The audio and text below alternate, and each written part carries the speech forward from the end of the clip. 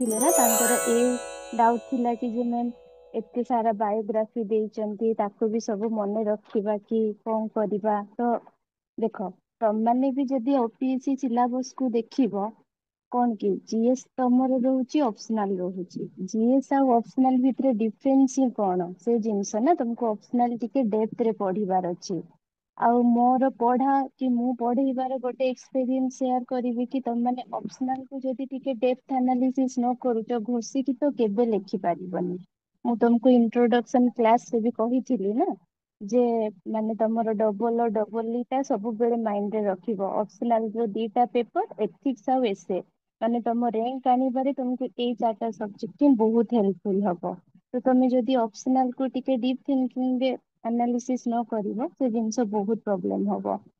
ତ ସେମିତି ଆଉ ଏଗେନ ଯଦି ଆମେ ଥିଙ୍କର ପାର୍ଟ କୁ ଆସିବା ତମମାନେ ଥିଙ୍କର କଣ ବୁଝ ଯେମିତି ମୁଁ ସେଦିନ ବି ତମକୁ ଫାଷ୍ଟ କ୍ୱେଶ୍ଚନ କରିଥିଲି ନା ଯେ ଥିଙ୍କର ପାର୍ଟ ହିଁ ଏତେ ଇମ୍ପୋର୍ଟାଣ୍ଟ କଣ ପାଇଁ କାରଣ ଥିଙ୍କର ୱାର୍ଡ ଟା କୋଉଠି ଆସୁଛି ତାଙ୍କ ଥିଙ୍କିଙ୍ଗ ରୁ ହିଁ ମାନେ ଆମେ ଏଇଟା ନାହିଁ କି ତମେ ବି ପର୍ସନାଲି ଯେତେବେଳେ ପାଞ୍ଚଟା ଥିଙ୍କର ପଢି ସାରିବ ତମକୁ ମେ ବି ପର୍ସନାଲି କୋଉ ଗୋଟେ ଥିଙ୍କର ଆଇଡିଓଲୋଜି ବହୁତ ଭଲ ଲାଗିବ ବାକି ଏ ସେମାନେ ଯାହା କହୁଛନ୍ତି ଆମେ ତାଙ୍କ କଥାଟାକୁ ହିଁ ବାସ୍ ଏଜ ଏ ରିଡ କରୁଛୁ ନା କି ସେଇଟା ମୋ ପଏଣ୍ଟ ଅଫ ଭ୍ୟୁ ନା ତୁମ ପଏଣ୍ଟ ଅଫ ଭ୍ୟୁ।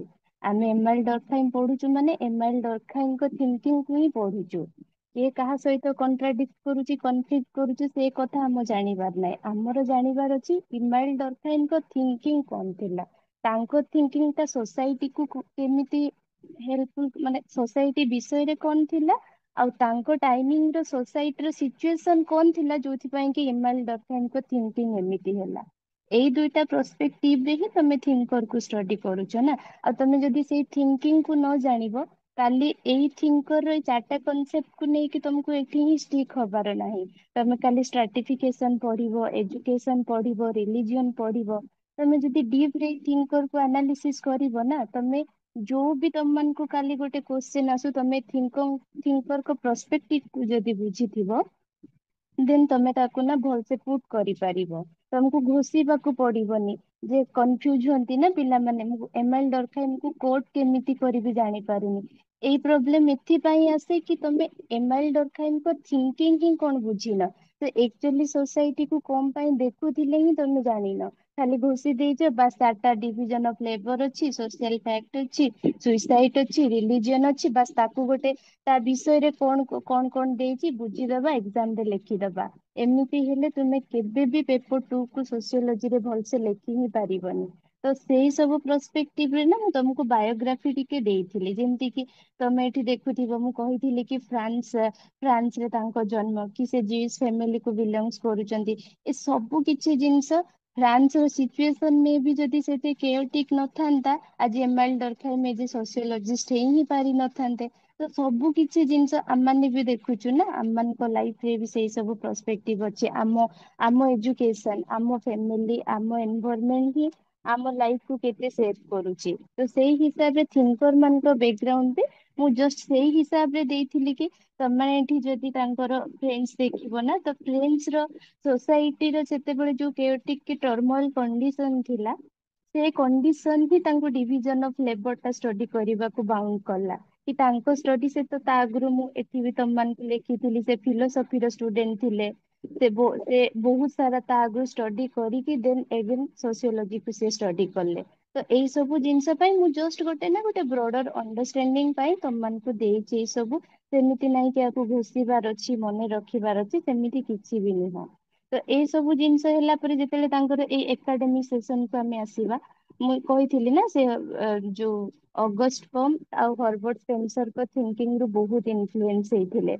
ସେ ପ୍ରସପେକ୍ଟିଭ ପୁଣି ଆସୁଛି କି ଯେ ସେ ଯେତେବେଳେ ସୋସିଓଲୋଜି ପଢି ନଥିଲେ ଜଷ୍ଟ ସେମିତି ତାଙ୍କ ଏକାଡେମିକ ସେସନ ଚାଲିଥିଲା ସେ କଣ କଲେ ସୋସାଇଟି କୁ ପଢିବା ଷ୍ଟାର୍ଟ କଲେ। ତ ତା ପୂର୍ବରୁ ସୋସିଓଲୋଜିର କିଛି ଏକ୍ଜିଷ୍ଟାନ୍ସ ହିଁ ନଥିଲା ମୁଁ କହିଲି ନା ଅଗଷ୍ଟ କମ ସୋସିଓଲୋଜି କୁ ସୋସିଆଲ ଫିଜିକ୍ସ କହୁଥିଲେ। ତାର ବି ଗୋଟେ ଷ୍ଟୋରି ଅଛି ଅଗଷ୍ଟ କମ ପାଇଁ ହିଁ ଟ୍ରାଏ କଲେ କି ସୋସିଓଲୋଜିକୁ ଏଜ ଏ ସାଇନ୍ସ ଷ୍ଟଡି କରିବା କାରଣ ଅଗଷ୍ଟ କମ ନିଜେ ହିଁ ଗୋଟେ ସାଇନ୍ସ ଷ୍ଟୁଡେଣ୍ଟ ଥିଲେ ସେ ବି ମାନେ ବହୁତ ସାରା ସାଇନ୍ସରେ ରିସର୍ଚ୍ଚ କରୁଥିଲେ ବାକି ଯେତେବେଳେ ସୋସାଇଟିର କଣ୍ଡିସନ ଆସିଲା ନା ତ ସେ ଟ୍ରାଏ କଲେ କି ଆମେ ସୋସାଇଟିକୁ ବି ସାଇଣ୍ଟିଫିକ ୱେରେ ଷ୍ଟଡି କରିପାରିବୁ କି ତ ଏ ଜିନିଷକୁ ତମ ମାନେ ଯେତେବେଳେ ରିଲେଟ କରିବ ନା, ଏ ଜିନିଷକୁ ମାନେ ତମର ଗୋଟେ କ୍ଲାରିଟି ହେଇ ହେଇ ଚାଲିବ, ତମକୁ ଆଉ ଅଗଷ୍ଟ କମ୍ କିଏ ଘୋଷିବାକୁ ପଡିବନି, କି ଏମାଇଲ ଡରଫାଇନ କିଏ କଣ ପାଇଁ ତାକୁ ଘୋଷିବାକୁ ପଡିବନି। ଏ ଜିନିଷ ପାଇଁ ମୁଁ ଟିକେ ସବୁ ଜିନିଷକୁ ଇଣ୍ଟର ରିଲେଟ କରିକି ତମକୁ ବତେଇ ଦିଏ। ତ ସେମିତି ତ ସେଇ ହିସାବରେ ଯଦି ଦେଖିବା ତ ମୁଁ କହୁଥିଲି କଣ କି, ହଁ ଗୋଟେ କିଛି ଏକ୍ଜିଷ୍ଟାନ୍ସ ନଥିଲା ସୋସିଓଲୋଜିର। ଅଗଷ୍ଟ କମ୍ ଟ୍ରାଏ କରିଥିଲେ ବହୁତ ସୋସିଓଲୋଜି ସୋସାଇଟିକୁ ସାଇଣ୍ଟିଫିକ ୱେରେ ଷ୍ଟଡି କରିବା, ତାକୁ କେମିତି ବି ଗୋଟେ ଡିସିପ୍ଲିନ ଏଷ୍ଟାବ୍ଲିଶ କରିବା, ବଟ ତା ପୂର୍ବରୁ ତାଙ୍କ ଡେଥ ହେଇଗଲା। ତ ସୋସିଓଲୋଜିର କିଛି ହେଇପାରିଲାନି ଏକ୍ଜିଷ୍ଟାନ୍ସ। ଯେତେବେଳେ ଏମାଇଲ ଡରଖାଇନ ଆସିଲେ ସେ ଷ୍ଟଡି କଲେ, ଦେଖିଲେ କି ନାଇଁ ସୋସିଓଲୋଜିର କିଛି ବି, ତାଙ୍କୁ ବି ଯେତେବେଳେ ସୋସାଇଟିର ସେ କେଓଟିକ କଣ୍ଡିସନ ହଉ, ଯାହାବି ସେ ଟାଇମିଂ ର ସିଚୁଏସନ ଥିଲା, ସେଇ ହିସାବରେ ସେ ସବୁ କିଛି ଯାହାବି ସିଚୁଏସନ ହଉଥିଲା ଏକର୍ଡିଂଲି ସେ ତାକୁ ନା ସୋସିଆଲ ଇସ୍ୟୁ ସହିତ ଆଟାଚ କଲେ। ନାହିଁ ଯାହା ବି ହଉଛି, କାରଣ ତା ପୂର୍ବରୁ ତମମାନେ ବି ଜାଣିଛ ଇକୋନୋମିକ ସାଇକୋଲୋଜି ଆନ୍ଥ୍ରୋପୋଲୋଜି ସବୁ କିଛି ଡିସିପ୍ଲିନ ଅଲରେଡି ଏଷ୍ଟାବ୍ଲିଶ ଥିଲା। ତ ସେ କିନ୍ତୁ ଦେଖୁଥିଲେ କି ସବୁ ଯାହାବି ସୋସାଇଟିରେ ସିଚୁଏସନ ହଉଛି, ଆମେ ଇକୋନୋମିକ ସାଇକୋଲୋଜି ହଉ ପଲିଟିକାଲ ସାଇନ୍ସ ହିସାବରେ ପଢି ପାରିବନି, ତାର ସୋସିଆଲ ଏକ୍ଜିଷ୍ଟାନ୍ସ ବି କିଛି ଅଛି।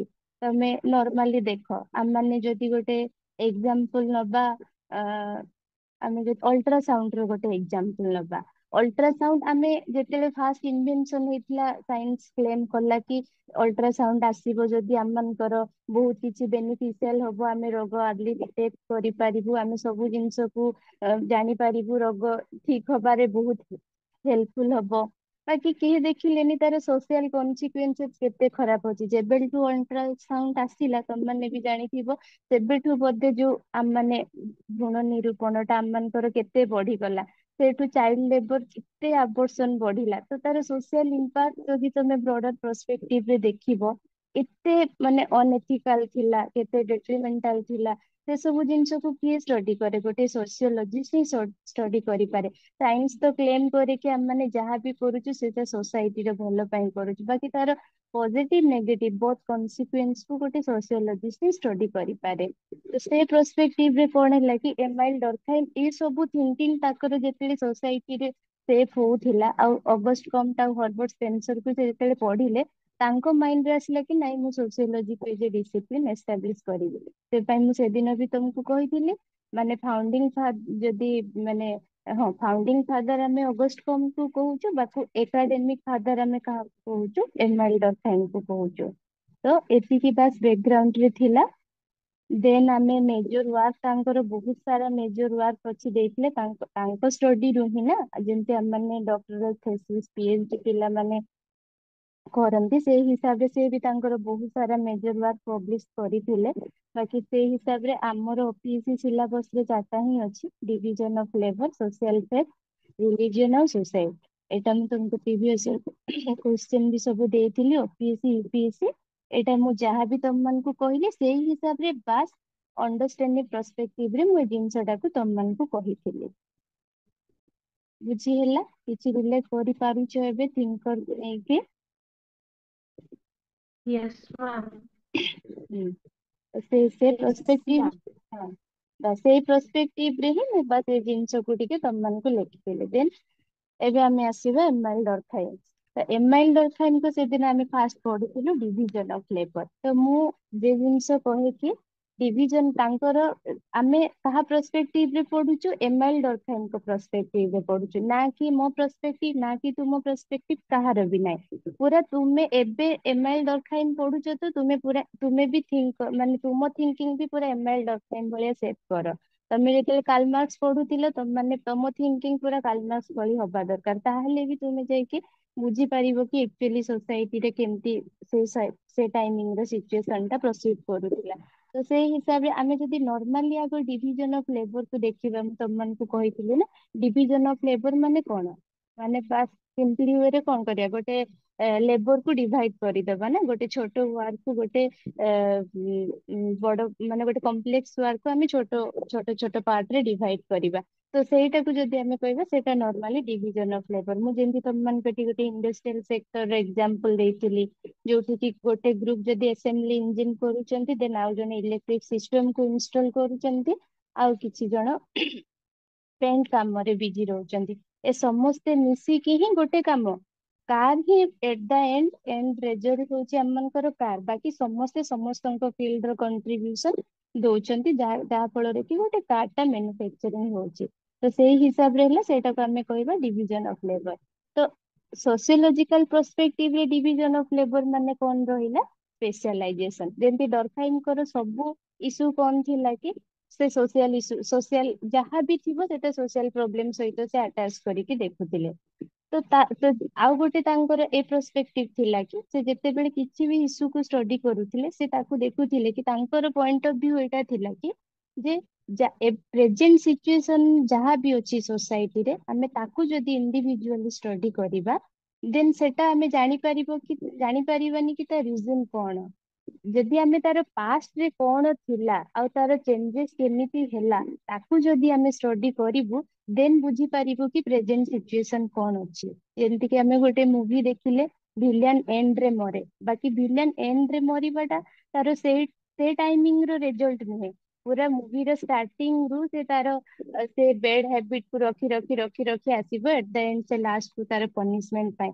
ସେଇ ହିସାବରେ ଆଙ୍କ ଥିଙ୍କିଂ ବି ସେମିତି ଥିଲା କି ସୋସାଇଟିରେ ଯାହା ବି ଇସୁଜ ହଉଛି ତାକୁ ଆମେ ପୁରା ପାଷ୍ଟରେ କେମିତି ଥିଲା ତାର ଚେଞ୍ଜେସ କେମିତି ହେଲା ଦେନ୍ ପ୍ରେଜେଣ୍ଟରେ ତାର ସିଚୁଏସନ କେମିତି ଅଛି ଆଉ ସେଇଟା ସୋସାଇଟିକୁ କେମିତି ଇଣ୍ଟିଗ୍ରେଟ କରିକି ରଖୁଛି ସେ ପ୍ରସ୍ପେକ୍ଟିଭରେ ସେ ତାଙ୍କର ସବୁ ଆମେ ସୋସିଆଲ ଫ୍ୟାକ୍ଟ ପଢିବା, ସୁଇସାଇଡ ପଢିବା, ରିଲିଜିଅନ ପଢିବା, ତାଙ୍କର ସବୁ ଥିଙ୍କିଙ୍ଗ ଟା ସେଇ ପ୍ରସ୍ପେକ୍ଟିଭରେ ହିଁ ଡେଭଲପ ହେଇ ହେଇ ଯାଇଛି। ରିଲିଜିଅନ ପଢିଲେ ଆମେ ଦେଖିବା ସେ ପ୍ରିମିଟିଭ ସୋସାଇଟି ଷ୍ଟଡି କଲେ ଆଗ ଯେ ପ୍ରିମିଟିଭ ସୋସାଇଟିରେ ରିଲିଜିଅନ କେମିତି ଥିଲା। ଏବେ ତାଙ୍କ ସିଚୁଏସନ ଯେତେବେଳେ ଫ୍ରେଞ୍ଚ ଟାଇମିଂରେ ଯୋଉ ଚର୍ଚ୍ଚର ଏତେ ବୋଲା ବାଲା ଥିଲା କି ଯେତେବେଳେ ଡମିନାଣ୍ଟ ରହୁଥିଲା ଚର୍ଚ୍ଚର ସେ ସିଚୁଏସନ କେମିତି ଡେଭଲପ ହେଲା ତା ପାଇଁ ସେ ପ୍ରିମିଟିଭ ସୋସାଇଟିକୁ ଷ୍ଟଡି କରିବେ। ସୁଇସାଇଡ ବି ଯେତେବେଳେ ସେ ଷ୍ଟଡି କରିଛନ୍ତି ସେ ଦେଖିଛନ୍ତି କି ବହୁତ ସାରା ମାନେ ପାଷ୍ଟର କେସେସକୁ ସେ ଷ୍ଟଡି କଲେ କି ଆକ୍ଚୁଆଲି ସୋସାଇଟିଟା କେମିତି ସୋସିଆଲ ଇମ୍ପ୍ଲିକେସନ କ୍ରିଏଟ କରୁଛି ସେ ପାଷ୍ଟ ସୋସାଇଟିକୁ ଷ୍ଟଡି କରିକି ହିଁ ଜାଣିଲେ। ତ ଏଇଟା ହେଲା ଡରଖାଇମଙ୍କ ପ୍ରସ୍ପେକ୍ଟିଭ। ତ ସେଥିପାଇଁ ଡିଭିଜନ ଅଫ ଲେବରକୁ ଯଦି ଆମେ ସୋସିଓଲୋଜିକାଲ ଇମ୍ପ୍ଲିକେସନରେ ଦେଖିବା ତାର ମିନିଂ ହଉଛି ସ୍ପେଶାଲାଇଜେସନ। ଦେନ୍ ଡରଖାଇମ ଦେଖ ଡିଭିଜନ ଅଫ ଲେବର ଆମେ ଫାଷ୍ଟ ଆଗ ହେଡିଂରେ ଏମ୍ଫାସିସ କରିବାନି ତା ଇଭଲ୍ୟୁସନକୁ ଯିବା। ଡରଖାଇମ କଣ ପାଇଁ ମାନେ ଡିଭିଜନ ଅଫ ଲେବର ଛାଡ ଡରଖାଇମ ଷ୍ଟଡି ଯୋଉ ହିସାବରେ ଚାଲିଥିଲା ସୋସାଇଟିକୁ ନେଇକି ତ ଫାଷ୍ଟ ଟାଇମ ପାଇଁ ତାଙ୍କ ଷ୍ଟଡି ହିସାବରେ ସେ ଦେଖିଲେ କି ସୋସାଇଟିରେ ଏତେ ସାରା ମାନେ ତାଙ୍କ ପ୍ରେଜେଣ୍ଟ ସିଚୁଏସନ ଯାହା ଥିଲା ସେ ଟାଇମିଂରେ ଫ୍ରେଞ୍ଚ ସୋସାଇଟିରେ ଆଫ୍ଟର କଣ ଥିଲା ଫ୍ରେଞ୍ଚ ରିଭଲ୍ୟୁସନ ସୋସାଇଟିରେ ବହୁତ ସାରା ରିଲିଜିଅନ ଥିଲେ ଜିଉସ ବି ରହୁଥିଲେ ଫ୍ରେଣ୍ଡସ ବି ରହୁଥିଲେ ଏତେ ସାରା ନର୍ମ ହଉ ରେଗୁଲେସନ ହଉ ସବୁ କିଛି ପୁରା ଡିସମେଣ୍ଟାଲ ହେଇକି ଥିଲା। ତାପରେ ବି ନା ସୋସାଇଟି ଗୋଟେ ବହୁତ ବଣ୍ଡିଙ୍ଗ ହେଇକି ଥିଲା। ମାନେ ସେମିତି ନାହିଁ କି ସୋସାଇଟିରେ କିଛି ବି ମାନେ କିଛି ଏମିତି ବିଗାଡି ଯାଇଛି ବୋଲି ତାଙ୍କୁ ଦେଖା ହାଉନଥିଲା ପୁରା ସୋସାଇଟି ତାଙ୍କୁ ଲାଗୁଥିଲା କି ଏତେ ସାରା ସିଚୁଏସନ ପରେ ବି ନା ସୋସାଇଟି ଗୋଟେ ଷ୍ଟେବୁଲ ଅଛି। ତ ଯେତେବେଳେ ସେ ସୋସାଇଟିକୁ ଷ୍ଟଡି କଲେ ସେ ଦିଟା କୋଶ୍ଚିନ୍ ହିଁ ଫାଷ୍ଟ ତାଙ୍କ ମାଇଣ୍ଡକୁ ଆଣିଲେ ଯେ ଏମିତି କୋଉ କଣ ଗୋଟେ ସେ ମାନେ ଯୋଉ କୁହନ୍ତି ନା ସେ ଗୋଟେ କଜ ସେ ଗୋଟେ ରିଜନ ଟା କଣ ଅଛି ଯୋଉଥିପାଇଁ କି ସୋସାଇଟି ଏତେ ଟୁଗେଦର ହେଇକି ଅଛି ଆଉ ଇଣ୍ଟିଗ୍ରେଟେଡ ୱେରେ ଅଛି। ତ ସେ କୋଶ୍ଚିନ୍ କୁ ଷ୍ଟଡି କରିବା ପରେ ସେ division of labour age A concept ପାଇଲେ। ତ ଡିଭିଜନ ଅଫ ଲେବର ଟା ଫାଷ୍ଟ ଏମିତି ନାହିଁ କି ତାଙ୍କ ମାଇଣ୍ଡରେ ଡିଭିଜନ ଅଫ ଲେବର ଆସିଲା ଦେନ୍ ସେ ଡିଭିଜନ ଅଫ ଲେବରକୁ ଷ୍ଟଡି କଲେ। ଫାଷ୍ଟ ଅଫ ଅଲ କି ତାଙ୍କ ମାଇଣ୍ଡରେ ଏଇ କୋଶ୍ଚିନ୍ ଆସିଲା କି କଣ ଏମିତି ସେ ମାନେ ସେ ଗୋଟେ ପାୱାର ପଏଣ୍ଟ କହ କି ସେମିତି ଗୋଟେ କନେକ୍ଟିଂ ଲାଇନ କଣ ଅଛି ଯୋଉଟା କି ସୋସାଇଟିକୁ ଏତେ କ୍ରିଏଟିଭ ସିଚୁଏସନ ପରେ ନର୍ମ ନାହିଁ ରେଗୁଲେସନ ନାହିଁ କି ଗୋଟେ ଲିଡର ନାହିଁ ସୋସାଇଟିକୁ କ୍ୟାରି ଫରୱାର୍ଡ କରିବାକୁ ବଟ ତାପରେ ବି ସୋସାଇଟି ଗୋଟେ ଏଜ ଏ ହୋଲ ଗୋଟେ ବହୁତ ଇଣ୍ଟିଗ୍ରେଟେଡ ହେଇକି ଅଛି। ସେ କନସେପ୍ଟ ଯେତେବେଳେ ସେ ଷ୍ଟଡି କଲେ ସେଇଠୁ ତାଙ୍କର ଆସିଲା କି ଡିଭିଜନ ଅଫ ଲେବର ଟା ଗୋଟେ ଡିଭିଜନ ଏଜ ଏ ଲେବର ସେ କନସେପ୍ଟ ବାହାର କଲେ ଦେନ୍ ସେ ଦେଖିଲେ କି ଏଇ ଡିଭିଜନ ଅଫ ଲେବର ବିଷୟରେ ଅଲରେଡି ବହୁତ ସାରା ମାନେ ଡିସିପ୍ଲିନ ମାନେ ବହୁତ ସାରା ପଏଣ୍ଟ ଅଫ ଭ୍ୟୁ ରଖିଛନ୍ତି। ମୁଁ ଯେମିତି କିି ତମକୁ କହିଥିଲି କି ଆଦାମ ସ୍ମିଥ ସେଟାକୁ ଡିଭିଜନ ଅଫ ଲେବରକୁ ପୁରା ପିଓରଲି ଇକୋନୋମିକ ରିଜିନ କହୁଥିଲେ। ତାଙ୍କ ହିସାବରେ କି ଡିଭିଜନ ଅଫ ଲେବର ଟା ଇକୋନୋମିକ ବେସିସ ରେ ହିଁ ଆମେ ମାନେ ଲେବରକୁ ଡିଭାଇଡ କରିଛୁ।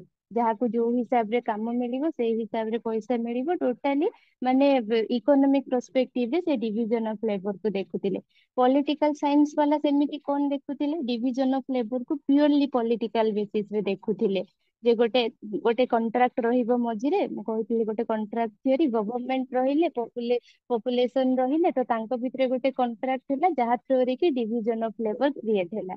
ସେମିତି ସାଇକୋଲୋଜିଷ୍ଟ ବାଲା ବି ସେୟା କହିଲେ କି ଡିଭିଜନ ଅଫ ଲେବର ଟା ପିଓରଲି ସାଇକିକ ବେସିସ୍। ଯାହାର ଯୋଉ ଜବ ପାଇଁ ଯୋଉ ଜବ ନିଡ ଥିଲା କି ଯୋଉ ହିସାବରେ ଯୋଉ ଜବ ସେମାନଙ୍କୁ ପସନ୍ଦ ଆସିଲା ସେ ଜବ କଲେ। ତ ସେଇ ହିସାବରେ ତ ଡିଭିଜନ ଅଫ ଲେବର ଟା ଏମିତି ବହୁତ ସାରା, ବଟ ଡରଖାଇମଙ୍କୁ ଏସବୁ ଜିନିଷ ଠିକ ଲାଗିଲାନି। ତାଙ୍କୁ ଲାଗୁଥିଲା କି ନାହିଁ ଡିଭିଜନ ଅଫ ଲେବର ଟା ପିଓରଲି ସୋସିଆଲ ଇସ୍ୟୁ। ତ ସେଇ ହିସାବରେ ସେ କଣ କଲେ, ସିଏ ଷ୍ଟାର୍ଟ କଲେ ଡିଭିଜନ ଅଫ ଲେବର କୁ ପୁରା ସୋସିଓଲୋଜିକାଲ ପର୍ସପେକ୍ଟିଭ ରେ ଷ୍ଟଡି କରିବାକୁ। ଯେତେବେଳେ ସେ ଡିଭିଜନ ଅଫ ଲେବର କୁ ସୋସିଓଲୋଜିକାଲ ପର୍ସପେକ୍ଟିଭ ରେ ପଢିବାକୁ ଷ୍ଟାର୍ଟ କଲେ, ଏବେ ପୁଣି ମନେ ପକା ମୁଁ ତମକୁ କହିଛି ଇଣ୍ଟର ରିଲେଟ କରିବ ସେ ସବୁ ଜିନିଷକୁ। ମ୍ୟାମ୍ ମାନେ ହଁ କୁହ। ମ୍ୟାମ୍ ଏଇ ଯୋଉ ଏମାଇଲ ଡରଖାଇମଙ୍କର ଥିଓରି ଟା ପରେ ଆସିଲା, ଆଡାମ ସ୍ମିଥ ଆଉ ବାକି ହଁ ଥିଓରିଷ୍ଟ ଏମାନେ ହଁ ମାନଙ୍କର ଆଗରୁ ବାସ୍ ଆସିଥିଲା। ହଁ ହଁ ମାନେ ଥିଓରି ଇନ ଦ ସେନ୍ସ କି division of labour age A concept ସେମାନେ ଅଲରେଡି ଦେଇ ସାରିଥିଲେ ନା। ତମେ ବି ପଢିଥିବ, ସେଠି ବି ତମେ ଡିଭିଜନ ଅଫ ହୁଁ ଲେବର ଏଜ ଏ କନସେପ୍ଟ ଟିକେ ପଢିଥିବ ନା। ସେ କେମିତି ହୁଁ ଡିଭିଜନ ଅଫ ଲେବର କୁ ଇକୋନୋମିକ ବେସିସ ରେ ଡିଭାଇଡ କରିଥିଲେ ମେମ୍ କହିଥିବେ ତମକୁ। ତ ଏଇ ହୁଁ ଯୋଉ ଡରଖାଇମ ସୋସିଓଲୋଜିକାଲ ପର୍ସପେକ୍ଟିଭ ରେ ପଢିବା ଆଗରୁ ଆଦମ ସ୍ମିଥ, ହୁଁ କାର୍ଲମାର୍କ୍ସ, ପଲିଟିକାଲ ସାଇଣ୍ଟିଷ୍ଟ, ସାଇକୋଲୋଜି ସମସ୍ତେ ଡିଭିଜନ ଅଫ ଲେବର କୁ ତାଙ୍କ ପ୍ରସ୍ପେକ୍ଟିଭ ରେ ପଢୁଥିଲେ। କିନ୍ତୁ ଏମାଇଲ ହୁଁ ଡରଖାଇମ ଯେତେବେଳେ ପଢିଲେ ଡିଭିଜନ ଅଫ ଲେବର କୁ ପିଓରଲି ସୋସିଓଲୋଜିକାଲ ପର୍ସପେକ୍ଟିଭରେ ପଢିଲେ। ତାଙ୍କୁ ଲାଗିଲା କି ହୁଁ କାରଣ ଇକୋନୋମିକ୍ସ ମାନେ କଣ କଲେ, ପୁରା ଇକୋନୋମିକ ବେସିସ ରେ ଡିଭିଜନ ଅଫ ଲେବର କୁ ଡିଭାଇଡ କଲେ। ସାଇକୋଲୋଜିଷ୍ଟ ବାଲା ତାଙ୍କ ସାଇକିକ ୱେ ରେ ତାକୁ ଡିଭାଇଡ କଲେ। କିନ୍ତୁ ଡରଖାଇମକୁ ଏ ହୁଁ ସବୁ କିଛି ବି ଠିକ ଲାଗୁନଥିଲା। ନାଇଁ ଏମିତି କେମିତି ହବ କି ସୋସାଇଟିରେ ଏତେ କେଓଟିକ କଣ୍ଡିସନ ଅଛି, ହେଲେ ଡିଭିଜନ ଅଫ ଲେବର ଟା ଯଦି ହୁଁ ପିଓରଲି ଇକୋନୋମିକ ବେସିସ ରେ ହେଇଛି, ତାହେଲେ ମଡର୍ଣ୍ଣ ସୋସାଇଟି ତ ଏତେ ଇଣ୍ଡିଭିଜୁଆଲିଜିମ ଏତେ ଇକୋନୋମିକ ପର୍ସପେକ୍ଟିଭ ରେ ରହିକି ବି କେମିତି ସୋସାଇଟି ଗୋଟେ ବାଇଣ୍ଡିଙ୍ଗ ହେଇକି ଅଛି। ତ ସେ ପାଇଁ ହୁଁ ହୁଁ ଏମାଇଲ ଡରଖାଇମ ଡିଭିଜନ ଅଫ ଲେବର କୁ ପିଓରଲି ସୋସିଓଲୋଜିକାଲ ପର୍ସପେକ୍ଟିଭ ରେ ଷ୍ଟଡି କଲେ। ବୁଝିହେଲା? ଓକେ। ହଁ। ତ ସେଇ ଆଜ୍ଞା ହିସାବରେ ତ ଯେତେବେଳେ ସିଏ ଷ୍ଟାର୍ଟ କଲେ ନା ଡିଭିଜନ ଅଫ ଲେବର କୁ ପଢିବାଟା, ସେ ସୋସାଇଟି କୁ ଦିଟା ୱେରେ ଡିଭାଇଡ କଲେ। ଗୋଟେ ହେଲା ପ୍ରିମିଟିଭ ସୋସାଇଟି ଆଉ ଗୋଟେ ହେଲା ମଡର୍ଣ୍ଣ ସୋସାଇଟି। ମୁଁ କହିଛି ତାଙ୍କର ସବୁ କିଛି ମାନେ ଏମାଇଲ ଡରଖାଇମଙ୍କ ପର୍ସପେକ୍ଟିଭରେ କଣ, ସେ ପ୍ରେଜେଣ୍ଟ ସିଚୁଏସନ କୁ ଷ୍ଟଡି କରିବାକୁ ହେଲେ ସେ ସବୁବେଳେ ଦେଖୁଥିଲେ କି ପାଷ୍ଟରେ ତାର ସିକ୍ୱେନ୍ସ କେମିତି ଥିଲା, କଣ ତାର ଇମ୍ପାକ୍ଟ ଥିଲା ସୋସାଇଟି ଉପରେ, ଦେନ୍ ଚେଞ୍ଜେସ କଣ ଆସିଲା, ଦେନ୍ ତାର ପ୍ରେଜେଣ୍ଟ ସିଚୁଏସନ କେମିତି ଅଛି। ତ ସେଇ ହିସାବରେ ସେ ଡିଭିଜନ ଅଫ ଲେବରକୁ ବି ସେମିତି ଷ୍ଟଡି କଲେ। ଆଉ ଡିଭିଜନ ଅଫ ଲେବରକୁ ସେ ତିନିଟା ପାର୍ଟରେ ଡିଭାଇଡ କରିକି ପଢିଥିଲେ। ଫାଷ୍ଟ କି ଡିଭିଜନ ଅଫ ଲେବର ର ଫଙ୍କସନ କଣ ସୋସାଇଟିରେ। ଫାଷ୍ଟ ସେ କ୍ୱେଶ୍ଚନ ପୁଟ କରିଥିଲେ ନା, ଯେ କଣ ଏମିତି ଗୋଟେ ସେ କି ହୋଲ୍ଡିଂ ପଏଣ୍ଟ ଅଛି ଯୋଉଟା କି ସୋସାଇଟିକୁ ବାଇଣ୍ଡ କରିଛି, ତାର ଏନ୍ସରରେ ସେ ପାଇଲେ କି division of labour. Then division of ଲେବରଟାର ଫଙ୍କସନ କଣ ସୋସାଇଟିରେ, ଦେନ୍ ତାର କଜେସ୍ କଣ ଏମିତି ଥିଲା ଯୋଉଟା କି ଡିଭିଜନ ଅଫ ଲେବର କ୍ରିଏଟ ହେଲା ସୋସାଇଟିରେ। ଦେନ୍ ସେ ପଢିଲେ କି ଡିଭିଜନ ଅଫ ଲେବରଟାର ଆବନର୍ମାଲ କଣ୍ଡିସନ କଣ।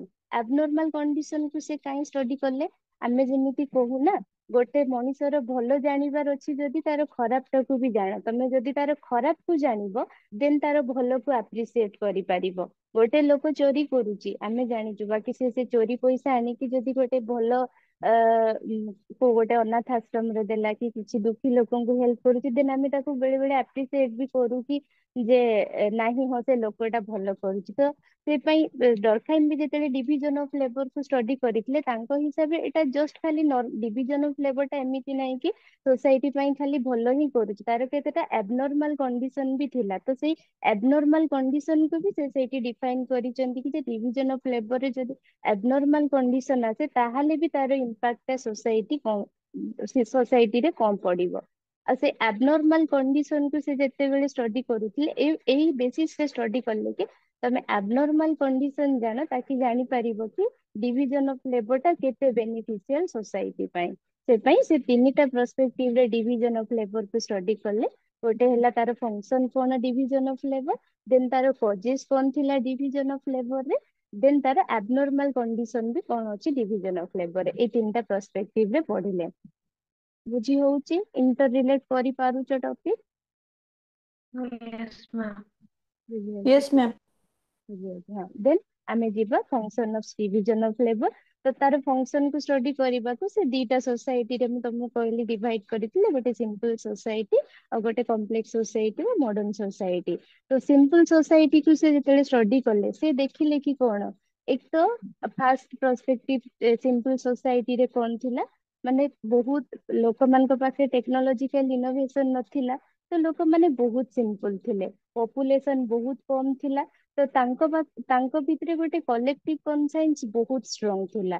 ଯୋଉ କଲେକ୍ଟିଭ କନସାଇନ୍ସ ଟା କଣ କରୁଥିଲା, ସେମାନଙ୍କ ଭିତରେ ଗୋଟେ ଲାଇଫନେସ କୁ ମାନେ ଅପହୋଲ୍ଡ କରିକି ରଖୁଥିଲା। ସେ ଲାଇଫନେସ ଟା କଣ ହଉଥିଲା, ସେମାନଙ୍କୁ ଏଜ ଏ ହୋଲ ରିପ୍ରେଜେଣ୍ଟ କରୁଥିଲା ସୋସାଇଟିରେ, ନା କି ସେଇଠି ଇଣ୍ଡିଭିଜୁଆଲ ର କିଛି ଇମ୍ପୋର୍ଟାନ୍ସ ଥିଲା। ଯାହାବି ଇମ୍ପୋର୍ଟାନ୍ସ ଥିଲା ଏଜ ଏ ସୋସାଇଟି ପୁରା ହୋଲ ଥିଲା। ସେଇଠି ଡିଭିଜନ ଅଫ ଲେବର ଥିଲା, ବାକି ଡିଭିଜନ ଅଫ ଲେବର ଟା ବହୁତ ଲୋ ଥିଲା। ବିକଜ ଏଥିପାଇଁ କି ପପୁଲେସନ ବହୁତ କମ ଥିଲା। ତ ଯାହାବି ସମସ୍ତେ କରୁଥିଲେ ମିଶିକି କରୁଥିଲେ, ସେମାନଙ୍କ ଭିତରେ କିଛି ନାହିଁ ଜଣେ ଯଦି ଉପରକୁ ଉଠିବ ଆଉ ଜଣେ ତାକୁ କେବେ ତାର ପୁଲ ବ୍ୟାକ୍ କରିବ, କି ତାଙ୍କ ଭିତରେ ସେ ଆମେ ଏବେ ଯେମିତି ଜେଲସି ରଖୁଛୁ କି କାହାକୁ ଉଠିବାକୁ ଦଉନି, ସେ ପ୍ରିମିଟିଭ ସୋସାଇଟିରେ ସେ ସବୁ କିଛି ନଥିଲା। ପ୍ରିମିଟିଭ ସୋସାଇଟି କି ସିମ୍ପଲ ସୋସାଇଟି ଟା ବହୁତ ହି ସିମ୍ପଲ ଥିଲା। ଲୋ ଡିଭିଜନ ଅଫ ଲେବର ଥିଲା, ଆଉ ସେଠି କଣ ଥିଲା ସେମାନଙ୍କର କୋହେସିଭନେସ ହଉ କି କଲେକ୍ଟିଭ କନସାଇନ୍ସ ଟା ବହୁତ ଷ୍ଟ୍ରଙ୍ଗ ଥିଲା। ଯୋଉଥିପାଇଁ କି ସେମାନଙ୍କ ଭିତରେ ଗୋଟେ ଲାଇଫନେସ ଟା ବହୁତ ଷ୍ଟ୍ରଙ୍ଗ ଥିଲା। ସେମାନେ ସମସ୍ତେ ସମସ୍ତଙ୍କର ପ୍ରୋବ୍ଲେମ ଟାଇମିଂ ରେ ଛିଡା ହଉଥିଲେ। ଯାହା ବି ହଉଥିଲା ସମସ୍ତଙ୍କ ଭିତରେ ଗୋଟେ ମାନେ ବାଣ୍ଟି କୁଣ୍ଟି ଚଳିବା ଆମେ ଯେମିତି କହୁନା, ସେ ସୋସାଇଟିରେ ସେମିତି ଥିଲା। ତ ସେଇ ହିସାବରେ ସୋସାଇଟି ଯେତେବେଳେ ହଉଥିଲା ଚାଲୁଥିଲା, ସେଇଟାକୁ ସେ ଗୋଟେ ନାଁ ଦେଲେ କି ସିମ୍ପଲ ସୋସାଇଟି କୁ ମେକାନିକାଲ ସଲିଡାରିଟି। ମୁଁ ସେଦିନ ତମକୁ କହୁଥିଲେ ନା, ସେ ମେକାନିକାଲ ସଲିଡାରିଟି କଣ ପାଇଁ ଭାବିକି ନା ଦେଇଥିବେ, ମେ ବି ଆମେ ଯେମିତି ମେକାନିକ୍ସ ରେ ଦେଖୁନା ସବୁ ଜିନିଷ ପୁରା ଇଣ୍ଟର କନେକ୍ଟେଡ ହେଇକି ଥାଏ ଆଉ ବହୁତ ଷ୍ଟ୍ରଙ୍ଗଲି ଥାଏ। ମେ ବି ସେଇ ପର୍ସପେକ୍ଟିଭ ରେ ସେ ସିମ୍ପଲ ସୋସାଇଟି କୁ ଗୋଟେ ମେକାନିକାଲ ସଲିଡାରିଟି ନାଁ ଦେଲେ। ଏଥିପାଇଁ କି ମେକାନିକ ମାନେ ତାଙ୍କ ଭିତରେ ବଣ୍ଡିଙ୍ଗ ବହୁତ ଷ୍ଟ୍ରଙ୍ଗ ଥିଲା, ବହୁତ ପିଓର ଥିଲା, ଆଉ ବହୁତ ଆଟାଚମେଣ୍ଟ ବି ବହୁତ ଭଲ ଥିଲା। ତ ମେକାନିକ୍ସ ରେ ବି ଆମେ ଦେଖୁ ନା, ମେସିନ ଯାକ ସବୁ ଏତେ ଭଲ ଇଣ୍ଟିଗ୍ରେଟେଡ मैम ହେଇକି ହଁ कोहेसिवनेस ମାନେ ଟିକେ ବୁଝେଇବେ। ହଁ କହେସିଭନେସ ନର୍ମାଲି ତମେ ୱାର୍ଡ କୁ ଇଂଲିଶ ୱାର୍ଡ ର ମିନିଂ କୁ ତୁମେ ଫୋକସ କର। କହେସିଭନେସ ର ମିନିଂ ମତେ କହିପାରିବ କି? ମାନେ କହେସିଭ ୱାର୍ଡ ର ମିନିଂ କଣ? ମ୍ୟାମ ଲାଗିକି ମାନେ ଯୋଉ ଜଡିତ ହେଇକି ରହିବା। ପୁରା ହଁ, ମାନେ ପୁରା ସେତିକି। ୟୁନାଇଟେଡ ଯୋଉଟା କନେକ୍ଟେଡ ରହିଛି ସେତିକି। ତ ସେଇ ୱାର୍ଡ କୁ ଜଷ୍ଟ ଆମେ ସୋସିଓଲୋଜିକାଲ ପର୍ସପେକ୍ଟିଭ ରେ ୟୁଜ କରୁଛୁ। ମାନେ ଯୋଉ ସିମ୍ପଲ ସୋସାଇଟି ଥିଲା ସେଇଠି ସେମାନେ ପୁରା ଇଣ୍ଟର କନେକ୍ଟେଡ ୟୁନାଇଟେଡ ପୁରା ଯେମିତି ଚିପିକି ରହନ୍ତି କୁହନ୍ତିନି କି, ପୁରା ସୋସାଇଟି ସେମିତି ହିଁ ଥିଲା। ଯାହାବି ବାଇଣ୍ଡ ହେଇକି ଆଟାଚ କରୁଥିଲେ ଥିଲା। ହେଇକି ରହିବ। ହଁ ହୁଁ ପୁରା ବାଇଣ୍ଡ ହେଇକି ଥିଲା, ପୁରା ହୁଁ କନେକ୍ଟେଡ ହେଇକି ଥିଲା, ୟୁନାଇଟେଡ ହେଇକି ଥିଲା। ତ ସେ ମାନେ ୱାର୍ଡ ରେ ଡରି ଯିବନି ଟୋଟାଲି, ତମେ ନର୍ମାଲି ଇଂଲିଶ ମିନିଂ କୁ ଦେଖିବ ତାକୁ ୟୁଜ କରିବ। ଯେମିତି ମୁଁ କଲେକ୍ଟିଭ କନସାଇନ୍ସ ଆମେ ଜାଣିଛୁ, କନସାଇନ୍ସ ର ମିନିଂ ସେ ମାନେ ଯୋଉଟା ଆମ ମାଇଣ୍ଡ ରିଲେଟେଡ ଥାଏ ନା, ବା ସେଇଟା ଆମେ ସୋସିଓଲୋଜିକାଲି କଣ ସେ ପର୍ସପେକ୍ଟିଭରେ କଣ କରିବା, ମାନେ ସିମ୍ପଲ ସୋସାଇଟିରେ କଲେକ୍ଟିଭ କନସାଇନ୍ସ ତା ମାନେ ସେମାନେ ନଟ କି ଖାଲି ଫିଜିକାଲି ସେମାନଙ୍କ ବଣ୍ଡିଙ୍ଗ ଥିଲା, ସେମାନେ ମେଣ୍ଟାଲି ବି ସମସ୍ତେ ସମସ୍ତଙ୍କ ପାଇଁ ସପୋର୍ଟିଭ ଥିଲେ। ଯୋଉଟା କି ପ୍ରେଜେଣ୍ଟ ସିଚୁଏସନ ରେ ନାହିଁ। ଆମେ ଉପରେ ହସିକି କଥା ହଉଛୁ, ହେଲେ ଭିତରେ ଆମର କାହା ପାଇଁ କେତେ ଯେ ଜେଲସି କେତେ ଯେ ନେଗେଟିଭିଟି ଭରିକି ଅଛି ସେଇଟା ଆମେ ନିଜେ ବି ଜାଣିନୁ। ବାକି ସେ ସୋସାଇଟିରେ ସେମିତି ନଥିଲା। ତ ସେଇ କହେସିଭନେସ ର ମିନିଂ ହଉଛି ସେୟା, ବୁଝିଲ? Yes ma'am. ହଁ ତ ସେଇଟା କହୁଛି କି ସେ କହେସିଭନେସ ଆଉ ସୋଲିଡାରିଟି ଏତେ ଷ୍ଟ୍ରଙ୍ଗ ଥିଲା ଯେ ସେଇ ଜିନିଷକୁ ନାଁ ଦେଲେ ମେକାନିକାଲ ସଲିଡାରିଟି। ମେକାନିକାଲ ମୁଁ ସେଇ ପାଇଁ କହୁଛି, ମେ ବି ସେ ପର୍ସପେକ୍ଟିଭରେ ସେ ମେକାନିକାଲ ସଲିଡାରିଟି ଦେଇଥିବେ ଯେ ପୁରା ଇଣ୍ଟର କନେକ୍ଟେଡ ହେଇକି ଆମେ ମେସିନ ଗୁଡା ଦେଖୁଛୁ ନା, ମେକାନିକ୍ସ ରେ ଯେମିତି ସବୁ ଜିନିଷ ଏତେ ଇଣ୍ଟର କନେକ୍ଟେଡ ଅଛି, ତ ସେ ପାଇଁ ମେକାନିକାଲ ସଲିଡାରିଟି ସେ ସିମ୍ପଲ ସୋସାଇଟି କୁ ମେକାନିକାଲ ସଲିଡାରିଟି ର ନାଁ ଦେଲେ। ଏଇ ସୋସାଇଟିରେ ଆଉ କଣ ଥିଲା, ଲ ଟା ରିପ୍ରେସିଭ ଥିଲା। ରିପ୍ରେସିଭ ଲ ମିନିଂ କଣ କହୁଛି, ମାନେ ଯାହା ବି ହଉଥିଲା ସୋସାଇଟିରେ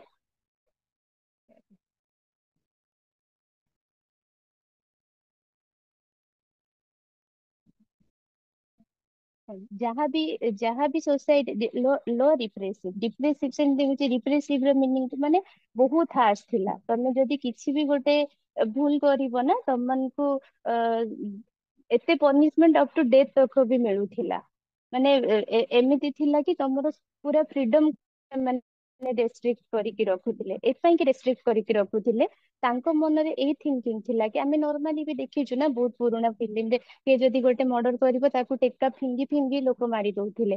ସେ ଚାହୁଁଥିଲେ ତାଙ୍କ ହିସାବରେ କଣ ଥିଲା କି ଜଣେ ଯଦି ସୋସାଇଟିରୁ ଡେଭିଏଟ କରୁଛି ତା ଇମ୍ପାକ୍ଟ ଟା ପୁରା ହୋଲ ସୋସାଇଟି ଉପରେ ପଡିବ। ଜଣେ ଯଦି ମର୍ଡର କଲା ଆଉ ତାକୁ ଯଦି ସେତିକି ଷ୍ଟ୍ରଙ୍ଗ ପନିଶମେଣ୍ଟ ନ ଦିଆହେଲା ଦେନ୍ ତାକୁ ଏବେ ସେଟା ପୁରା ସୋସାଇଟିରେ ସେ ଜିନିଷ ଟା ପୁରା ଜେନେରାଲାଇଜ ହେଇଯିବ। ଏବେ ଏବେ ଆମେ ଯେମିତି ସେ କନଫ୍ଲିକ୍ଟରେ ଅଛୁ ନା ଗୋଟେ ରେପିଷ୍ଟ କୁ ଆମେ ବହୁତ ଜଣ କହୁଛି କି ନାଇଁ ମାରି ହିଁ ଦିଅ କିନ୍ତୁ ଆଉ ଜଣେ କହୁଛି କି ନାଇଁ ତାକୁ ଆମେ ଚେଞ୍ଜ ହବାର ଇଏ ଦବା। ବାକି ପୁରୁଣା ସୋସାଇଟି ସେ ସବୁ ଜିନିଷକୁ ଏତେ ଅପୋଲ୍ଡ କରୁନଥିଲେ। ତାଙ୍କ ହିସାବରେ ନାଇଁ ଭୁଲ କରିଛି ତ ଏତେ ରିପ୍ରେସିଭ ହବ ଯେ ମାନେ ତାର ନେକ୍ସଟ ଜେନେରେସନ ଆଉ କେବେ ଭାବିବନି କି ଆମେ ସେ ଭୁଲ କରିବା। ମାନେ ବହୁତ ସାରା ଫ୍ରିଡମ କୁ ରେଷ୍ଟ୍ରିକ୍ଟ କରିକି ରଖୁଥିଲେ ଆଉ ଜିନିଷକୁ ପୁରା କଣ୍ଟ୍ରୋଲିଂ ରେ ରଖୁଥିଲେ। ତ ସିମ୍ପଲ ସୋସାଇଟିଟାର ଏଇ କେତେଟା କିୱାର୍ଡ ଉପରେ ଫୋକସ କରିବ। ଯେତେବେଳେ ବି ତମେ ମାନେ ଲେଖିବ ଲ ଡିଭିଜନ ଅଫ ଲେବର ହଉ କୋହେସିଭନେସ ହଉ କଲେକ୍ଟିଭ କନସାଇନ୍ସ ହଉ ଏଇ ସବୁ ଜିନିଷକୁ ଫୋକସ କରିବ। ତ ଏଇଟା ଥିଲା ସିମ୍ପଲ ସୋସାଇଟି। ଦେନ୍ ସିମ୍ପଲ ସୋସାଇଟି ପରେ କଣ ହେଲା ଆଫ୍ଟର ଚେଞ୍ଜେସ ଆସିଲା ଇଣ୍ଡଷ୍ଟ୍ରିଆଲ ରିଭଲ୍ୟୁସନ ବଢିଲା ପପୁଲେସନ ଆସ୍ତେ ଆସ୍ତେ ବହୁତ ଗ୍ରୋ ହେଲା।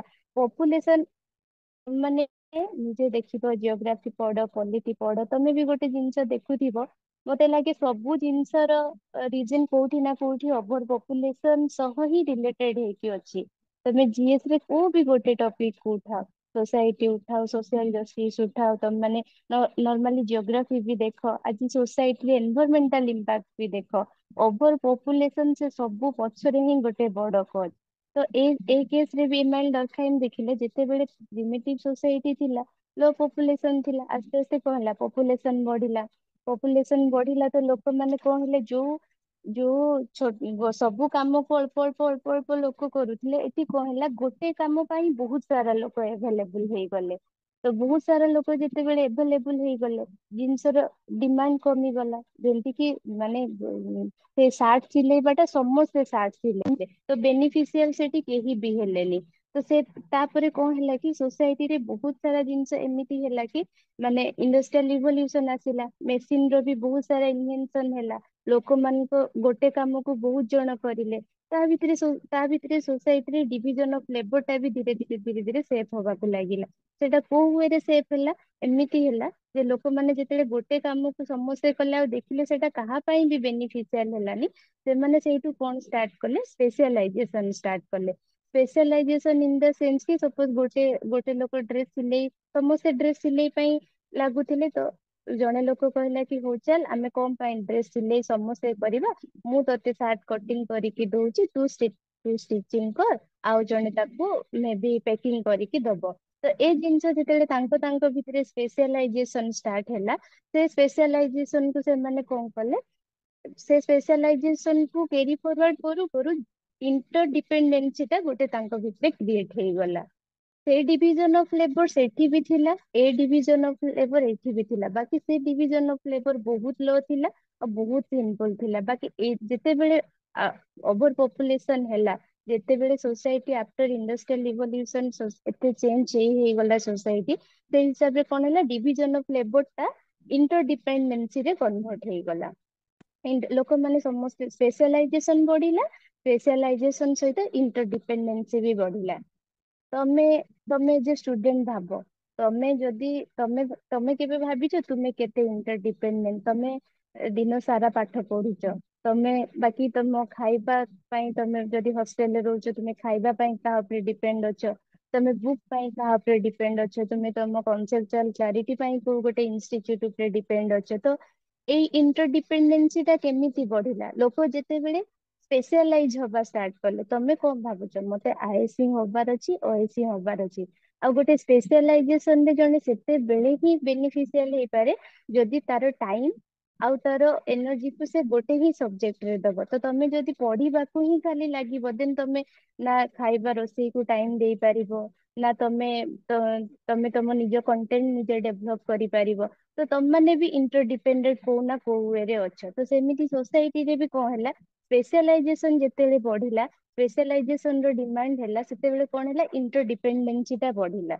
ସେ ଯୋଉ ଇଣ୍ଟରଡିପେଣ୍ଡେନ୍ସି ଟା ବଢିଲା, ସେଟା କଣ ହେଲା, ଲୋକମାନଙ୍କ ଭିତରେ ମାନେ ବଣ୍ଡିଙ୍ଗ ସେତିକି, dependency in the sense work ରେ ରହିଲା, ବାକି ଇମୋସନାଲ ବଣ୍ଡିଙ୍ଗ ଟା ଆସ୍ତେ ଆସ୍ତେ ସେମାନଙ୍କ ଭିତରେ କମି କମି ଗଲା। ମାନେ ଲାଇକନେସ୍ ଟା, ଯେମିତି ମୁଁ କହିଥିଲି ନା, ସିମ୍ପଲ ସୋସାଇଟିରେ ଗୋଟେ ଲାଇକନେସ୍ ବହୁତ ଥିଲା, ବାକି କମ୍ପ୍ଲେକ୍ସ ସୋସାଇଟି ହଉ, ମଡର୍ଣ୍ଣ ସୋସାଇଟିରେ ସେ ଲାଇକନେସ୍ ଟା ଧୀରେ ଧୀରେ କମି କମି ଗଲା। ଡିଭିଜନ ଅଫ ଲେବର ଟା ବଢିଲା, ଇଣ୍ଟରଡିପେଣ୍ଡେନ୍ସି ବଢିଲା, ସ୍ପେଶାଲାଇଜେସନ ବଢିଲା, ବାକି ସେମାନଙ୍କ ଭିତରେ ତାଙ୍କର ଲାଇଫନେସ୍ ଟା କମି କମି ଗଲା। ଯାହା ଫଳରେ କି କଣ ହେଲା କି, ସେ ଜିନିଷଟାକୁ ଡରଖାଇମ୍ କହିଲେ କି ଅର୍ଗାନିକ ସଲିଡାରିଟି।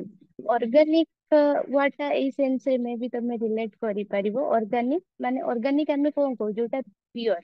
ସୋସାଇଟି ଚାହିଁ ନଥିଲା କି ଏ ଜିନିଷ ଟା ହଉ, ବାକି ଆସ୍ତେ ଆସ୍ତେ ଓଭର ପପୁଲେସନ ସହିତ, ଆଫ୍ଟର ଇଣ୍ଡଷ୍ଟ୍ରିଆଲ ଡେଭଲପମେଣ୍ଟ ସହିତ, ମାନେ ଏମିତି ଇଣ୍ଟରଡିପେଣ୍ଡେନ୍ସି ଟା ବଢି ହିଁ ଗଲା। ତ ଅର୍ଗାନିକ ସଲିଡାରିଟିର ମିନିଂ ହିଁ ସେଇଆ କି ଏ ଜିନିଷକୁ କେହି ଜାଣି ଶୁଣିକି କ୍ରିଏଟ କରିନି। ଏଇ ଯୋଉ ଡିଭିଜନ ଅଫ ଲେବର ଟା ବଢିଲା, ସେଇଟା ଅର୍ଗାନିକ ୱେରେ ବଢିଲା। ସେଥିପାଇଁ ମେ ବି ସେ ମିନିଂ ଟା ଅର୍ଗାନିକ ସଲିଡାରିଟି ଦେଲେ। ଆମେ ଇଣ୍ଟର ରିଲେଟ କରିବା, ଆମେ ମନେ ରଖିବାକୁ ମୁଁ କହୁଛି। ତାଙ୍କ ପରସ୍ପେକ୍ଟିଭ ମେ ବି କିଛି ଡିଫରେଣ୍ଟ ଥିବ। ବାକି ଅର୍ଗାନିକ ସଲିଡାରିଟି ସିମ୍ପଲ ସୋସାଇଟି କୁ ସେ ଦେଲେ ମେକାନିକାଲ ସଲିଡାରିଟି, ଆଉ କମ୍ପ୍ଲେକ୍ସ ସୋସାଇଟି କୁ ସେ ଦେଲେ ଅର୍ଗାନିକ ସଲିଡାରିଟି। ଏଇଠି ତମେ ପଜିଟିଭ ଆଉ ନେଗେଟିଭ ଦେଖନି, ବାସ୍ ସୋସାଇଟିରେ କଣ ଚେଞ୍ଜେସ ହଉଛି, ଆଉ କେମିତି ୱେରେ ଚେଞ୍ଜେସ ହଉଛି, ବାକି ସେଟା କେମିତି ସୋସାଇଟି ପାଇଁ ଫଙ୍କସନାଲ ହଉଛି, ସେ ସେଇଟା ହିଁ ପଢେଇଲେ। ନା କି ଆମେ ଏଇଠି ପଜିଟିଭ ନେଗେଟିଭ କଣ କିଛି ଜିନିଷ ଦେଖିବା ନାଇଁ, ଜଜମେଣ୍ଟାଲ ହବାର ନାହିଁ। ଏଇଟା ତାଙ୍କର ପରସ୍ପେକ୍ଟିଭ ଆଉ ସୋସାଇଟାଲ ପରସ୍ପେକ୍ଟିଭ ରେ ହିଁ ଆମେ ପଢୁଛୁ।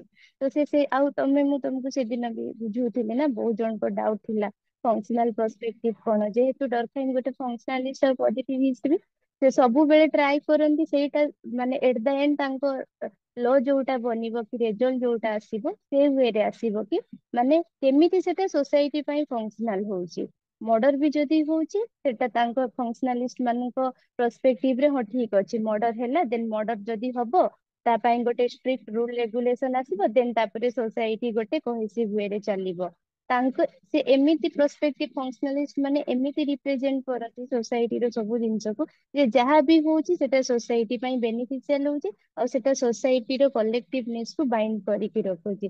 ତ ତାଙ୍କ ହିସାବରେ ବି ସେଇଆ ସେ କହୁଥିଲେ କି ଡିଭିଜନ ଅଫ ଲେବର ଯାହା ବି ପ୍ରିମିଟିଭ ସୋସାଇଟିରେ ଥିଲା, ମେ ବି ସେଇଟା ଟିକେ ପଜିଟିଭ ଆସ୍ପେକ୍ଟରେ କି ମେ ବି ଟିକେ ସିମ୍ପଲ ଫର୍ମାଟ ରେ ଥିଲା। ବଟ ଯେତେବେଳେ ମଡର୍ଣ୍ଣ ସୋସାଇଟି କୁ ଆସିଲା, କି କମ୍ପ୍ଲେକ୍ସ ଡିଭିଜନ ଅଫ ଲେବର ହେଲା, ସେତେବେଳେ ବି ସୋସାଇଟି ଭିତରେ ସେ ସେ ବଣ୍ଡିଙ୍ଗ ଥିଲା, କିନ୍ତୁ ବଣ୍ଡିଙ୍ଗ ଟା ଇଣ୍ଟରଡିପେଣ୍ଡେନ୍ସିରେ କନଭର୍ଟ ହେଇଗଲା। ବାକି ଲାଇଫନେସ ଟା ଟିକେ କମିଗଲା, କିନ୍ତୁ କୌଣସି ବି ୱେରେ ଆମେ ଇଣ୍ଟର ରିଲେଟେଡ ହେଇକି ରହିଲୁ। ତ ତାଙ୍କର କହିବାର ୱେ ହିଁ ଏଇଆ ଥିଲା, ସେଥିପାଇଁ ସେ କମ୍ପ୍ଲେକ୍ସ ଯୋଉ ସୋସାଇଟିର ଯୋଉ ବି ଡିଭିଜନ ଅଫ ଲେବର ହେଲା, ତାକୁ ସେ ଅର୍ଗାନିକ ସଲିଡାରିଟି ହିସାବରେ ନାଁ ଦେଲେ। ଯୋଉଟା କି ସେଠି ଆମେ ଲୋ କୁ ରିପ୍ରେସିଭ କହୁଥିଲେ, ଏଠି ସେ ଲ ଟାକୁ ରେଷ୍ଟ୍ରିକ୍ୟୁଟିଭ କହିଲେ। ରେଷ୍ଟ୍ରିକ୍ୟୁଟିଭ ଯେମିତି ଆମେ ଯାହା ବି ହଉଛି,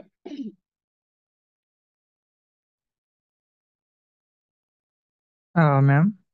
ହ୍ୟାଲୋ, ବୁଝିଲ, ବୁଝା ପଡୁଛି ତ ଜିନିଷ। हाँ ଆଜ୍ଞା मैम। ମ୍ୟାମ୍।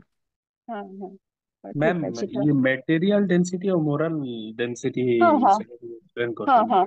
ହଁ, ମୁଁ ସେଦିନ କହିଥିଲି ନା ତମକୁ, ତ ମୁଁ ସେଦିନ, ହଁ, ମେଟେରିଆଲ ଡେନ୍ସିଟି ମାନେ ସେ ଯୋଉ ପପୁଲେସନ ଗ୍ରୋଥ ଟା ଯୋଉଟା ହେଲା ନା, ସେ ପପୁଲେସନ ଗ୍ରୋଥ କୁ ମେଟେରିଆଲ ଡେନ୍ସିଟି ସହିତ ରିଲେଟ କଲେ। ମୋରାଲ ଡେନ୍ସିଟି ଯୋଉଟା, ଆମେ ଯେତେବେଳେ ପପୁଲେସନ ଅଧିକା ବଢିଲା, ଆମମାନଙ୍କ ଭିତରେ କମ୍ୟୁନିକେସନ ବି ସେତିକି ହାଇ ହେଲା। ଆମେ ମାନେ ଲୋକମାନଙ୍କ ସହିତ ଆମ ଥିଙ୍କିଙ୍ଗ ସେୟାର କଲୁ, ଆମେ ଲୋକମାନଙ୍କ ସହିତ ଆମ ଲେବର ସେୟାର କଲୁ, କମ୍ୟୁନିକେସନ ବଢିଲା। ତ ସେଇଟାକୁ ସେ ମୋରାଲ ଡେନ୍ସିଟି ଅଲସୋ ଇନକ୍ରିଜ ହେଲା। ଏଇଟା ଆମେ ଦେଖିବା ଯେତେବେଳେ ଆମର ରିଜନ କଣ ଥିଲା ଡିଭିଜନ ଅଫ ଲେବର ହବାରେ, ସେଇଠି ଦେଖିବା। ବାକି ଏଠି ବି ସେ ସେଇଆ କହୁଛନ୍ତି, with the increase of volume of population, material density and moral density. Material density ସେ ସେଇଟାକୁ ଇଣ୍ଟର ରିଲେଟ କରୁଛନ୍ତି, ଯୋଉଟା କି ଓଭର ପପୁଲେସନ ହେଲା। ଯାହା ବି କଜେସ ଚେଞ୍ଜେସ ହେଲା, जहाँ भी इम्पैक्ट पड़िला सिंपल सोसाइटी रु मॉडर्न सोसाइटी को ସେଇଟା ସେ ମେଟେରିଆଲ ଡେନ୍ସିଟି ପାଇଁ ହେଲା ଯୋଉଟା କି ମାନେ ଇମ୍ପ୍ଲାଇଜ କରୁଛି ପପୁଲେସନ ଓଭର ପପୁଲେସନ ଦେନ୍ ମୋରାଲ ଡେନ୍ସିଟି କଣ ଯେତେବେଳେ ଓଭର ପପୁଲେସନ ହେଲା ଆମମାନଙ୍କର କମ୍ୟୁନିକେସନ ବଢିଲା ଏବେ ଯେମିତି ଆମମାନେ ଦେଖିବୁ ସୋସିଆଲ ମିଡିଆ ଅଛି ବୋଲି ଆମମାନେ ଏତେ ଇନଫର୍ମେସନ ସେୟାର କରିପାରୁଛୁ ତ ସେଇଟା ଆମମାନଙ୍କ ମୋରାଲ ଡେନ୍ସିଟି କୁ କେତେ ସେଭ କରୁଛି ଆମମାନେ ଭାବୁଛୁ କି ଏଇ ଥିଙ୍କିଂ ଟା ଏଇ ଏମିତି ଚିନ୍ତାଧାରା ମୋ ଭିତରେ କେମିତି ଡେଭଲପ ହଉଛି ତମ ଥିଙ୍କିଂ ଡେଭଲପ ହେବା ପଛରେ ବାସ୍ ତମ ଏବେ ଏବେ ପାଇଁ ତମର ଖାଲି ଫ୍ୟାମିଲି କି ତମ ପିୟର୍ସ ଗ୍ରୁପ ନାହିଁ ତମ ସୋସିଆଲ ମିଡିଆ ବି ତମ ଉପରେ ବହୁତ ଇମ୍ପାକ୍ଟ ପକଉଛି ତ ସେ ଟାଇମିଂ ରେ ବାକି ସେ ଟାଇମ ରେ ସେ ସୋସାଇଟି ରେ କଣ ହଉଥିଲା କି ମୋରାଲ ଡେନ୍ସିଟି ଟା ତାଙ୍କର ବାସ୍ କମ୍ୟୁନିକେସନ ରେ ଓଭର ପପୁଲେସନ ହେଲା ଗୋଟେ କାମ ପାଇଁ ବହୁତ ଜଣ ଲୋକ ଏଭେଲେବୁଲ ହେଲେ ତ ତାଙ୍କ ଭିତରେ ତାଙ୍କର କମ୍ୟୁନିକେସନ ଯେତେବେଳେ ବଢିଲା ତାଙ୍କର ଥିଙ୍କିଂ ଟା ଏକ୍ସଚେଞ୍ଜ ହେଲା ଦେଖିଲେ କି ଯେତେବେଳେ ଗୋଟେ ଗୋଟେ କାମକୁ ଗୋଟେ କାମ ପାଇଁ ବହୁତ ଜଣ ଲୋକ ଏଭେଲେବୁଲ ହେଲେ ସେତେବେଳେ ସେମାନେ ସେ ଜିନିଷକୁ ସ୍ପେଶାଲାଇଜେସନ ରେ କନଭର୍ଟ କଲେ ତ ମୋରାଲ ଡେନ୍ସିଟି ଟା ପିଓରଲି ତମର ଯୋଉ କମ୍ୟୁନିକେସନ ପଏଣ୍ଟ ଅଫ ଭ୍ୟୁ ରେ ମେଟେରିଆଲ ଡେନ୍ସିଟି ଟା ସେ ପପୁଲେସନ କୁ ହିଁ ରିଲେଟ କରୁଛନ୍ତି ଓଭର ପପୁଲେସନ କୁ ବୁଝିପାରିଲ କି? ହଁ ମ୍ୟାମ୍ ହଁ ହଁ ମାନେ ମେଟେରିଆଲ ଡେନ୍ସିଟି ଟା ମ୍ୟାମ୍ ଓଭରାଲି ଯୋଉ ପପୁଲେସନ ଗ୍ରୋଥ ହେଲା ପରେ ଲୋକମାନଙ୍କର ଯୋଉ ମେଟେରିଆଲ ରିକ୍ୱାରମେଣ୍ଟ ବି ବଢିଥିଲା ତ ସେ ତା ସହିତ ବି ରିଲେଟ କରିପାରିବେ। ହଁ ମାନେ ହଁ ମେଟେରିଆଲ ନିଡ୍ ହଁ ମାନେ ବାକି ଇଣ୍ଟରାକ୍ସନ ମାନେ ପପୁଲେସନ ହିଁ ଇଏ ହଉଛି ମାନେ ମେନ୍ କଜ ହଉଛି ପପୁଲେସନ ଆମେ ମାନେ ମୁଁ ଯେମିତି କହିଲି ନା ମେକାନିକାଲ ସୋଲିଡାରିଟି ଟା ମାନେ ମେକାନିକ୍ସ କୁ ଯେମିତି ଗୋଟେ ଇନକ୍ଲିନେସନ ୱାର୍ଡ ର ମିନିଂ ର ଇନକ୍ଲିନେସନ ନା ସେମିତି ମେଟେରିଆଲ ମାନେ ସେ ମାନେ ନର୍ମାଲ ପପୁଲେସନ କୁ ବି ଯେ ମେଟେରିଆଲ ସେ କାଉଣ୍ଟ କରୁଥିଲେ ବୁଝିପାରୁଛ ତ? ହୁଁ ହୁଁ ମାନେ ପପୁଲେସନ ଯେମିତିକି ଛୋଟ ଜାଗାରେ ଦେଖ ମେଟେରିଆଲିସ୍ଟିକ ନିଡ୍ ଆମେ ନର୍ମାଲି କହୁନା ମେଟେରିଆଲିସ୍ଟିକ ନିଡ୍ ତମେ ମୁଁ ବୁଝିପାରୁଛି ତମ ଥିଙ୍କିଂ ସେୟା କହୁଛ କି ମେଟେରିଆଲିସ୍ଟିକ ନିଡ୍ ମାନେ ବାକି ସେଟାକୁ ଆମେ ଡେନ୍ସିଟି ସହିତ ଏଠି ମାନେ ଡରଖାଇମ୍ ସେଇ ପର୍ସପେକ୍ଟିଭ ରେ କହୁନାହାନ୍ତି କି ମେଟେରିଆଲିସ୍ଟିକ ନିଡ୍ ବଢିଲା ସେଟା ତମ ମାନେ ଯେତେବେଳେ କାଲମାର୍କସ ପଢିଥିବ ସେତେବେଳେ ଦେଖିଥିବ କି ହେଭ୍ ନଟ୍ ର ସେ ମେଟେରିଆଲିସ୍ଟିକ ନିଡ୍ ଟା ବି ସେଠି ଗୋଟେ ମେଜର କୋର୍ସ ଥିଲା ବାକି ଡରଖାଇମଙ୍କ ପର୍ସପେକ୍ଟିଭ ଏଇଆ କି ଯେତେବେଳେ ପପୁଲେସନ ଗ୍ରୋଥ ହେଲା ନା ସେତେବେଳେ ଛୋଟ ଜାଗାରେ ଯେତିକି ପପୁଲେସନ ରହୁଥିଲେ ଦେନ୍ ମାନେ ଆମେ ଯେମିତି ଗୋଟେ ସ୍କ୍ୱାର ମିଟରରେ ଯେତିକି ଲୋକ ରହିବା କଥା ଏବେ ବି ଜାଣିଛ ବହୁତ ଓଭର ପପୁଲେସନ ଅଛନ୍ତି ତ ସେଇ ପପୁଲେସନ ଲିଭିଂ ଟା ବହୁତ ବଢିଲା ମାନେ ଏତେ ପପୁଲେସନ ବଢିଲେ ଯେ ସେ ଡେନ୍ସିଟି ଟା ଆସ୍ତେ ଆସ୍ତେ ବଢି ବଢି ଗଲା ଯାହା ପାଇଁ କି ମେନ୍ ଚେଞ୍ଜେସ ଟା ହେଲା ସିମ୍ପଲ ସୋସାଇଟିରେ ମ୍ୟାମ୍ ମାନେ ପପୁଲେସନ କୁ ହିଁ ଡରଖାଇ ହଁ ମଟେରିଆଲ ବୋଲି କହିଛନ୍ତି। ମେଟେରିଆଲ ବୋଲି କହୁଛନ୍ତି ହଁ ବାକି ୟା ଆଗରୁ ସେ ପଚାରିଲେ ନା ମାନେ ମେଟେରିଆଲ ୱାର୍ଡ ଟାକୁ ମେ ବି ରିପ୍ରେଜେଣ୍ଟ କରୁଥିବ ଯେହେତୁ ଯେ ମେଟେରିଆଲ ବାକି ଡରଖାଇଙ୍କ ପର୍ସପେକ୍ଟିଭ ରେ ପପୁଲେସନ ହିଁ ତାଙ୍କ ପାଇଁ ମେଟେରିଆଲ ନା Okay. ପପୁଲେସନ ତମେ ଗ୍ରୋଥ ଟାକୁ ସେ ହୋଲ ଟାକୁ ହଁ ମେଟେରିଆଲ ପୁରା ହୋଲ ବୋଲି ଟାକୁ କହିବେ। ମେଟେରିଆଲ ହଁ ମାନେ ତମେ ଫିଜିକାଲ ନମ୍ବର ଅଫ ଇଣ୍ଡିଭିଜୁଆଲ କୁ ବି ତମେ ଏଠି ଇଏ କରିପାରିବ କନସିଡର କରିପାରିବ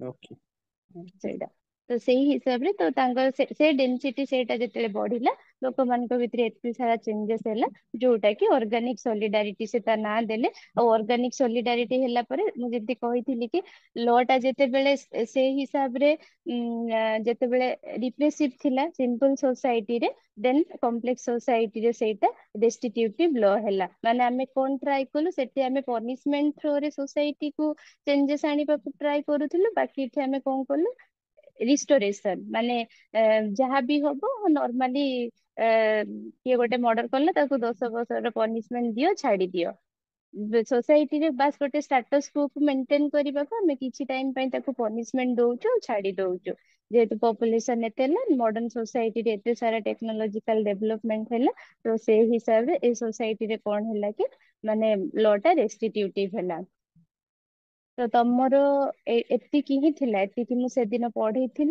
ଟିକେ ଜଲ୍ଦି ଜଲ୍ଦି ପଢେଇ ଦେଇଥିଲି ତ ଜିନିଷ ଟା ଟିକେ ବୁଝିବା ବି ପିଲାଙ୍କୁ ପ୍ରୋବ୍ଲେମ ହେଇଥିଲା ଦେନ୍ ମୁଁ ତାପରେ ଦେଇଥିଲି କି ଡିଫରେନ୍ସ ତମର ସର୍ଟ ନୋଟ ବି ଆସୁଛି ଏଥର ବି ୟୁପିଏସସି ଓପିଏସସି ରେ ପକେଇଛି question mechanical division of labour ପକେଇଛି ମେକାନିକାଲ ସଲିଡାରିଟି ଅର୍ଗାନିକ ସଲିଡାରିଟି ରେ ସର୍ଟ ନୋଟ ବି ଆସୁଛି ତ ତମ ମାନେ ଏଇ ଜିନିଷଟାକୁ ଏଇଠି ଦେଖିବ କି ଯେ ମାନେ ଏଇ କିୱାର୍ଡ ଯାକ ସବୁ ଟିକେ ମନେ ରଖିବ। ଫିଚର୍ସ ଟାକୁ ଯଦି ଏମିତି ସବ ହେଡିଙ୍ଗ କଲ ଦେନ୍ ଅର୍ଗାନିକ ସଲିଡାରିଟିରେ କଣ ଦଉଥିଲା, ମେକାନିକାଲ ସଲିଡାରିଟିରେ କଣ ଦଉଥିଲା, ଯଦି ଡିଭିଜନ ଅଫ ଲେବର ଆସୁଛି ଦେନ୍ ତମେ ପୁରା ଦିଟା ଯାକକୁ ଲେଖିବ। ଯଦି ତମର ଏଠି ଆସୁଛି ଏ ଜିନିଷଟା ମେକାନିକାଲ ସଲିଡାରିଟି ଆଉ ଅର୍ଗାନିକ ସଲିଡାରିଟି ଦେନ୍ ଏଟାକୁ କି ଡିଫରେନ୍ସ କରିକି ଲିଖିପାରିବ।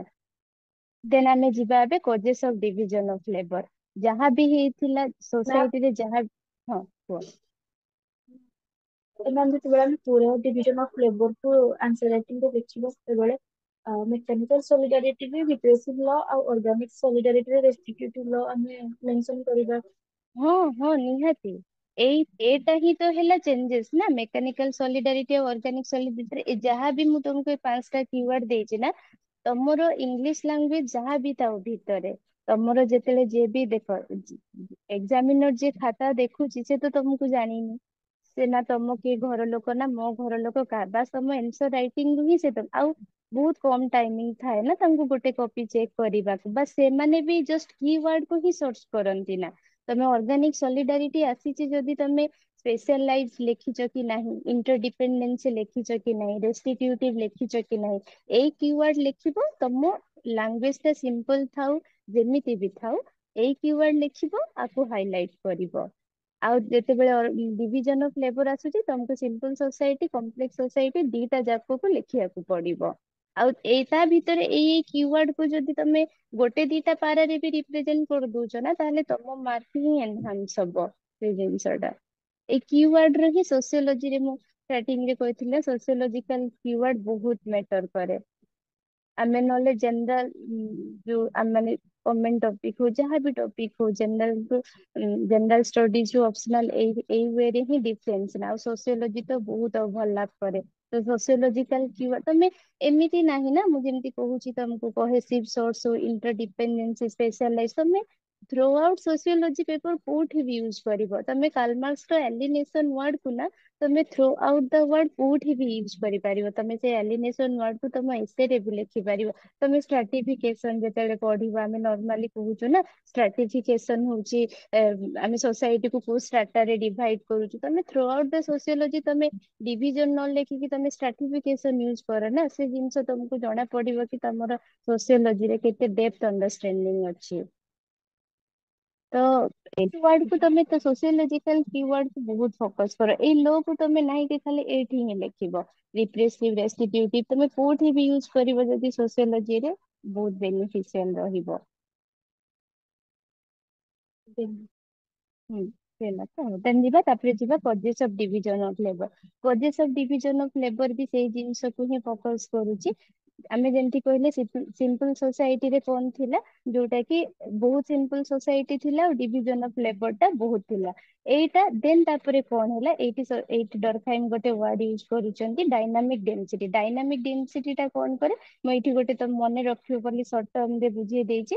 ମେଟେରିଆଲ ଆଉ ମୋରାଲ ଡେନ୍ସିଟି ଟା ମିଶିଲେ ଡାଇନାମିକ ଡେନ୍ସିଟି ହୁଏ। ଯୋଉ ଡାଇନାମିକ ଡେନ୍ସିଟି ଟା ହଉଛି, ସେ ଡାଇନାମିକ ଡେନ୍ସିଟି ଟା କଣ କରୁଛି, ହାଇ ଡିଭିଜନ ଅଫ ଲେବର କୁ ଇମ୍ପାକ୍ଟ କରୁଛି। ଆଉ ଯୋଉଟା କି କଣ କରୁଛି, ଅର୍ଗାନିକ ସଲିଡାରିଟି କି ମଡର୍ଣ୍ଣିଟିରେ ଚେଞ୍ଜେସ ଆଣୁଛି।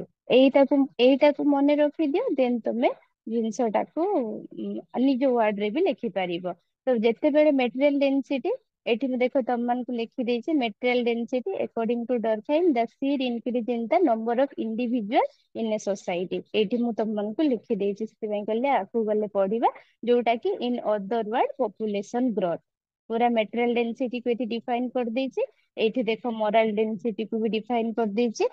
It means the increased interaction that result between individual as a consequences of growth in number। ଯେତେବେଳେ ଆମର population growth ହେଲା, ସେତେବେଳେ ଆମର ମାନେ କଣ ଇଣ୍ଟରାକ୍ସନ ଟା ବି ବହୁତ ଇନକ୍ରିଜ କଲା, ଯାହା ଫଳରେ କି ଆମର ମୋରାଲ ଡେନ୍ସିଟି ଟା ଇନକ୍ରିଜ ହେଲା। ତ ସେ କହୁଛି କି ଯେ ସୋସାଇଟିରେ ଚେଞ୍ଜେସ ମାନେ causes of division of labour first cause ଥିଲା ଡାଇନାମିକ ଡେନ୍ସିଟି। ଡାଇନାମିକ ଡେନ୍ସିଟି ଟା କଣ ରିପ୍ରେଜେଣ୍ଟ କରୁଛି, ବୋଥ ମୋରାଲ ଡେନ୍ସିଟି ଆଉ ମେଟେରିଆଲ ଡେନ୍ସିଟି, ଯାହା ଫଳରେ କି କଣ ହଉଛି, ଆମର ସୋସାଇଟିରେ ଡିଭିଜନ ଅଫ ଲେବରରେ ଚେଞ୍ଜେସ ଆସୁଛି।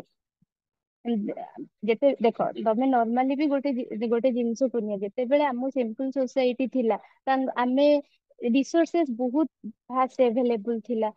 ତାହାର ମାନେ ଏତେ ରିସୋର୍ସ ଏଭେଲେବୁଲ ଥିଲା ଯେ ଲୋକ ବହୁତ ହାପିଲି ବଞ୍ଚୁଥିଲେ। ଯେତେବେଳେ ଓଭର ପପୁଲେସନ ହେଲା ଆମେ କଣ କଲୁ, ଗୋଟେ ଜିନିଷ ପାଇଁ 10 ଜଣ ଲୋକ ଫାଇଟ କଲୁ। ତ ଅବଭିୟସଲି ସେଟା କେତେ ସାରା ଇମ୍ପାକ୍ଟ ପକାଇଲି, ସୋସାଇଟି ପାଇଁ ତ ବହୁତ ସାରା ଇମ୍ପାକ୍ଟଫୁଲ ଥିଲା ନା। ତ ସେଇ ହିସାବରେ ଯଦି ଆମେ ଡରଖାଇମଙ୍କ ଡିଭିଜନ ଅଫ ଲେବରକୁ ବି ଦେଖିବା, ଡିଭିଜନ ଅଫ ଲେବରଟା ସିମ୍ପଲ ସୋସାଇଟିରେ ଯେମିତି ଥିଲା, ଯେହେତୁ ଓଭର ପପୁଲେସନ ହେଲା ଦେନ୍ ରିସୋର୍ସେସ୍ ବହୁତ ସ୍କାର୍ସିଟି ବଢିଲା, ସେଇ ହିସାବରେ କଣ ହେଲା କି ଲୋକମାନଙ୍କ ଭିତରେ ସ୍ପେଶାଲାଇଜେସନ ବଢିଲା ଆଉ ଡିଭିଜନ ଅଫ ଲେବରଟା ବି ସେଇ ୱେରେ ଚେଞ୍ଜ ହେଲା।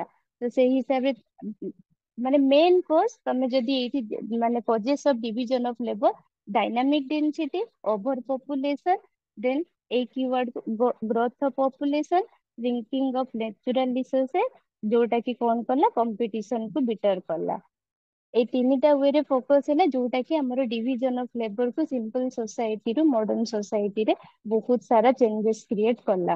ଆଉ ସେଇ ହିସାବରେ ଯଦି ଆମେ ଡରଖାଇମଙ୍କ ପର୍ସପେକ୍ଟିଭରୁ ଦେଖିବା, ଯାହା ବି ଡିଭିଜନ ଅଫ ଲେବର ହେଲା ସେଇଟା ସୋସାଇଟି ପାଇଁ ବେନିଫିସିଆଲ ହେଲା।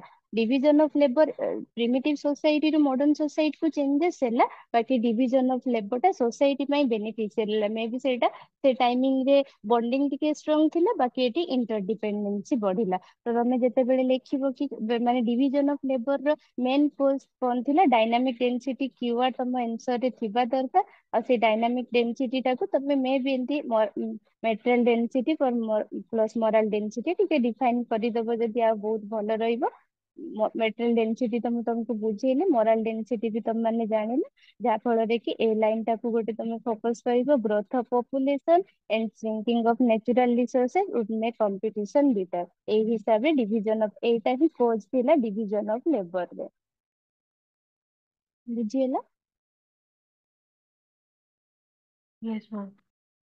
ଦେନ୍ ଆମେ ଯିବା Yes, ମାନେ ଏଇ division of causes of division of ଲେବରଟା ଆମେ ଯାହାବି ସୋସାଇଟିରେ ପଢିଲୁ କି ସିମ୍ପଲ ସୋସାଇଟିରୁ କମ୍ପ୍ଲେକ୍ସ ସୋସାଇଟିକୁ କଣ ହେଲା, ତା ଭିତରେ ହିଁ ସେ ରିଜନଟା ଥିଲା। ମାନେ ସେଇ ଡାଇନାମିକ ଡେନ୍ସିଟି ବାସ୍ ଗୋଟେ କିୱାର୍ଡ ଫୋକସ ଥିଲା, ଯୋଉଟା କି ତମର ମେଟେରିଆଲ ପ୍ଲସ ମୋରାଲ ଡେନ୍ସିଟିକୁ ଫୋକସ କରୁଥିଲା।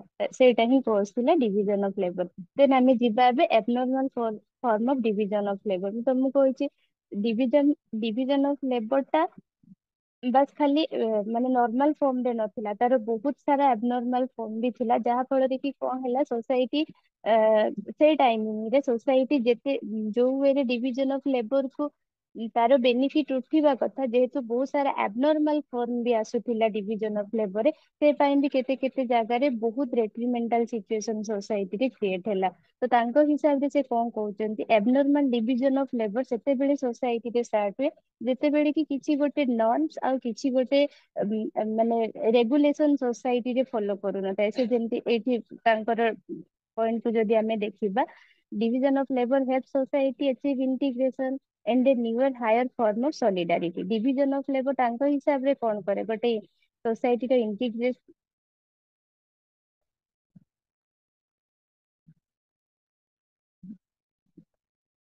ତ ନର୍ମାଲି ଆମେ କଣ କଲୁ, ଡିଭିଜନ ଅଫ ଲେବରଟା ଇଣ୍ଟିଗ୍ରେସନକୁ ଆଚିଭ୍ କରିବାରେ ହେଲ୍ପ କରେ, ଆଉ ଗୋଟେ ଆମର ସଲିଡାରିଟି, ହାୟର ଡିଗ୍ରୀ ଅଫ ସଲିଡାରିଟିକୁ ସେ କରେ। ବାକି ଏମିତି କଣ ହେଲା କି ସେ ପୁଣି କ୍ୱେଶ୍ଚନ ଦିଟା ପୁଟ୍ ଫରୱାର୍ଡ କଲେ କି was division of labour creating problem or what had gone wrong. ମାନେ ଏମିତି କଣ ହେଲା କି ଡିଭିଜନ ଅଫ ଲେବରଟା ଗୋଟେ ଡିଫରେଣ୍ଟ ୱେରେ ବି ଯାଉଛି, ଆଉ ଡିଭିଜନ ଅଫ ଲେବରଟା ସମ୍ ହାଉ ଗୋଟେ ସୋସାଇଟି ପାଇଁ ପ୍ରୋବ୍ଲେମ ବି କ୍ରିଏଟ କରୁଛି। ତ ସେଇ ଡିଭିଜନ ଅଫ, ତାଙ୍କ ହିସାବରେ ସବୁବେଳେ କଣ ଥାଏ, ତମେ ଗୋଟେ ଜିନିଷର ଆବନର୍ମାଲ ଫର୍ମକୁ ଯଦି ବୁଝିବ ଦେନ୍ ତମେ ତାପରେ ଯାଇକି ତାର ନର୍ମାଲକୁ ଆପ୍ରିସିଏଟ କରିପାରିବ। ତ ଏଇ ହିସାବରେ ସେ ଯେତେବେଳେ ଦେଖିଲେ, ତ ଆବନର୍ମାଲ ଟାଇପଟା କେତେବେଳେ କ୍ରିଏଟ ହଉଛି ସୋସାଇଟିରେ, ଯେତେବେଳେ ଗୋଟେ ରେଜଲ୍ଟ ଅଫ ଭ୍ୟାଲ୍ୟୁ ଭ୍ୟାକ୍ୟୁମ, ମାନେ ଯେତେବେଳେ ଗୋଟେ ସୋସାଇଟିରେ ଭ୍ୟାଲ୍ୟୁ ହିଁ ସରିଯାଉଛି ନା, ଗୋଟେ ସୋସାଇଟିରେ ଲୋକମାନଙ୍କ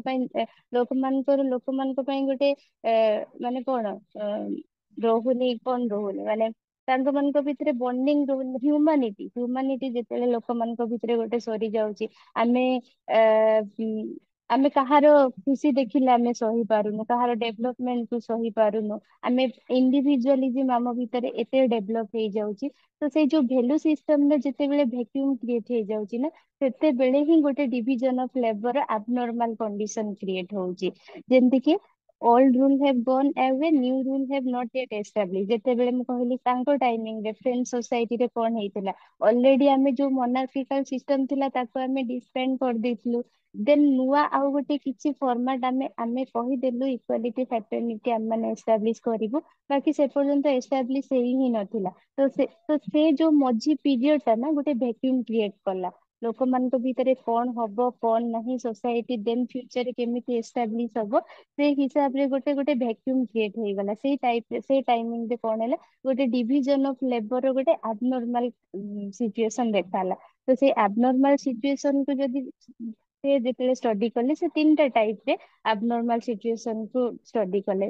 ତିନିଟାରୁ ଗୋଟେ ହଉଛି ଏନୋମିକ ଡିଭିଜନ ଅଫ ଲେବର, ଆଉ ଗୋଟେ ହଉଛି inadequate organisation coordination division of labour, ଆଉ ଗୋଟେ ହେଲା force division of labour. Anomic word ଟା ତମ ମାନେ ରବର୍ଟ ମଟନ ରେ ବି ପଢିବ, ସେତେବେଳେ କମ୍ପାରିଜନ ରେ ବି ଗୋଟେ କ୍ୱେଶ୍ଚନ ଆସିଯାଏ ତମ ମାନଙ୍କୁ। ଆଉ ଡରଖାଇମଙ୍କ ଯଦି ଆନୋମିକ ୱାର୍ଡ କୁ ଦେଖିବ, ନର୍ମାଲି ଆନୋମିକ ର ମାନେ ହଉଛି ନର୍ମଲେସନେସ। ମାନେ ଯୋଉଠି ଆନୋମିକ ଯଦି ଦେଖିବା, ଏ ହେଲା ଆବସେଣ୍ଟ, ଏ ଫର ଆବସେଣ୍ଟ, ନମିକ ହେଲା ନର୍ମ। ନମିକ ହେଲା ନର୍ମ। ମୁଁ ଏମିତି ଜଷ୍ଟ ଟିକେ ଲେଖୁଛି, ତମେ ତଳେ ମୁଁ ପୁରା ଡିଫାଇନ କରିଛି ଏଇଠି। ଆନୋମିଟା ଏବସେନ୍ସ ଆଉ ନମି, ଏଇଟା ଏଇଟା ଆକ୍ଚୁଆଲି ସିଲାବସ ରେ ଆମର ନାହିଁ, କିନ୍ତୁ କେବେ କେବେ ତମର ସର୍ଟ ନୋଟ ଆସିଯାଏ। ପ୍ରାୟତଃ ୟୁପିଏସସି ରେ ବହୁତ ଆସେ, ତ ମୁଁ ସେଇଟାକୁ ଗୋଟେ ସର୍ଟ ନୋଟ କରିକି ଦେଇ ଦେଇଛି। ଆମର ବାକି ଏ ଜିନିଷ ମାନେ ଆମ ଓପିଏସସି ସିଲାବସ ରେ ନାହିଁ। ତ ଏଇଟା ଯଦି ଆମେ ଦେଖିବା, ତ ଆନୋମିକ ଡିଭିଜନ ଅଫ ଲେବର ସେ କଣ କହୁଛି, ଯେତେବେଳେ ଗୋଟେ ସିଚୁଏସନ ରେ ନା ପୁରା ନର୍ମଲେସନେସ କ୍ରିଏଟ ହେଇଯାଏ, ସେତେବେଳେ କଣ ହୁଏ କି ମାନେ ଆନୋମିକ ଡିଭିଜନ ଅଫ ଲେବର କ୍ରିଏଟ ହୁଏ ସୋସାଇଟିରେ। ଆମେ ଆମେ ଯେମିତି କହିବା, ଆମେ ଗୋଟେ ରୁଲ ବନେଇଲୁ କି ଗୋଟେ ବ୍ୟୁରୋକ୍ରାଟ ଟା ସବୁବେଳେ ଏଥିକାଲ ହବା ଦରକାର, ତା ପାଖେ ଇଣ୍ଟିଗ୍ରିଟି ଥିବା ଦରକାର, ସେ ସବୁ ଜିନିଷକୁ ସେମିତି ମାନେ ପରର ସେକ୍ସନ କୁ ଟିକେ ବେଶୀ ପ୍ରାୟୋରିଟି ଦବା ଦରକାର। ତା ସବୁବେଳେ ସେ ସିଚୁଏସନ ହୁଏ ନା, କରପସନ ଯେତେବେଳେ ହାବି ହେଇଯାଏ, ଯେତେବେଳେ ଲୋକମାନଙ୍କ ଭିତରେ ଭ୍ୟାଲୁ ସିଷ୍ଟମ ହେଇଯାଏ, ଇଣ୍ଡିଭିଜୁଆଲ ଯେତେବେଳେ ଲୋକ ଲାଲଚି ହେଇଯାନ୍ତି, ସେତେବେଳେ ସେମାନେ ତାଙ୍କ ହିସାବରେ କାମ କରିବା ଷ୍ଟାର୍ଟ କରନ୍ତି। ଆଉ ଯେତେବେଳେ ତାଙ୍କ ହିସାବରେ କାମ କରିବା ଷ୍ଟାର୍ଟ କରେ, ସେଇଠୁ ହିଁ ନର୍ମ ଟା ପୁରା ଡିପେଣ୍ଡ ହବା ଷ୍ଟାର୍ଟ ହୁଏ। ଆଉ ଗୋଟେ କରପ୍ଟ ଅଫିସର ହେଲା ମାନେ ସେ ଟୋଟାଲ ପୁରା ସିଷ୍ଟମ କୁ ହିଁ କରପ୍ଟ କରେ। ତ ସେ କେସ ରେ ପୁରା ଡିଭିଜନ ଅଫ ଲେବର ଟା ଗୋଟେ ଡିସବାଣ୍ଡ ହେଇଗଲା, ପୁରା କରପ୍ଟେଡ ଡିଭିଜନ ଅଫ ଲେବର ହେଇଗଲା। ତ ଆନୋମିକ ସିଚୁଏସନ ହିଁ ସେତେବେଳେ କ୍ରିଏଟ ହଉଛି, ଯେତେବେଳେ କି କେହି ଗୋଟେ କିଛି ବି ରୁଲ ରେଗୁଲେସନ କିଛି ଫଲୋ କରୁନାହାନ୍ତି, ସେଇ ହିସାବରେ ଗୋଟେ ଡିଭିଜନ ଅଫ ଲେବର ଟା ଆନୋମିକ ଡିଭିଜନ ଅଫ ଲେବର କ୍ରିଏଟ ହେଇଯାଉଛି। ଆମେ ଆମେ ଯେମିତି କି ତମେ ନିଜର ପ୍ରେଜେଣ୍ଟ ଲାଇଫ କୁ ବି ଆନାଲିସିସ୍ କରିକି ଦେଖିପାରିବ। ତମେ ସିଚୁଏସନ ଯୋଉ ହିସାବରେ ଆମେ ନିଜ ଲାଇଫ କୁ ବି ଆମେ ଭାବିବୁ, ଆଜି ଆମେ 12 ଘଣ୍ଟା ପଢିବୁ, ଆମେ 10 ଘଣ୍ଟା ପଢିବୁ, ଆମେ ସବୁ କରିବା, ଯେତେବେଳେ ତୁମେ ନିଜେ ବି ଦେଖ, ତୁମେ ତମ ରୁଟିନ ଫଲୋ ନ କରି ପାରୁଛ, ତୁମେ ସେଇ ଗୋଟେ କାମର ଆଉଟପୁଟ ତମର ଖରାପ ହଉନି, ତୁମ ସବୁ କାମର ଆଉଟପୁଟ ହିଁ ସେଇ ହିସାବରେ ଖରାପ ହେଇଯାଉଛି। ସେଇଟା ତୁମ personal growth, personal life, personal value system ସବୁକୁ ଇମ୍ପାକ୍ଟଫୁଲ ପକଉଛି। ମାନେ ମୁଁ ଏଇଟା ଜଷ୍ଟ ଡିଭିଜନ ଅଫ ଲେବର ନାହିଁ, ନର୍ମାଲ ଗୋଟେ ଏକ୍ସାମ୍ପଲ ଦଉଛି ଆନୋମିକ ର। ତ ନର୍ମଲେସନେସ ସିଚୁଏସନ ଟା ଗୋଟେ ଏମିତି ନା ଯେ ସବୁ କିଛି ଜିନିଷକୁ ବହୁତ ଇମ୍ପାକ୍ଟ ପକାଏ। ତ ସୋସିଓଲୋଜିକାଲ ୱାର୍ଡରେ ଆନୋମିକ ମାନେ ସେ ସେଇଟା କହୁଛି, ଯୋଉ ଷ୍ଟେଟ ଟା କି ଆନୋମିକ ମାନେ ନର୍ମଲେସନେସ। ଏମିତି ହେଲା ସେଇ ଟାଇମିଂ ରେ ସୋସାଇଟିରେ କେହି କିଛି ରୁଲ ରେଗୁଲେସନ ଫଲୋ କଲେନି, କେହି କିଛି ନର୍ମ ଫଲୋ କଲେନି, ତ କଣ ହେଲା, ଡିଭିଜନ ଅଫ ଲେବର ଟା ବି ପୁରା ଆବନର୍ମାଲ କଣ୍ଡିସନ ରେ ବିହେଭ କଲା। ତ ସେଇଠି ସେ କହୁଛନ୍ତି anomie is a state of normlessness in a situation in which people generally don't follow norms attached to their activities. Unchecked division of labor and rapid expansion of industrial activity leads to anomie as social control are weak. social control ଟା weak ହେଇଗଲା, ଯେହେତୁ ଆମର industrial activity ବଢି ବଢି ଗଲା, ଏତେ ସାରା machine ର invention ହେଲା, ସବୁ ସିଚୁଏସନ ଏତେ ରେପିଡଲି ଚେଞ୍ଜେସ ହେଲା ଯେ ସୋସିଆଲ କଣ୍ଟ୍ରୋଲ ଟା ଆମର ପୁରା ୱିକ୍ ହେଲା। ଯାହା ହିସାବରେ କଣ ହେଲା ଯେ ଡିଭିଜନ ଅଫ ଲେବର ଟା ବି ଏମିତି ଅନଚେକ୍ଡ କଣ୍ଡିସନ ରେ ରହିଗଲା। In such situation, division of labor generate unhealthy competition and becomes dysfunctional। ବେଳେ ବେଳେ dysfunctional ବି ଏଟା ଡିଭିଜନ ଅଫ ଲେବର ଟା କ୍ରିଏଟ କରୁଛି। ଯେମିତି ମୁଁ ତମକୁ କହିଲି, ଯେତେବେଳେ ଗୋଟେ ବ୍ୟୁରୋକ୍ରାଟ ଟା ଅଲରେଡି କରପ୍ଟ ହେଇଯିବ, ସେତେବେଳେ ସେ ଆଉ ମାନେ କିଛି ଫଙ୍କସନାଲ ସୋସାଇଟି ପାଇଁ ସେ ଫଙ୍କସନାଲ କେବେ ପ୍ରୁଫ ହବନି। obviously ସେ dysfunctional ହିଁ ହବ, କାରଣ society ପାଇଁ ସେ କେବେ beneficial ନାହିଁ, ଉଲ୍ଟି ତାର କାମଟା ସେଟା ବହୁତ ସାରା ମାନେ ନେଗେଟିଭ ଇମ୍ପାକ୍ଟ ପକେଇବ society। ଏଇଟା ହେଲା anomic division of labor। ବୁଝିପାରିଲ? Yes, ma'am. ଆଜ୍ଞା ମ୍ୟାମ୍। ତ ସେଇଟା ଦେନ୍ ଆମେ ଆସିବା inadequate organization or poorly coordinated division of labor। poorly coordinated division of labor ମାନେ ଏମିତି ବି ସିଚୁଏସନ ଗୋଟେ ଗୋଟେ ଥର ଆସିଲା ସୋସାଇଟିରେ। ଆମେ ସପୋଜ ଆମ ଇନଷ୍ଟିଚ୍ୟୁଟ ର ଗୋଟେ କଥା ନେବା କି ଆମେ ରଖିଛୁ କି ପାଞ୍ଚଟା ଥିଙ୍କରକୁ ଆମେ ପାଞ୍ଚଟା ଟିଚରକୁ ପଢେଇବୁ। ତ ପାଞ୍ଚଟା ଟିଚରକୁ ପଢେଇବୁ ନାଇଁ, ଆମେ କଣ ଭାବିବୁ କି ନାଇଁ ଥାଉ, ପଇସା ବହୁତ ଯିବ, ପିଲାମାନେ ତ ଏତେ କମ ଅଛନ୍ତି, ଚାଲ ଗୋଟେ କାମ କରିବା, ପାଞ୍ଚଟା ଥିଙ୍କରକୁ ଆମେ ଦିଟା ଟିଚରକୁ ଦେଇକି ପଢେଇଦବା। କି ଆମେ ଯୋଉ ଯୋଉ ସାର୍ ଜିଏସ୍ ପେପର ପଢଉଛନ୍ତି ତାଙ୍କୁ ହିଁ ଆମେ ସୋସିଓଲୋଜି ପଢେଇକି ସାରିଦବା, ହଁ ପିଲାମାନେ ନ ବୁଝିଲେ କଣ ହେଲା। ତ ଏଇଟା କଣ ହେଲା କି inadequate organization କି inadequate division of labor create ହୁଏ ସୋସାଇଟିରେ। ଆମେ କଣ କରୁ ବହୁତ ଜାଗାରେ ମାନେ କିଛି କୋଅର୍ଡିନେସନ ନଥାଏ, କିଛି ବି ମାନେ ଖାଲି ନିଜର ବେନିଫିଟ କୁ ଆଖିରେ ରଖିକି ଆମେ ଡିଭିଜନ ଅଫ ଲେବର କୁ ଏ ୱେରେ ୟୁଜ କରୁ କି ଲୋକମାନେ ମାନେ ସୋସାଇଟି ପାଇଁ ସେଟା କିଛି ବେନିଫିସିଆଲ ହୁଏନି। ଉଲ୍ଟି କଣ ହୁଏ କି ଯେ ଆମଠୁ ବେନିଫିଟ ହବା କଥା ସେଟା ସୋସାଇଟି ପାଇଁ ବହୁତ ନେଗେଟିଭ ଇମ୍ପାକ୍ଟ କଲା। ତ ସେଇ ହିସାବରେ କଣ କହୁଛି, ଇନ this abnormal form is very purpose of division of labor is destroyed, work is not well organized and not coordinated। ଆମେ ସେୟା ଭାବିଲୁ ନା, ଆମେ ଯୋଉ କାମକୁ ପାଞ୍ଚଟା ଲୋକ ଯୋଉ ମାନେ ସପୋଜ ପୁରା ପ୍ରଫିସିଏନ୍ସି ଅଛନ୍ତି, ଯୋଉମାନଙ୍କ ପାଖେ ଟ୍ୟାଲେଣ୍ଟ ଅଛି, ଆମେ ଯଦି ସେଇ 5 ଜଣଙ୍କୁ ୟୁଟିଲାଇଜ କରିବୁ ପାଞ୍ଚଟା ଥିଙ୍କ୍ କରେ, ତ ତମମାନଙ୍କୁ ସେଇଟା ବେଶୀ ବେନିଫିସିଆଲ ହେଇଥାନ୍ତା। କିନ୍ତୁ ଆମେ କହିବୁ ନାଇଁ ଛାଡ, 2 ଜଣଙ୍କୁ ପଢେଇକି ହିଁ ଆମେ ନିପଟେଇ ଦବୁ, ତ ସେଇଟା ତମମାନଙ୍କ ପାଇଁ ବେନିଫିସିଆଲ ହେଲାନି। ଆଉ ଏଇଟା ଗୋଟେ ବହୁତ ଅନହେଲ୍ଦି ସିଚୁଏସନ କ୍ରିଏଟ କରେ। ନା ତମମାନେ କିଛି କହି ବି ପାରୁଥିବ, ନା ତମମାନେ କିଛି ଇଏ ବି କରିପାରୁଥିବ। ତ ସେଇ ଜିନିଷ ତ ଏଇଟାକୁ ଆମେ ନର୍ମାଲି କହୁଛୁ inadequate division of labor, ଯୋଉଟା କି ମାନେ poorly coordinated ହେଇଥାଏ। ଏଠି କଣ ହୁଏ କି worker are often engaged in doing meaningless tasks। କିଛି ମିନିଂ ମାନେ ତାଙ୍କ ପାଇଁ ସେଇଟା କିଛି ମିନିଂ ନଥାଏ, କିନ୍ତୁ ସେ କାମଟାକୁ ତାଙ୍କୁ ପଢେଇ ଆସୁନି, ବାକି ସେମାନେ ସେ ଜିନିଷଟାକୁ ପଢେଇବେ ଏଥିପାଇଁ କି କାମକୁ ଯେମିତି ବି ହଉ ଗୋଟେ ନିପଟେଇବାର ଅଛି। there is no unity of action ରେ କିଛି ବି ୟୁନିଟି ନଥାଏ। the solidarity breaks down and disorder results। ତ solidarity ତ ଗୋଟେ ମେ ବି ତମମାନେ ସେ ଜିନିଷଟା ପଢିଲ, ବାକି ତମେ ଯେତେବେଳେ ତମର ପିଲାମାନଙ୍କୁ ଯେତେବେଳେ ରେକମେଣ୍ଡ କରିବାର ଥିବ, ତମେ ସେଇଆ ହିଁ କହିବ, ନାଇଁ ଯାଅନିରେ କିଛି ଭଲ ପଢା ହଉନି, କିଛି ଇଏ ହଉନି। ସେ ଜିନିଷ ନା, ତ ଗୋଟେ ସଲିଡାରିଟି କୁ ବ୍ରେକ୍ ଡାଉନ କରିବା, ଆଉ ଯୋଉଟା କି ଗୋଟେ ଡିଜର୍ଡର କ୍ରିଏଟ କରିବ। ପୁରା ଆମମାନଙ୍କର ଯୋଉ ଡିଭିଜନ ଅଫ ଲେବର ଟା ହଉଛି କି ଆମମାନଙ୍କର ଯୋଉ ଅର୍ଗାନାଇଜେସନ ରେ ଗୋଟେ ସିଷ୍ଟମ ଚାଲିଛି, ତା ପାଇଁ ସେଟା ଗୋଟେ ବହୁତ ଡିଜର୍ଡର କ୍ରିଏଟ କରିବ। ତ ଏଇ ଜିନିଷଟା ହେଲା ଆମର କଣ, inadequate division of labor ବା unorganized division of labor। ବୁଝି ହେଲା? Yes, ma'am. ତାପରେ ଆସିଲା ଫୋର୍ସ ଡିଭିଜନ। ଏ ତିନିଟା ଯାକ ଆମେ କାହା ଅଣ୍ଡରରେ ପଢୁଛୁ, abnormal condition ମାନେ ଡରଖାଇମଙ୍କ ହିସାବରେ। ଦେଖ ଏଇଟା ଯାହା ପଢୁଛୁ ସେଇଟା ତାର ଏଣ୍ଡ ନୁହଁ, ତାଙ୍କ ପର୍ସପେକ୍ଟିଭ ରେ, ତାଙ୍କ କଣ୍ଟେକ୍ସଟ ରେ, ତାଙ୍କ ଟାଇମ ଆଣ୍ଡ ସିଚୁଏସନ ରେ ସେ ଏଇ ତିନିଟାକୁ ଷ୍ଟଡି କରିଥିଲେ। ମେ ବି ଏବେ ଆଉ କେତେ ଥିଙ୍କର ଥିବେ କି ଆଉ ପର୍ସପେକ୍ଟିଭ ତୁମେ ନିଜର ଜେନେରେଟ କରୁଥିବ। କିନ୍ତୁ ମୁଁ କହିଛି କଣ, ଡରଖାଇମ ପଢୁଛ ତ ଡରଖାଇମକୁ ଷ୍ଟିକ ହେଇକି ରୁହ। ଡରଖାଇମଙ୍କ ଥିଙ୍କିଙ୍ଗ କୁ ହିଁ ତମ ଥିଙ୍କିଙ୍ଗ ଭାବିକି ପଢ। ତ ତାଙ୍କ ହିସାବରେ abnormal condition of division of labor ରେ କେମିତି ଥିଲା, ତିନିଟା ୱେରେ। ଯେତେବେଳେ ଗୋଟେ ନର୍ମନେସନେସ ନଥାଏ, ସେତେବେଳେ ଡିଭିଜନ ଅଫ ଲେବର ଟା ବହୁତ ଅନହେଲ୍ଦି ସିଚୁଏସନ କ୍ରିଏଟ କରେ ସୋସାଇଟି ପାଇଁ। ଯେତେବେଳେ ଗୋଟେ inadequate organization କା poorly coordinated division of labor ଥାଏ, ସେଟା ବି ଗୋଟେ abnormal condition କ୍ରିଏଟ କରେ division of labor ପାଇଁ। ଦେନ୍ ତାଙ୍କର ଥାର୍ଡ କଣ୍ଡିସନ ଥିଲା ଫୋର୍ସ division of labor।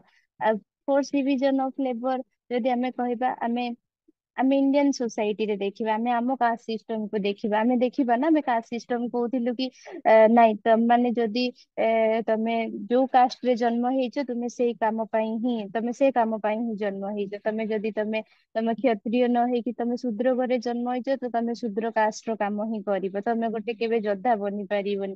ତ ଇଣ୍ଡିଆନ କଣ୍ଟେକ୍ସଟ ରେ ଫର୍ଷ୍ଟ ଡିଭିଜନ ଅଫ ଲେବର ଟା ବହୁତ ମାନେ ବହୁତ ଇମ୍ପାକ୍ଟଫୁଲ। ଯେ ଆମେ ସେୟା ହିଁ ଥିଲା ନା ଆମର ବେଦିକ ସୋସାଇଟିରେ ରେ जे जो फैमिली रे जेमिति जन्म ହେଇଛି ସେଇ ହିସାବରେ डिवीजन ऑफ लेबर से କରିବ ତ ସେଇ ହିସାବରେ କଣ ହଉଥିଲା ସେଟା ବି सोसाइटी ପାଇଁ କେବେ बेनिफिशियल ହଉନଥିଲା ସେଟା ବି ଗୋଟେ abnormal कंडीशन क्रिएट करे डिवीजन ऑफ लेबर ପାଇଁ डिवीजन ऑफ लेबर ଟା ଯୋଉଠି ଆମେ ଗୋଟେ ପୋଟେନସିଆଲ ୟୁଜ କରିବା ଦରକାର सोसाइटी ପାଇଁ ସେଇଠି ଆମେ ଗୋଟେ ପୋଟେନସିଆଲ କୁ ପୁରା ମାନେ ଏମତି କ୍ଲୋଜ सर्किट ରେ ତାକୁ ଆମେ ପୁରା ସିକ୍ୟୁରିଟି ରଖିଦବା ଭଳିଆ ସିଚୁଏସନ ହଉଛି ତ फोर्थ डिवीजन ऑफ लेबर से ସେ କଣ କହୁଛି it is a result of structural condition in which the distribution of task is not in correspondent with the distribution of talent and will ମାନେ ଯାହାର ଟ୍ୟାଲେଣ୍ଟ ଯୋଉ ପ୍ରକାର ଆମେ ତାକୁ ୟୁଟିଲାଇଜ ନ କରିକି ଆମେ କଣ କଲୁ ମାନେ ପୁରା ଫୋର୍ସ କରିଦେଲୁ କି ନାଇଁ ତୁ ଏଇ କାମ ପାଇଁ ହିଁ ଜନ୍ମ ହେଇଛୁ ତ ତୁ ଏଇ କାମ ହିଁ କର such division of labor is based on inequality of opportunity and fails to produce long lasting solidarity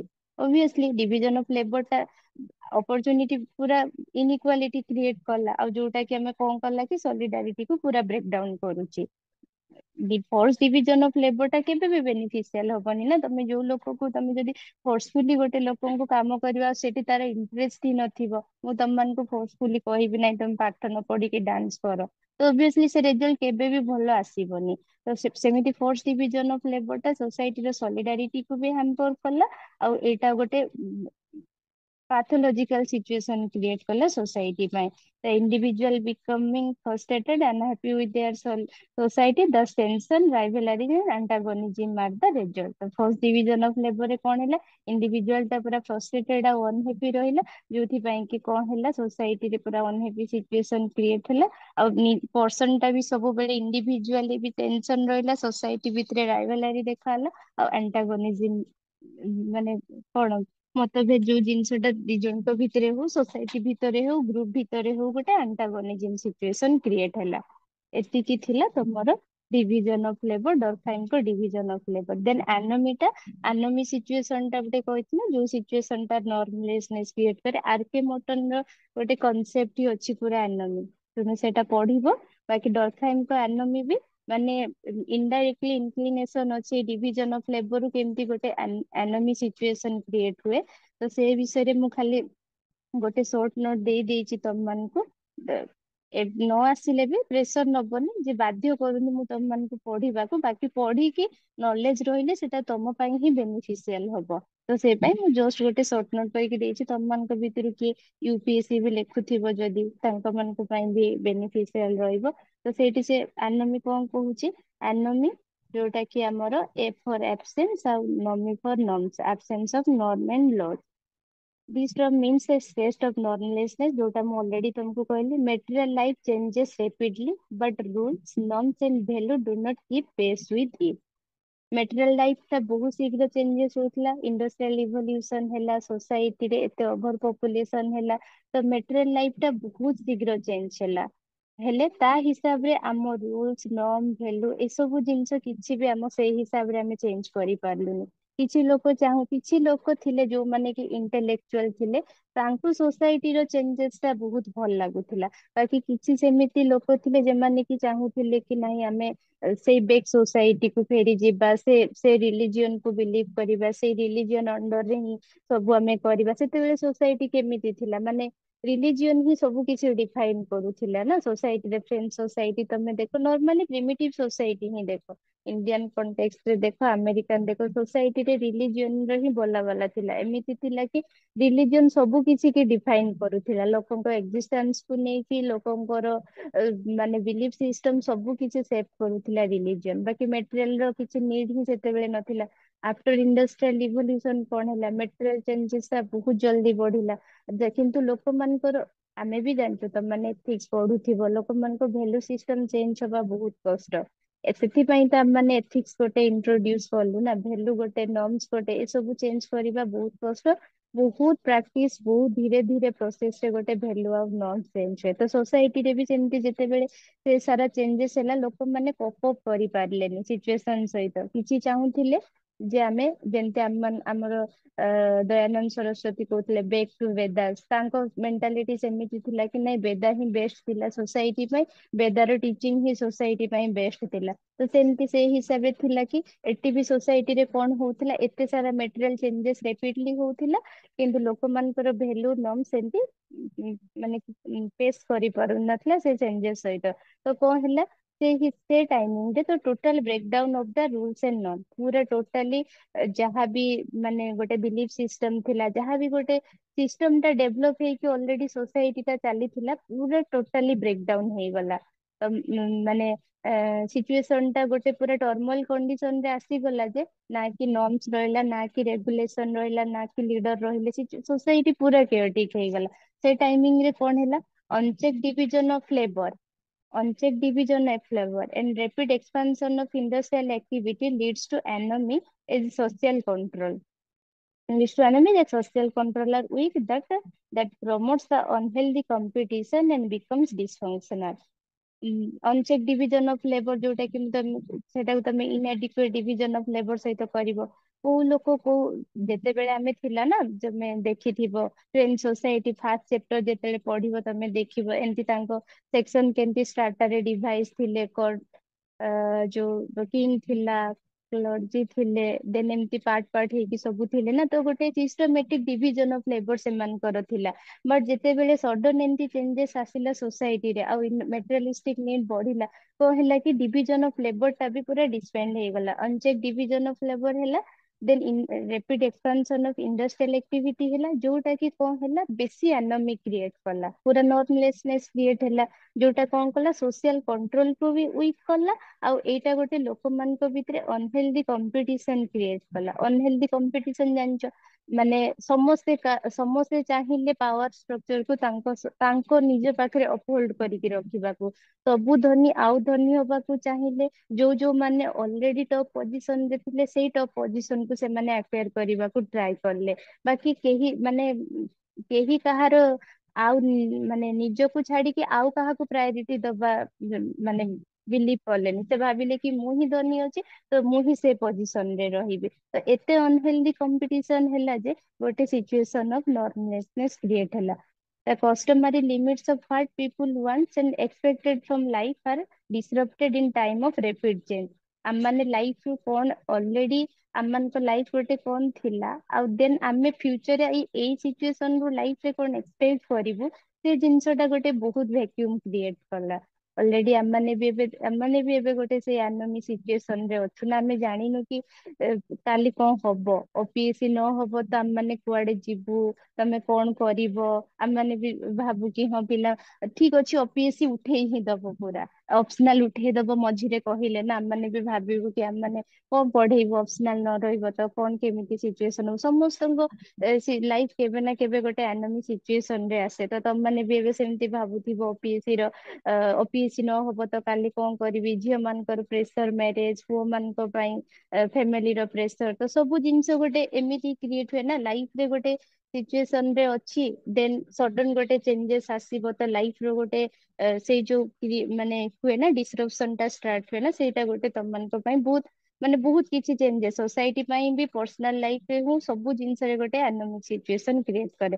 ତ ଏକର୍ଡିଙ୍ଗ ଟୁ ଡରଖାଇମ କଣ ହେଲା, desire can be satisfied only when the limited, but it is an industrial society, but in an industrial society desire became unlimited and traditional training on them disintegrated leading to anomie। ସେ ସେଇ ଜିନିଷଟାକୁ ହିଁ କହୁଛନ୍ତି ଯେ desire ଟା ସେତେବେଳେ ପର୍ଯ୍ୟନ୍ତ ସାଟିସ୍ଫାଏଡ ଥାଏ ଯେତେବେଳେ ଡିଜାୟାର ଟା ଲିମିଟେଡ ଥାଏ। ଆମେ ସମସ୍ତେ ଏଇ ଜିନିଷଟାକୁ ଭଲସେ ଜାଣିଛୁ। ଡିଜାୟାର ଲିମିଟେଡ ଥିବ ସବୁ ଜିନିଷକୁ ଫୁଲଫିଲ କରିବାକୁ, ସବୁ ଜିନିଷ ଇଜି ହୁଏ। ବାକି ଡିଜାୟାର ଯେତେବେଳେ ଅନଲିମିଟେଡ ହେଇଯାଏ ସେ ଜିନିଷଟା ମାନେ ବହୁତ ସାରା କେୟସ କ୍ରିଏଟ କରେ ନା ଲାଇଫ ରେ। ତ ସେମିତି ହେଲା, ତ ଯେତେବେଳେ ଟ୍ରାଡିସନାଲ ସୋସାଇଟି ଥିଲା ସେ ଟାଇମିଂ ରେ ଏ ସବୁ ଜିନିଷ ବହୁତ କମ ଥିଲା, ଲୋକମାନଙ୍କ ନିଡ ବି କମ ଥିଲା, ମେଟେରିଆଲିସ୍ଟିକ। ଏବେ ତ ଆମମାନେ ଦେଖ ଆଗରୁ ଅନଲାଇନ ନଥିଲା ତ ଆମେ ଗୋଟେ ଅକେଜନ ହେଲେ ହିଁ ଡ୍ରେସ କିଣୁଥିଲୁ। ଏବେ ଆଉ ଓକେଜନ ର ବି କିଛି ଭ୍ୟାଲୁ ନାହିଁ। ଅନଲାଇନ ବସ, ଡ୍ରେସ ମଗାଅ, ଘରୁ ଆସ, ସବୁ ଜିନିଷ ଆସିକି ଘରେ ଆସି ପହଞ୍ଚି ଯାଉଛି। ତ ଆଉ ସେଇ ସପିଙ୍ଗ, ସେଇ ମାର୍କେଟ ବୁଲିବା, ସେ ମେଳା ଯିବା, ସେ ସବୁର ଆଉ କିଛି ଭ୍ୟାଲୁ ହିଁ ନାହିଁ ଏବେ ଆମ ମାନଙ୍କ ପାଖରେ। ଆଉ ଲୋକ ଆମ ପାଖରେ ଡ୍ରେସ ଆଗରୁ ଗୋଟେ ଛିଣ୍ଡିଲେ, ଆମ ବାପା ସେ ଜେନେରେସନ ରେ ଦେଖି ଗୋଟେ ଛିଣ୍ଡିଲେ ଆଉ ଗୋଟେ ଡ୍ରେସ ଆସୁଥିଲା। ଏବେ ସେମିତି ନାହିଁ। ଏବେ ଡ୍ରେସ ଥାଉ କଣ ଅଛି, ଆମେ ଆଉ ଦିଟା ଏବେ ଅଫର ଲାଗିଛି ତ ଚାଲ କିଣିଦବା ଡ୍ରେସ, କେବେ ତ ଗୋଟେ ପିନ୍ଧିଦବା। ତ ମେଟେରିଆଲିସ୍ଟିକ ନିଡ ଏତେ ବଢି ବଢି ଗଲା ସୋସାଇଟିରେ ଯେ ଯୋଉ ଟ୍ରାଡିସନାଲ ସେଲିଂ ଟା ଆମ ମାନଙ୍କ ଭିତରେ ବଣ୍ଡିଙ୍ଗ ଟା ଗୋଟେ ଷ୍ଟ୍ରଙ୍ଗ ହେଇକି ଥିଲା, ସେଇଟା ପୁରା ଡିସରପ୍ଟ ହେଇଗଲା, ଯୋଉଥିପାଇଁ କି ଗୋଟେ ଏନୋମି ସିଚୁଏସନ କ୍ରିଏଟ ହେଲା। Not only the rapid change, but the specialized division of labor itself also produce anomie as it promotes the self-interest and individualism.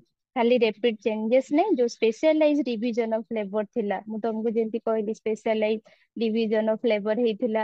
ଆମେ ମାନେ ନିଜେ ନିଜେ ଭିତରେ ହିଁ decide କଲୁ, ମୁଁ stitching କରିବି, ସେ cutting କରିବ, ସେ packing କରିବ, ଯୋଉ specialized division of labor ହେଲା, ଯାହା ଫଳରେ କି କଣ ହେଲା, ଇଣ୍ଡିଭିଜୁଆଲିଜିମ କ୍ରିଏଟ ହେଲା। ଆମେ ଆମ ନିଜର ସେଲ୍ଫ ଗ୍ରୋଥ କୁ ହିଁ ପ୍ରମୋଟ କଲୁ। ତା ତରଫରୁ କି କଣ ହେଲା କି ମାନେ ଆମ ଭିତରେ ଆଉ ସେଇ ସୋସିଆଲ ୟୁନିଟି କି ବଣ୍ଡିଙ୍ଗ ଟା ସେତିକି ଷ୍ଟ୍ରଙ୍ଗ ରହିଲାନି। ସେଇଟା ଆମମାନଙ୍କ ବଣ୍ଡିଙ୍ଗ ପାଇଁ ବି ଗୋଟେ ଥ୍ରେଟ ହେଲା, ଆଉ ସୋସାଇଟି ଏଜ ଏ ହୋଲ ବି ଗୋଟେ ଥ୍ରେଟ କ୍ରିଏଟ କଲା। ଚେଞ୍ଜେସ୍ ତ ଏତେ ହଉଥିଲା, ଆଉ ଏବେ ବି ତ ସେଇ ସେମ ସିଚୁଏସନ ହିଁ କ୍ୟାରି ଫରୱାର୍ଡ ହଉଛି। ଆମେ ନିଜେ କହୁଥିବୁ କି ହଁ ଉପରେ ତୁ ଯା, ତୁ ବହୁତ ଉପରକୁ ଯା, ମୁଁ ତୋ ପାଇଁ ବହୁତ, କିନ୍ତୁ ଭିତରେ କେବେ ଚାହୁଁନଥିବୁ କି ନାଇଁ ସେ ଗୋଟେ ଭଲ ପୋଜିସନ କୁ ଯାଉ। ମାନେ ତମେ ଯଦି ଜଣେ ତମକୁ ପ୍ରମୋଟ କରୁଥିବ ଉପରକୁ ଯିବାକୁ, ଆଉ 10 ଜଣ ତମ ନିଜ ଲୋକ, ତମ ନିଜ ରିଲେଟିଭ ବି ତମକୁ ପୁଲ ବ୍ୟାକ୍ କରୁଥିବେ ପଛକୁ ଟାଣିବାକୁ। ତ ସେମିତି ଜିନିଷ ନା, ତ ଖାଲି ଏମିତି ନାହିଁ କି ଯେ ରେପିଡ ଚେଞ୍ଜେସ୍ ଯୋଉଟା ହଉଥିଲା ସେଥିପାଇଁ ଆମର ସୋସାଇଟିରେ ଆନୋମି କ୍ରିଏଟ ହେଲା। ଯୋଉ ସ୍ପେଶାଲାଇଜ ଡିଭିଜନ ଅଫ ଲେବର ବି ହେଲା, ତା ଫଳରେ ବି କଣ ହେଲା କି ଗୋଟେ ସୋସିଆଲ ୟୁନିଟି ପାଇଁ ଏଟା ଗୋଟେ ବହୁତ ବଡ ଥ୍ରେଟଫୁଲ ସିଚୁଏସନ କ୍ରିଏଟ କଲା, ଆଉ ଯୋଉଟା କି ଗୋଟେ ଆନୋମି ସିଚୁଏସନ ସୋସାଇଟିରେ କ୍ରିଏଟ କଲା।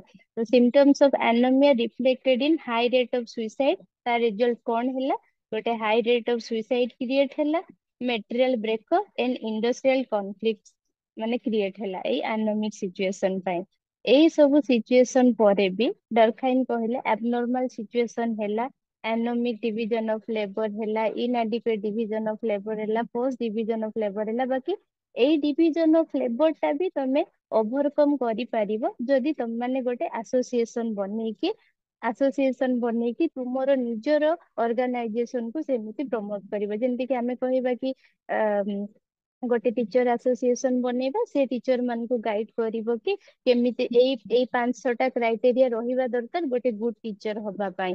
ତ ସେ ଟାଇମିଂ ରେ କଣ ହବ, ଗୋଟେ ଡିଭିଜନ ଅଫ ଲେବର ଟା ଆଉ ଟିକେ ଭଲ ୱେରେ ସେଫ୍ ହେଇପାରିବ। ଯୋଉ ଆବନର୍ମାଲ କି ପାଥୋଲୋଜିକାଲ ଡିଭିଜନ ଅଫ ଲେବର ହେଇଥିଲା, ସେଇଟା ଗୋଟେ ନର୍ମାଲ ଡିଭିଜନ ଅଫ ଲେବର କୁ କ୍ୟାରି ଫରୱାର୍ଡ କରିପାରିବ। ଏଟ ଦ ଏଣ୍ଡ ସେ ଜିନିଷ ହିଁ ଚାହୁଁଛନ୍ତି କି ଯାହା ବି ପ୍ରୋବ୍ଲେମ ହଉଛି ସେଇଟା ସୋସାଇଟି ପାଇଁ ପ୍ରୋବ୍ଲେମ କ୍ରିଏଟ ନ କରିକି ନେକ୍ସଟ ପାଇଁ ଗୋଟେ ଭଲ ସିଚୁଏସନ କ୍ରିଏଟ କରୁଛି, ଆଉ ସେଟା ସୋସାଇଟି ପାଇଁ ଫଙ୍କସନାଲ। ଯାହା ବି ସିଚୁଏସନ ହଉଛି ସେଟା ଏଜ ଏ ସୋସାଇଟି ପାଇଁ ଫଙ୍କସନାଲ ହଉଛି। ଦେନ୍ କନକ୍ଲୁଜନ ରେ ସେ ଜିନିଷ ହିଁ କହୁଛନ୍ତି କି ଯେ ଡିଭିଜନ ଅଫ ଲେବର ଟା ସୋସାଇଟି ପାଇଁ ଗୋଟେ ମାନେ ମଡର୍ଣ୍ଣ ସୋସାଇଟି ପାଇଁ, ଆମେ ମଡର୍ଣ୍ଣ ସୋସାଇଟିରୁ ହିଁ ଷ୍ଟାର୍ଟ କରିଥିଲୁ ପଢିବାକୁ ନା, ଯେ ମଡର୍ଣ୍ଣ ସୋସାଇଟିରେ ଏତେ କିଓଟିକ ଏତେ ଇଣ୍ଡିଭିଜୁଆଲିଜିମ ରହିକି ବି କେମିତି ମଡର୍ଣ୍ଣ ସୋସାଇଟି ଟା ଏତେ ମାନେ ୟୁନିଟି ହେଇକି ଅଛି, ଏ ଯେ ହଲ ହେଇକି ଅଛି। ସେଇ ହିସାବରେ ସେ କଣ କରୁଥିଲେ କି ଟ୍ରାଏ କରିଥିଲେ ଡିଭିଜନ ଅଫ ଲେବର କୁ ଷ୍ଟଡି କରିବାକୁ। ବୁଝି ପାରୁଛ ନା କୋଉଠି ଡାଉଟ ରହିଲା?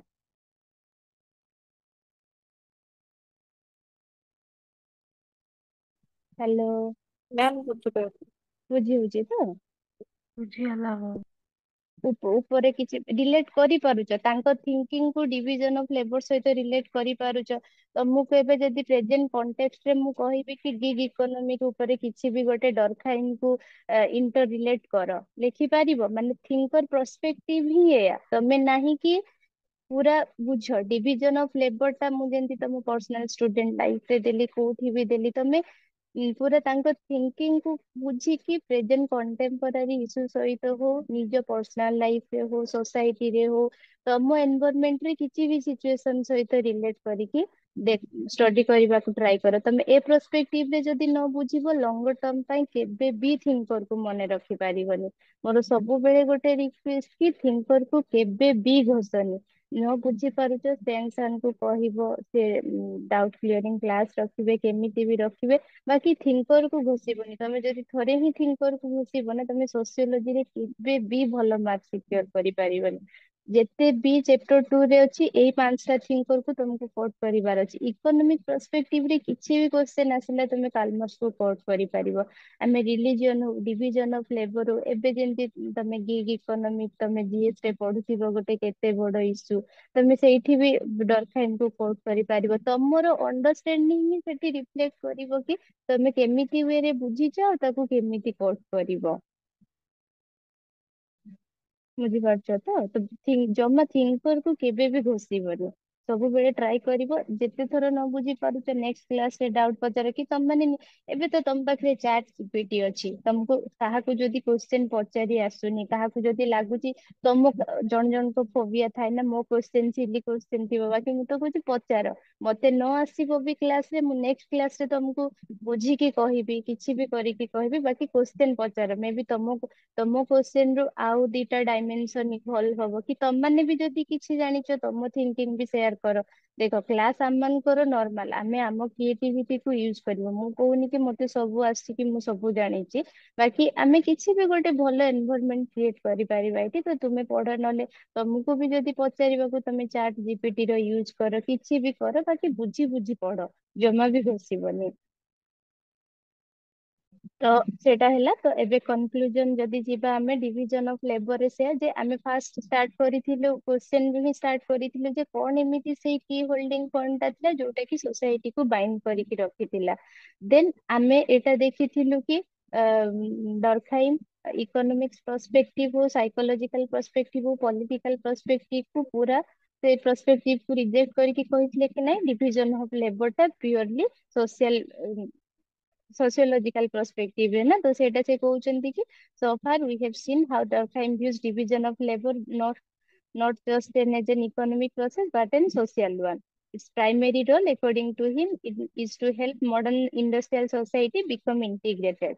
Primitive society ରେ ବି division of labor ଟା as a integrated force କାମ କରୁଥିଲା, modern society ରେ ବି division of labor ଟା ଗୋଟେ integrated society କୁ, modern industrial society କୁ integrated କରିବାରେ ବହୁତ help କରୁଛି। It would perform the same function for organic solidarity but a collective conscience perform in the mechanical solidarity। ଯୋଉଟା ସେ organic solidarity ରେ ମାନେ ଆମେ ମତେ organic solidarity ଟା କୋଉ society କୁ ଆମେ କହୁଥିଲୁ? complex society, complex complex society କୁ। society, ହଁ, ଆଉ ମେକାନିକାଲ ସୋଲିଡାରିଟି ଟା ଆମେ simple society, simple simple society। Society को। बस तो ऑर्गेनिक सॉलिडारिटी रे same function for organic solidarity that the collective conscience perform in the mechanical solidarity.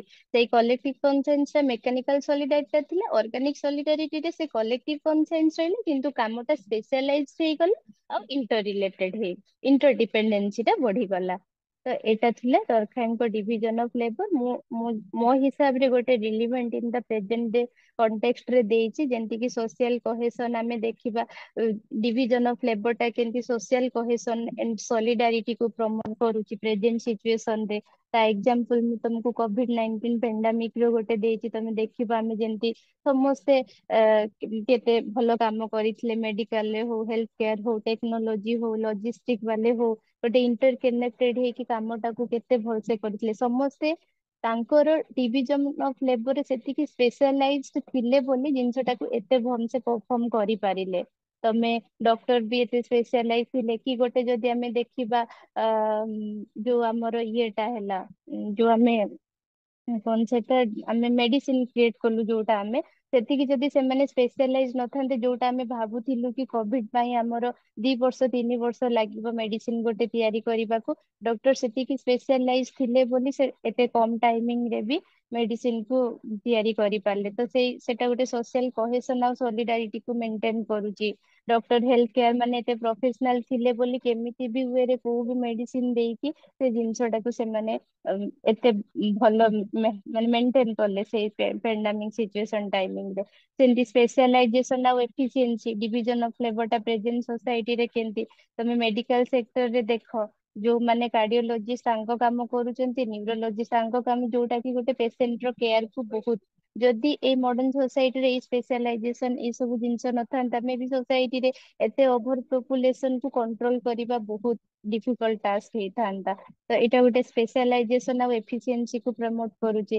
Then globalisation and ଇଣ୍ଟରଡିପେଣ୍ଡେନ୍ସି, A globalisation ହେଲା ପରେ ଇଣ୍ଟରଡିପେଣ୍ଡେନ୍ସି ବଢିଲା ଯାହା ଫଳରେ କି ଆମର ଡିଭିଜନ ଅଫ ଲେବର ଟା ବି ମାନେ ବହୁତ ହେଲ୍ପଫୁଲ ହଉଛି। ଯେମିତି ମୁଁ ତମକୁ ଏକ୍ସାମ୍ପଲ ଦେଇଛି, ଆମେ ଏବେ ନର୍ମାଲି ବି ଦେଖିବା ତମେ ପ୍ରେଜେଣ୍ଟ ର ସବୁ ସିଚୁଏସନ ଦେଖୁଥିବ ଯୋଉ ଆଇଫୋନ ର ନେଇକି ଯେ ଚାଇନା ସହିତ ଏବେ ୟୁଏସ ର ଟ୍ରେଡ ୱାର ଚାଲିଛି ତ ସେ କଣ କହୁଛି କି ସବୁ ତାର ଷ୍ଟୋରକୁ ଉଠେଇ ଆଣିବାକୁ।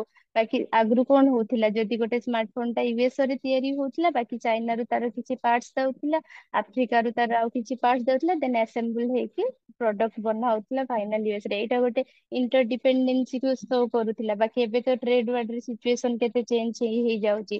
ସୋସାଇଟି ତ ପ୍ରେଜେଣ୍ଟ ହିସାବରେ ତୁମେ ଷ୍ଟଡି କର କି ସେ ଟାଇମ ର ରିଲିଭାନ୍ସ ଏବେ ପାଇଁ କେତେ ଅଛି, ସେ ଟାଇମିଂ ର ତାଙ୍କ ଷ୍ଟଡି 1893 ସେ ଟାଇମିଂ ର ତାଙ୍କ ଷ୍ଟଡି ଏବେର ପ୍ରେଜେଣ୍ଟ ସିଚୁଏସନ ପାଇଁ କେତେ ରିଲିଭାନ୍ସ ଅଛି ତମେ ଯେତେବେଳେ ବୁଝି ବୁଝି ଚାଲିବ ସେ ଜିନିଷକୁ ବୁଝିପାରିବ ନା। ଦେନ୍ କ୍ରିଟିକ୍ସ, ଯେତେବେଳେ ତମକୁ କ୍ରିଟିକାଲି ଆନାଲିସିସ୍ ଗୋଟେ କ୍ୱେଶ୍ଚନ ଦବ କ୍ରିଟିକ୍ସ ମାନେ କ୍ରିଟିସିଜିମ୍ କୁ ନିହାତି ପୁଟ୍ କରିବ, ନହେଲେ ଜାଣ କି ତମେ 5 ମାର୍କ କଟିଲା ତୁମର ସେଇଠି। ତ କ୍ରିଟିକ୍ସ ରେ ତମେ ତମ ହିସାବରେ ଥିଙ୍କର କୋଟ କରିବ। ମୁଁ 2-3ଟା ଥିଙ୍କର ଏଠି ଦେଇଛି ଯେମିତି କି ଗୋଟେ କ୍ରିଟିକ୍ସ ମାନେ ଏମିତି ଜେନେରାଲାଇଜ ପର୍ସପେକ୍ଟିଭ ରେ overemphasise on social harmony while ignoring the conflict and exploitation।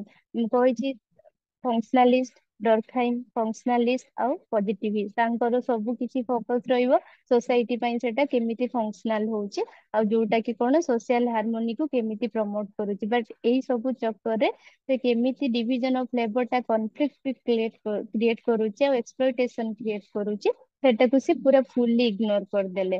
ଯୋଉଟା କି ଆମେ କାଲମାର୍ସଙ୍କ ପାଖରେ ଦେଖିଛୁ କି ଡିଭିଜନ ଅଫ ଲେବର ଟା ତାଙ୍କ ହିସାବରେ ଗୋଟେ କନଫ୍ଲିକ୍ଟ ଥିଲା। ହେବ୍ ଆଉ ହେଭ୍ ନଟ୍ ଥିଲା, ବୁର୍ଜୁଆ ଆଉ ପ୍ଲୋରିଟେରିଏଟ କେମିତି ନିଜ ନିଜ ଭିତରେ ଏତେ ସାରା କନଫ୍ଲିକ୍ଟ କ୍ରିଏଟ ହଉଥିଲା ସେଟା ଆମେ କାଲମାର୍ସ ତମେ ପଢିଥିବ ସେ ଜିନିଷଟା। ଦେନ୍ ଗ୍ରାମସି ଗୋଟେ ଥିଙ୍କର ସେ କହୁଛନ୍ତି କି division of labor is determined by those in power। ତାଙ୍କ ହିସାବରେ କି ଡିଭିଜନ ଅଫ ଲେବର ଟା ଯିଏ ପାୱାର କୁ ହୋଲ୍ଡ କରୁଛି ସେ ହିଁ ଡିଭିଜନ ଅଫ ଲେବର କୁ ସେଭ ଦଉଛି, ନା କି ତାର କିଛି ସୋସିଓଲୋଜିକାଲ ଇମ୍ପ୍ଲିକେସନ ଅଛି। ଦେନ୍ ଡାଭିଡ ଲକଉଡ୍ କହୁଛନ୍ତି କି ଡରଖାଇମ୍ ମିଷ୍ଟେକ୍ସ ଇଣ୍ଟରଡିପେଣ୍ଡେନ୍ସି ଫର ଇଣ୍ଟିଗ୍ରେସନ। ତାଙ୍କ ହିସାବରେ ଯୋଉ ଇଣ୍ଟରଡିପେଣ୍ଡେନ୍ସି ଟା ବଢିଲା ସେଇଟା ଇଣ୍ଟିଗ୍ରେସନ ନୁହେଁ। ତାଙ୍କ ହିସାବରେ କହୁଛି ନାଇଁ ଏଇ ଇଣ୍ଟରଡିପେଣ୍ଡେନ୍ସି ଟା ବେଶୀ ଗ୍ୟାପ୍ କ୍ରିଏଟ କଲା, ଆମମାନଙ୍କ ଭିତରେ ସୋସିଆଲ ବଣ୍ଡିଙ୍ଗ କୁ ୱିକ୍ କଲା। ବାକି ତାଙ୍କ ହିସାବରେ କି ଡରଖାଇମ୍ କିନ୍ତୁ ଇଣ୍ଟରଡିପେଣ୍ଡେନ୍ସି ଟାକୁ ଇଣ୍ଟିଗ୍ରେସନ ଭାବୁଛନ୍ତି, କିନ୍ତୁ ଡାଭିଡ ଲକଉଡ୍ ହିସାବରେ ତାଙ୍କର ଇଣ୍ଟରଡିପେଣ୍ଡେନ୍ସି ଟା ଇଣ୍ଟିଗ୍ରେସନ ନୁହଁ। ତାଙ୍କ ହିସାବରେ ନା ଏଇ ଇଣ୍ଟରଡିପେଣ୍ଡେନ୍ସି ହିଁ ବେଶୀ ହଉଛି ପ୍ରୋବ୍ଲେମେଟିକ କ୍ରିଏଟ କଲା ସୋସାଇଟି ପାଇଁ। ଦେନ୍ ହେରି ବେଭରମ୍ୟାନ ବି ଡରଖାଇମ୍ ଇଗ୍ନୋର ଦ ଡିଗ୍ରେଡେସନ ଅଫ ୱାର୍କ, ଏଇ ଇଣ୍ଟରଡିପେଣ୍ଡେନ୍ସି ଫଳରେ ଯୋଉ ୱାର୍କ ର ଡିଗ୍ରେଡେସନ ଟା ହେଲା ସେଇଟା ସୋସାଇଟି ପାଇଁ ଗୋଟେ ଅନହେଲ୍ଦି ସିଚୁଏସନ କ୍ରିଏଟ କଲା ହେରି ବେଭରମ୍ୟାନ ହିସାବରେ। ତ ଏ ଜିନିଷ ଟା ଏତିକି ହିଁ ମୁଁ କ୍ରିଟିସିଜିମ ରେ କୋଟ କରିଛି। ଦେନ୍ ମୁଁ ଟିକେ ଲେଖିଦେଇଛି ଏଇ ଆଗ ତ ଡିଭିଜନ ଅଫ ଲେବର କିଛି ବି ଆସୁ କି ମେକାନିକାଲ ସଲିଡାରିଟି କି ଅର୍ଗାନିକ ସଲିଡାରିଟି ଆସିଲା ମାନେ ଏଇ ବୁକ୍ ନାଁ କୁ କୋଟ କରିବ, ଏଟାକୁ ପୁରା ଘୋଷି ଦିଅ ଯାହା ଯାହା କିୱାର୍ଡ ଅଛି ଏଇ ଜିନିଷକୁ ପୁରା ଲେଖିଦିଅ। ଏଇଟାକୁ ତମ ଇଣ୍ଟ୍ରୋଡକ୍ସନ ରେ ଏଇଟା ରହିଲେ ତମେ ଜାଣ କି ତମ ଇଣ୍ଟ୍ରୋଡକ୍ସନ ରୁ 2 ମାର୍କ ଆସିବାଟା ହିଁ ଆସିବ।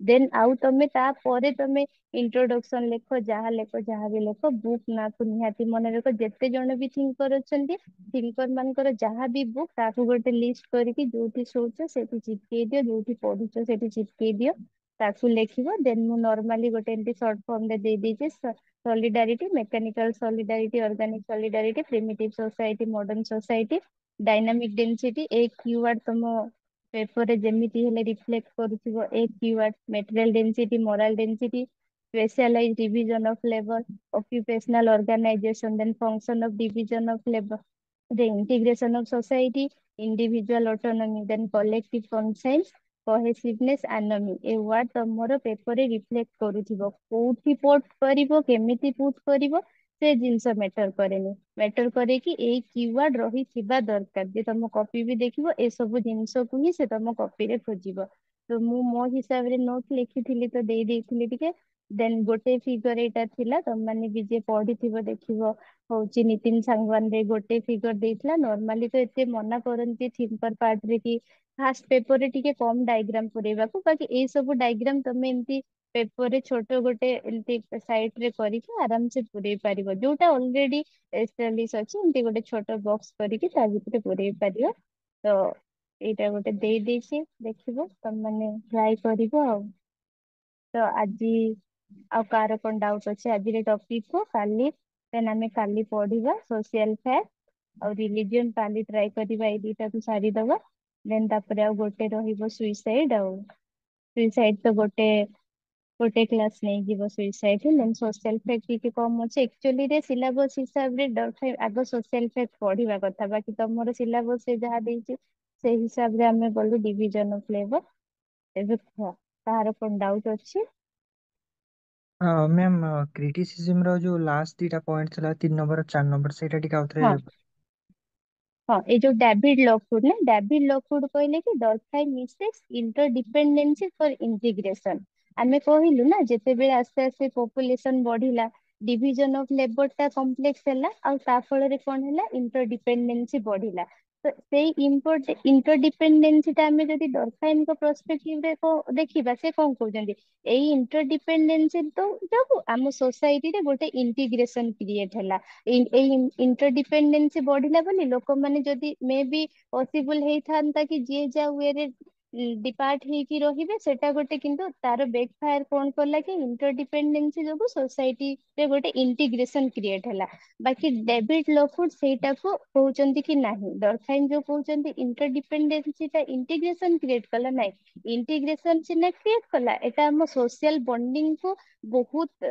ୱିକ୍ କଲା ଆମେ ଇଣ୍ଡିଭିଜୁଆଲ ଇଣ୍ଟରେଷ୍ଟ କୁ ଫୋକସ କଲୁ ଆମେ ଇଣ୍ଡିଭିଜୁଆଲିଜିମ କୁ ପ୍ରମୋଟ କଲୁ ଏ ଜିନିଷଟା ଇଣ୍ଟିଗ୍ରେସନ କ୍ରିଏଟ କରିନାହିଁ ଉଲ୍ଟି ଆମମାନଙ୍କ ବଣ୍ଡିଙ୍ଗ କୁ social bonding in the sense of ଯଦି ମରାଲ ଭ୍ୟାଲୁରେ ଦେଖିବୁ ସେଟାକୁ ୱିକ୍ କରିଦେଲା ନିଜ ନିଜର ସେଲ୍ଫ ଇଣ୍ଟରେଷ୍ଟ କୁ ଆମେ ପ୍ରମୋଟ କଲୁ ନିଜର ଗ୍ରୋଥ କୁ ବେଶୀ ପ୍ରମୋଟ କଲୁ ଆମେ ଆଉ କାହାକୁ ଜେଲୋସିରେ ଦେଖିଲୁ ଆମ ଭିତରେ ଜେଲୋସିନେସ ବଢିଲା ଆମ ବିଜନେସ ହିଁ କେମିତି ବେନିଫିଟ ହବ ଆମେ ସେଇଟାକୁ ଫୋକସ କଲୁ ତ ସେଟା ଇଣ୍ଟିଗ୍ରେସନ ଡରଫାଇନଙ୍କ ପାଇଁ ମେ ବି ଇଣ୍ଟିଗ୍ରେସନ କିନ୍ତୁ ଡେଭିଡ ଲକଉଡ୍ ପାଇଁ ସେଟା ଇଣ୍ଟିଗ୍ରେସନ ନଥିଲା ସେଇଟା ସୋସାଇଟି ଭିତରେ ଇଣ୍ଡିଭିଜୁଆଲିଜିମ କୁ ପ୍ରମୋଟ କଲା ଆଉ ସୋସାଇଟି ଭିତରେ ଗୋଟେ ସେଲ୍ଫ ଇଣ୍ଟରେଷ୍ଟ କୁ ବେଶୀ ପ୍ରମୋଟ କଲା ଏଟା ବୁଝିପାରିଲ ୟେସ୍ ମ୍ୟାମ୍ ହଁ ଦେନ୍ ହେରି ବେଭରମ୍ୟାନ କହୁଛନ୍ତି କି ଡରଫାଇନ୍ସ ଇଗ୍ନୋର ଦ ଡିଗ୍ରେଡେସନ ଅଫ ୱାର୍କ ଯେତେବେଳେ ଆମେ ସିମ୍ପଲ ସୋସାଇଟିରେ ଦେଖିଲୁ ଡିଭିଜନ ଅଫ ଲେବର ଥିଲା ଗୋଟେ କାମକୁ ସମସ୍ତେ ମିଶିକି କରୁଥିଲୁ ସେତେବେଳେ କଣ ହଉଥିଲା ତ ଆଉଟପୁଟ ଟା ଗୋଟେ ବହୁତ ଭଲ ହଉଥିଲା ଯେମିତି କି ଆମେ ଏବେ ଦେଖିବା ଗୋଟେ କୋଅପରେଟିଭ ସୋସାଇଟିର ଯଦି ଏକ୍ଜାମ୍ପଲ ଦବା କୋଅପରେଟିଭ ସୋସାଇଟି ତମେ ଅମୁଲର ଏକ୍ଜାମ୍ପଲ ନେଇପାରିବ ଦେଖ କୋଅପରେଟିଭ ସୋସାଇଟିରେ କଣ ହଉଛି ଲୋକମାନଙ୍କ ଭିତରେ କାମ ବି ସେତିକି ଭଲ ସେ କରୁଛନ୍ତି ପ୍ରଫିଟ ବି ସେୟାରିଂ କରୁଛନ୍ତି ସୋସିଆଲ ବଣ୍ଡିଙ୍ଗ ବି ସେତିକି ଭଲରେ ରହୁଛି ତ ପ୍ରିମିଟିଭ ସୋସାଇଟି ଟା ବି ଗୋଟେ କୋଅପରେଟିଭ ସୋସାଇଟି ଯଦି କୋଅପରେଟିଭ ସୋସାଇଟି ଦେଖିବା ପ୍ରେଜେଣ୍ଟ ସିଚୁଏସନରେ ପ୍ରିମିଟିଭ ସୋସାଇଟି ବି ସେମିତି ଥିଲା ଗୋଟେ କାମକୁ ସମସ୍ତେ ମିଶିକି କରୁଥିଲେ ତ ତାଙ୍କ ଭିତରେ ବଣ୍ଡିଙ୍ଗ ବି ଷ୍ଟ୍ରଙ୍ଗ ରହୁଥିଲା ଆଉ ଗୋଟେ କାମର ଆଉଟପୁଟ ବି ବହୁତ ଭଲ ଆସୁଥିଲା ବାକି ଡିଗ୍ରେଡେସନ ଅଫ ୱାର୍କ ଯେତେବେଳେ କେମିତି ହେଲା ଆମେ ଗୋଟେ କାର ମାନୁଫାକ୍ଚରିଂ ରେ ଏକ୍ଜାମ୍ପଲ ନେଇଥିଲୁ ନା ଜଣେ ଯଦି ଇଞ୍ଜିନ ବନଉଛି ଜଣେ କଲର କରୁଛି ଜଣେ ତାକୁ ମାନେ ଆସେମ୍ବଲ କରୁଛି ତ କଣ ହଉଛି କି ଜଣେ ଯଦି ଜଣଙ୍କ ପାର୍ଟ କୁ ଖରାପ କରୁଛି ନା ତ ପୁରା ହୋଲ ଆଉଟପୁଟ ଉପରେ ସେଟା ଇମ୍ପାକ୍ଟ ପକଉଛି ତମେ ଯଦି ତମ ପାର୍ଟ ଜଣେ ଯଦି ଜଣଙ୍କ ପାର୍ଟ କୁ ଖରାପ କରିଲା ଦେନ ମୁଁ ଯଦି ଗାଡି ଟା ଉପରୁ ବହୁତ କଲର ହେଇଥିବ ବହୁତ ସୁନ୍ଦର ହେଇଥିବ ବାକି ଇଞ୍ଜିନ ହିଁ ସେଥିରେ ଡିଫେକ୍ଟିଭ ଥିବ ଲାଭ କିଛି ହବନି ନା ତ ତମେ ଗୋଟେ କେତେ ଭଲରେ ଗାଡି ସୁନ୍ଦର ଦେଖିକି ଲୁକ୍ ଦେଖିକି ଏତେ ଭଲ ଇଏ ଦେଖିକି କିଣିଥିବ ବାକି ତମେ ପୁଅ ପିଲାମାନେ ବେଶୀ ରିଲେଟ କରିପାରୁଥିବ ତମେ ମାନେ କାର ର ମାଇଲେଜ ଚେକ୍ କର କଣ ସବୁ ସେ ଜିନିଷ ଥାଏ ନା ତ ସେ ଜିନିଷ କଣ ହୁଏ କି ଗାଡିର ଲୁକ୍ ବହୁତ ଭଲ ଥିବ ବାକି କମ୍ଫର୍ଟ ନଥିବ ନଥିବ ତ ଏଇ ଡିଗ୍ରେଡେସନ ୱାର୍କ କେମିତି ହେଲା ଯେତେବେଳେ ୱାର୍କ ଟା ସ୍ପେଶାଲାଇଜଡ ହେଲା ଯେତେବେଳେ ଇଣ୍ଟରଡିପେଣ୍ଡେନ୍ସି ବଢିଲା କାମର ଡିଗ୍ରେଡେସନ ବେଶୀ ବଢି ବଢି ଗଲା। ଯଦି କାମଟା ସମସ୍ତେ ଗୋଟେ କାମକୁ ଯଦି ଏକା ସାଙ୍ଗେ କରୁଥାନ୍ତେ ତାହେଲେ କାମଟା ମେ ବି ଆମେ ସମସ୍ତେ ସେ ସେମ କାମକୁ ସମସ୍ତେ କରୁଥାନ୍ତୁ ନା, ତ କାମର ଏତେ ଡିଗ୍ରେଡେସନ ହେଇନଥାନ୍ତା। ଯେହେତୁ କାମର ସ୍ପେଶାଲାଇଜେସନ ହେଲା, ଇଣ୍ଟରଡିପେଣ୍ଡେନ୍ସି ବଢିଲା, ତ ଡିଗ୍ରେଡେସନ ଅଫ ୱାର୍କ ବି ବଢିଲା। ମାନେ ଜଣଙ୍କର କାମରେ ଯଦି ଫଲ୍ଟ ରହିଲା ସେଟା ପୁରା ହୋଲ ଆଉଟପୁଟ କୁ ହିଁ ଖରାପ କରିଦଉଛି ନା, ସେଇ ହିସାବରେ। ବୁଝିପାରିଲ? Yes ma'am. ତାହେଲେ ଦେଖ। ଆଉ हाँ, କିଛି ଡାଉଟ? ହଁ ପଚାର। ये जो एनोमीର ଲାଷ୍ଟ ରେ ଗୋଟେ एग्जांपल ଦଉଥିଲେ ଗିଗ ଇକୋନୋମି, ହଁ ସେଇଟା ଟିକେ ବୁଝେଇବେ। ହଁ, ଗିଗ ଇକୋନୋମିକ ରେ ଡିଭିଜନ ଅଫ ଲେବର କୁ ମତେ କୁହ, ଡିଭିଜନ ଅଫ ଲେବର କୁ ତମେ ଆଗେ କଣ ବୁଝିଲ, ତାପରେ ଆମେ ଗିଗ ଇକୋନୋମିକ ସହିତ ଇଣ୍ଟରରିଲେଟ କରିବା। ମତେ ଖାଲି ଟିକେ ସର୍ଟ ଫର୍ମ ରେ କହିଦିଅ କି ମାନେ ଡିଭିଜନ ଅଫ ଲେବର କୁ କଣ ବୁଝିଲ ତୁମେ?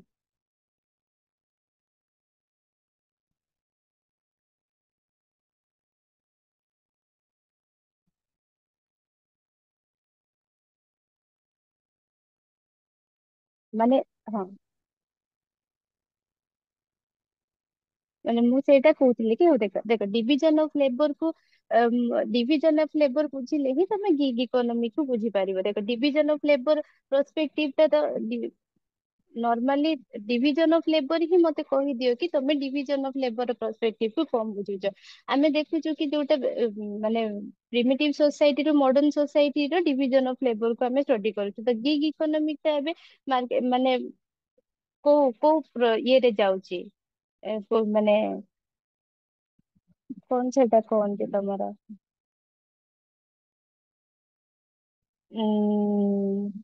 ଗୋଟେ ଥାଏ ତମର ଇକୋନୋମିକ୍ସ ର ସେ ଟର୍ମ ଟା ମୁଁ ଭୁଲି ଯାଉଛି।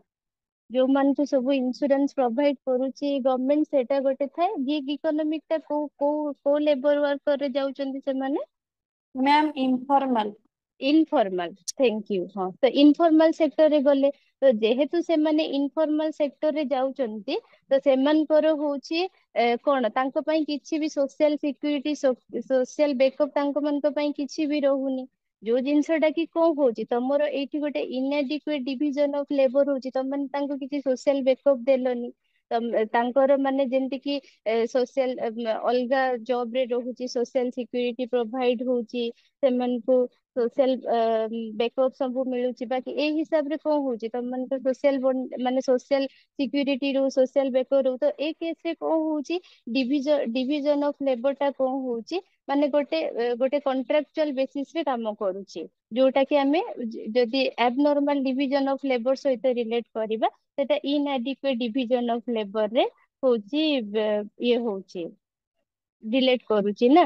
ତ ତମାନେ କଣ ହଉଛି, ମାନେ ସ୍ପେଶାଲାଇଜ ରୋଲ ରହୁଛି, ସେମାନେ ଇକୋନୋମି କୁ ବେନିଫିଟ କରୁଛନ୍ତି, ଅର୍ଗାନିକ ସଲିଡାରିଟି ସେଇଠି ଷ୍ଟ୍ରଙ୍ଗ ରହୁଛି, ଇଣ୍ଟରଡିପେଣ୍ଡେନ୍ସି ବଢୁଛି, କିନ୍ତୁ ଆମମାନଙ୍କ ଭିତରେ ସୋସିଆଲ ବଣ୍ଡିଙ୍ଗ ବହୁତ ମାନେ ନେଗେଟିଭ ୱେରେ ଇମ୍ପାକ୍ଟ କରୁଛି। ଆମମାନଙ୍କୁ ଗୋଟେ କିଛି ଫିକ୍ସ ଜବ ର କ୍ରାଇଟେରିଆ ମିଳୁନି, ଆମମାନଙ୍କୁ ସୋସିଆଲ ସିକ୍ୟୁରିଟି ମିଳୁନି। ତ ଯଦି ଦେଖିବା, ଗିଗ ଇକୋନୋମିକ ଟା ଗୋଟେ ଅର୍ଗାନିକ ସଲିଡାରିଟିରେ ହିଁ ଯିବ। ମାନେ ଯେମିତିକି ମୁଁ କହିଲି ନା, ଅର୍ଗାନିକ ମାନେ ଗୋଟେ ଆପେ ଆପେ ନେଚୁରାଲ ୱେରେ ବଣ୍ଡିଙ୍ଗ ଟା ଷ୍ଟାର୍ଟ ହବାଟା, ତ ଅର୍ଗାନିକ ୱେରେ ହିଁ ମାନେ ଅର୍ଗାନିକ ୱେରେ ହିଁ ଗୋଟେ ଗିଗ ଇକୋନୋମିକ କ୍ରିଏଟ ହେଲା। ଡିଭିଜନ ଅଫ ଲେବର ଟା ଗୋଟେ ଇଣ୍ଟରଡିପେଣ୍ଡେନ୍ସି ହେଇକି ବଢିଲା, ବାକି ଏଟା କଣ କଲା, ଗୋଟେ ସୋସିଆଲ ବଣ୍ଡ କୁ ବହୁତ ଡିକ୍ଲାଇନ କଲା। ଏଇଟା ହେଲା ଗିଗ ଇକୋନୋମିକ ର ଫାଷ୍ଟ ପର୍ସପେକ୍ଟିଭ। ମାନେ ଇଣ୍ଟରଡିପେଣ୍ଡେନ୍ସି ବଢିଲା, ବାକି ଟ୍ରାଡିସନାଲ ବଣ୍ଡ କୁ ଏଟା ବହୁତ ଇଏରେ ୱିକ୍ କଲା। ଦେନ ଆମେ ଏଠି ଯଦି ଦେଖିବା, ମେଟେରିଆଲ ଡେନସିଟି ଆଉ ମୋରାଲ ଡେନସିଟି ଏଟା କେମିତି କୋଉ ଇଏରେ ଏଟା ଇମ୍ପାକ୍ଟ କରୁଛି। ଗିଗ ଇକୋନୋମିକ ର କନସେପ୍ଟ ଓଭର ପପୁଲେସନ ଯୋଗୁ ହିଁ ଆସିଲା ନା। ଓଭର ପପୁଲେସନ ଯଦି ନଥାନ୍ତା, ମେ ବି ଆଜି ବହୁତ କମ ପପୁଲେସନ ଥାନ୍ତେ, ଲୋକମାନେ ଏମତି ବାସ୍ ଗୋଟେ କେତେ ପଇସା ସେମାନେ ନର୍ମାଲି ପାଉଥିବେ। ଏକ ତ ତାଙ୍କ ମାନଙ୍କ ପାଇଁ ଇନଫର୍ମାଲ ସେକ୍ଟରରେ ଯାଉଛନ୍ତି ବୋଲି ତାଙ୍କ ପାଇଁ ସୋସିଆଲ ସିକ୍ୟୁରିଟି ନାହିଁ। ମାନେ ବହୁତ କମ ପେମେଣ୍ଟ ରେ ବି ଏତେ କାମ କରୁଛନ୍ତି, ତାଙ୍କୁ ସେ ଜିନିଷ ଠିକ ହିଁ ଲାଗୁନି, ବାକି ସେମାନେ କରିବାକୁ ବାଧ୍ୟ ହଉଛନ୍ତି। ତା ପଛରେ ବି ଗୋଟେ ମେଜର ରିଜନ ହେଲା ପପୁଲେସନ। ତ ମେଟେରିଆଲ ଡେନସିଟି ଆଉ ମୋରାଲ ଡେନସିଟି କୁ ବି ତମେ ଏଠି ଯଦି ରିଲେଟ କରିବ, ଯେ ମେଟେରିଆଲ ଡେନ୍ସିଟି ଓଭର ପପୁଲେସନ ହେଲା, ଅର୍ବାନାଇଜେସନ ହେଲା, ଅର୍ବାନାଇଜେସନ ରେ ଅର୍ବାନାଇଜେସନ ଟା ଯେତେବେଳେ ଓଭର ପପୁଲେଟେଡ ହେଲା ସେତେବେଳେ କଣ ହେଲା, ସେତେବେଳେ ହିଁ ଗିଗ ଇକୋନୋମିକ ର କନସେପ୍ଟ ଆସିଲା। ଲୋକମାନେ କାମ ଚକ୍କରରେ ସହରକୁ ଆସିଲେ, ସେ ଜିନିଷକୁ ସେମାନେ କଣ କଲେ, ମାନେ କାମ ଚକ୍କରରେ ଆସିଲେ। ବାକି ବହୁତ ଲୋକ ଅଛନ୍ତି ତାଙ୍କୁ ଆଇଦର କାମ ସୁଇଟେବୁଲ ଲାଗିଲାନି, ନହେଲେ କିଏ କିଏ ଅପ୍ରେସିଭ ରୁଲ ରେଗୁଲେସନ ଫେସ୍ ହେଲେ, ତ ସେମାନେ କଣ କଲେ କି ଗିଗ ଇକୋନୋମିକ କୁ, ଓଭର ପପୁଲେସନ ଯୋଗୁ ସେମାନେ ଗିଗ ୱାର୍କର ହେଲେ। ଆଉ ସେ କେସରେ ମୋରାଲ ଡେନ୍ସିଟି ଟା କେମିତି ହେଲା, ମୋରାଲ ଡେନ୍ସିଟି ଟା ଆମର ଯେମିତି କି ଡିଜିଟାଲ ପ୍ଲାଟଫର୍ମ ସେମାନଙ୍କୁ ଗୋଟେ ଦିଆହେଲା ମୋରାଲ ଡେନ୍ସିଟି ଟା ନା, ଆମେ ସେୟାକୁ ଯେଟା କି କନେକ୍ସନ ଇଣ୍ଟରାକ୍ସନ ସେମାନଙ୍କ ଭିତରେ ବଢିଲା।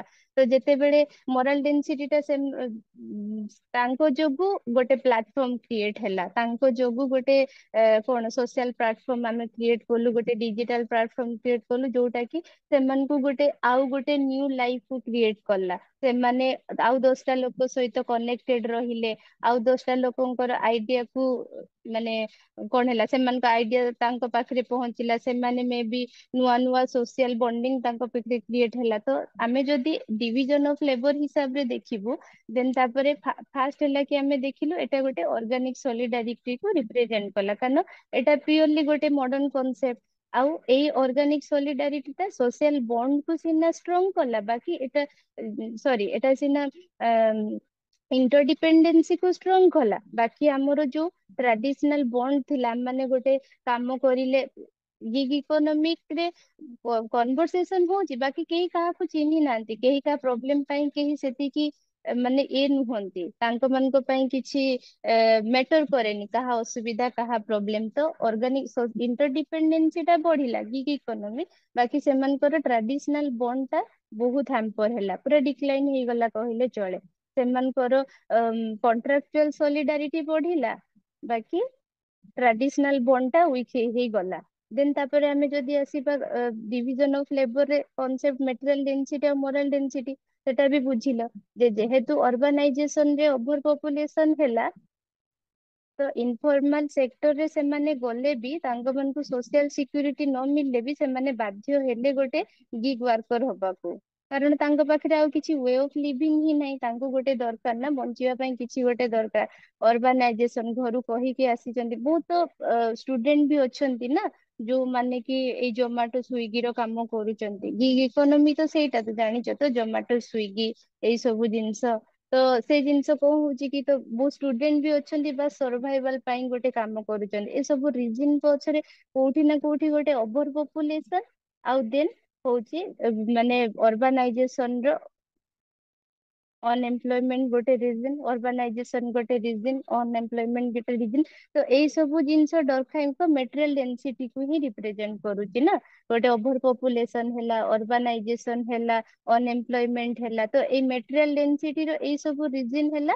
ଆଉ ସେଇଟା କଣ କଲା, ଗୋଟେ ମୋରାଲ ଡେନ୍ସିଟି କୁ ସେଭ୍ କଲା।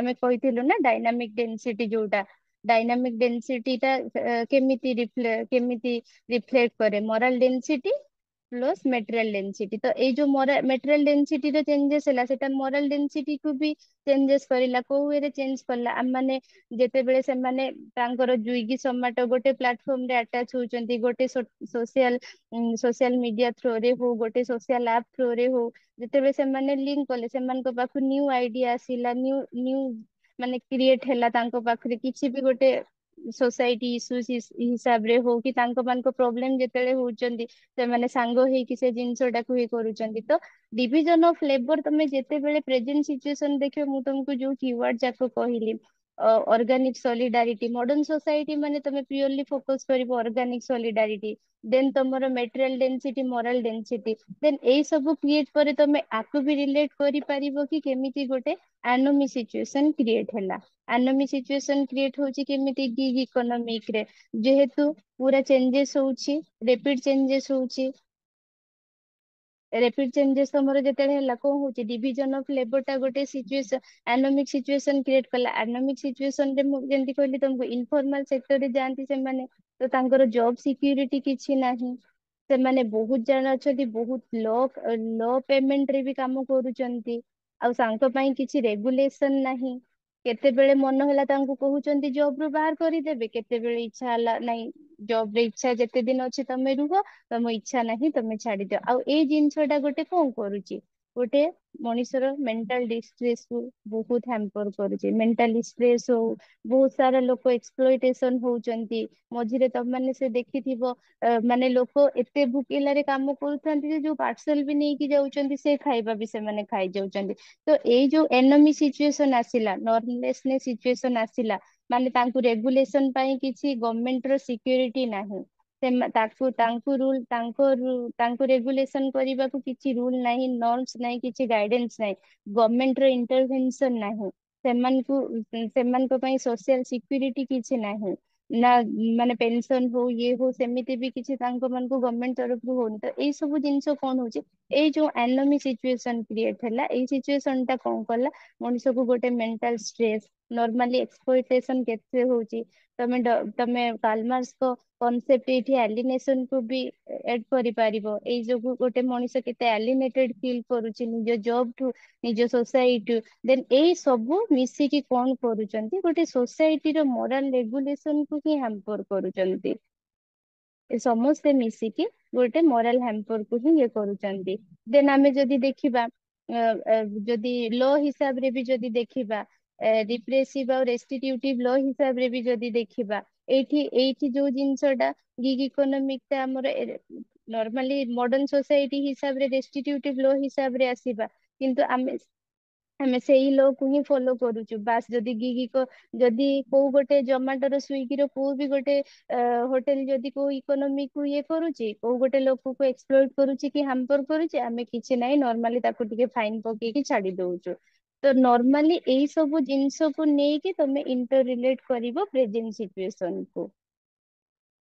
ବୁଝିପାରୁଛ କେମିତି ଇଣ୍ଟର ରିଲେଟ କରିବ, ମାନେ ଯାହାବି ତମ ମାନଙ୍କୁ ଡିଭିଜନ ଅଫ ଲେବର, ସେଥିପାଇଁ ମୁଁ ତମକୁ ପଚାରିଲି ତମେ କଣ ବୁଝିଲ କୁହ। ଡିଭିଜନ ଅଫ ଲେବର ଟା କଣ, ମାନେ ଡିଭିଜନ ଅଫ ଲେବର ର ମେନ୍ ଫୋକସ ମଡର୍ନ ସୋସାଇଟିରେ କି ସେଇଟା ସରି, ଡିଭିଜନ ଅଫ ଲେବର ଟା କେମିତି ମଡର୍ନ ସୋସାଇଟିରେ ଏଇ ସବୁ ଜିନିଷରେ ହିଁ ରିଫ୍ଲେକ୍ଟ କରୁଛି। ତମର ମେଟେରିଆଲ ଡେନସିଟି ଟା କେମିତି ଚେଞ୍ଜ ହଉଛି, ତମର ମୋରାଲ ଡେନସିଟି କୋଉ ୱେରେ ଚେଞ୍ଜ ହଉଛି, ତମର ଗୋଟେ ଆନୋମି ସିଚୁଏସନ କେମିତି କ୍ରିଏଟ ହଉଛି, ଆଉ ଲୋ ଟା ତମମାନଙ୍କ ଉପରେ କେମିତି ଲାଗୁଛି। ଯଦି ଡରଖାଇଙ୍କ ପର୍ସପେକ୍ଟିଭ ରେ ଦେଖିବ, ଦେନ୍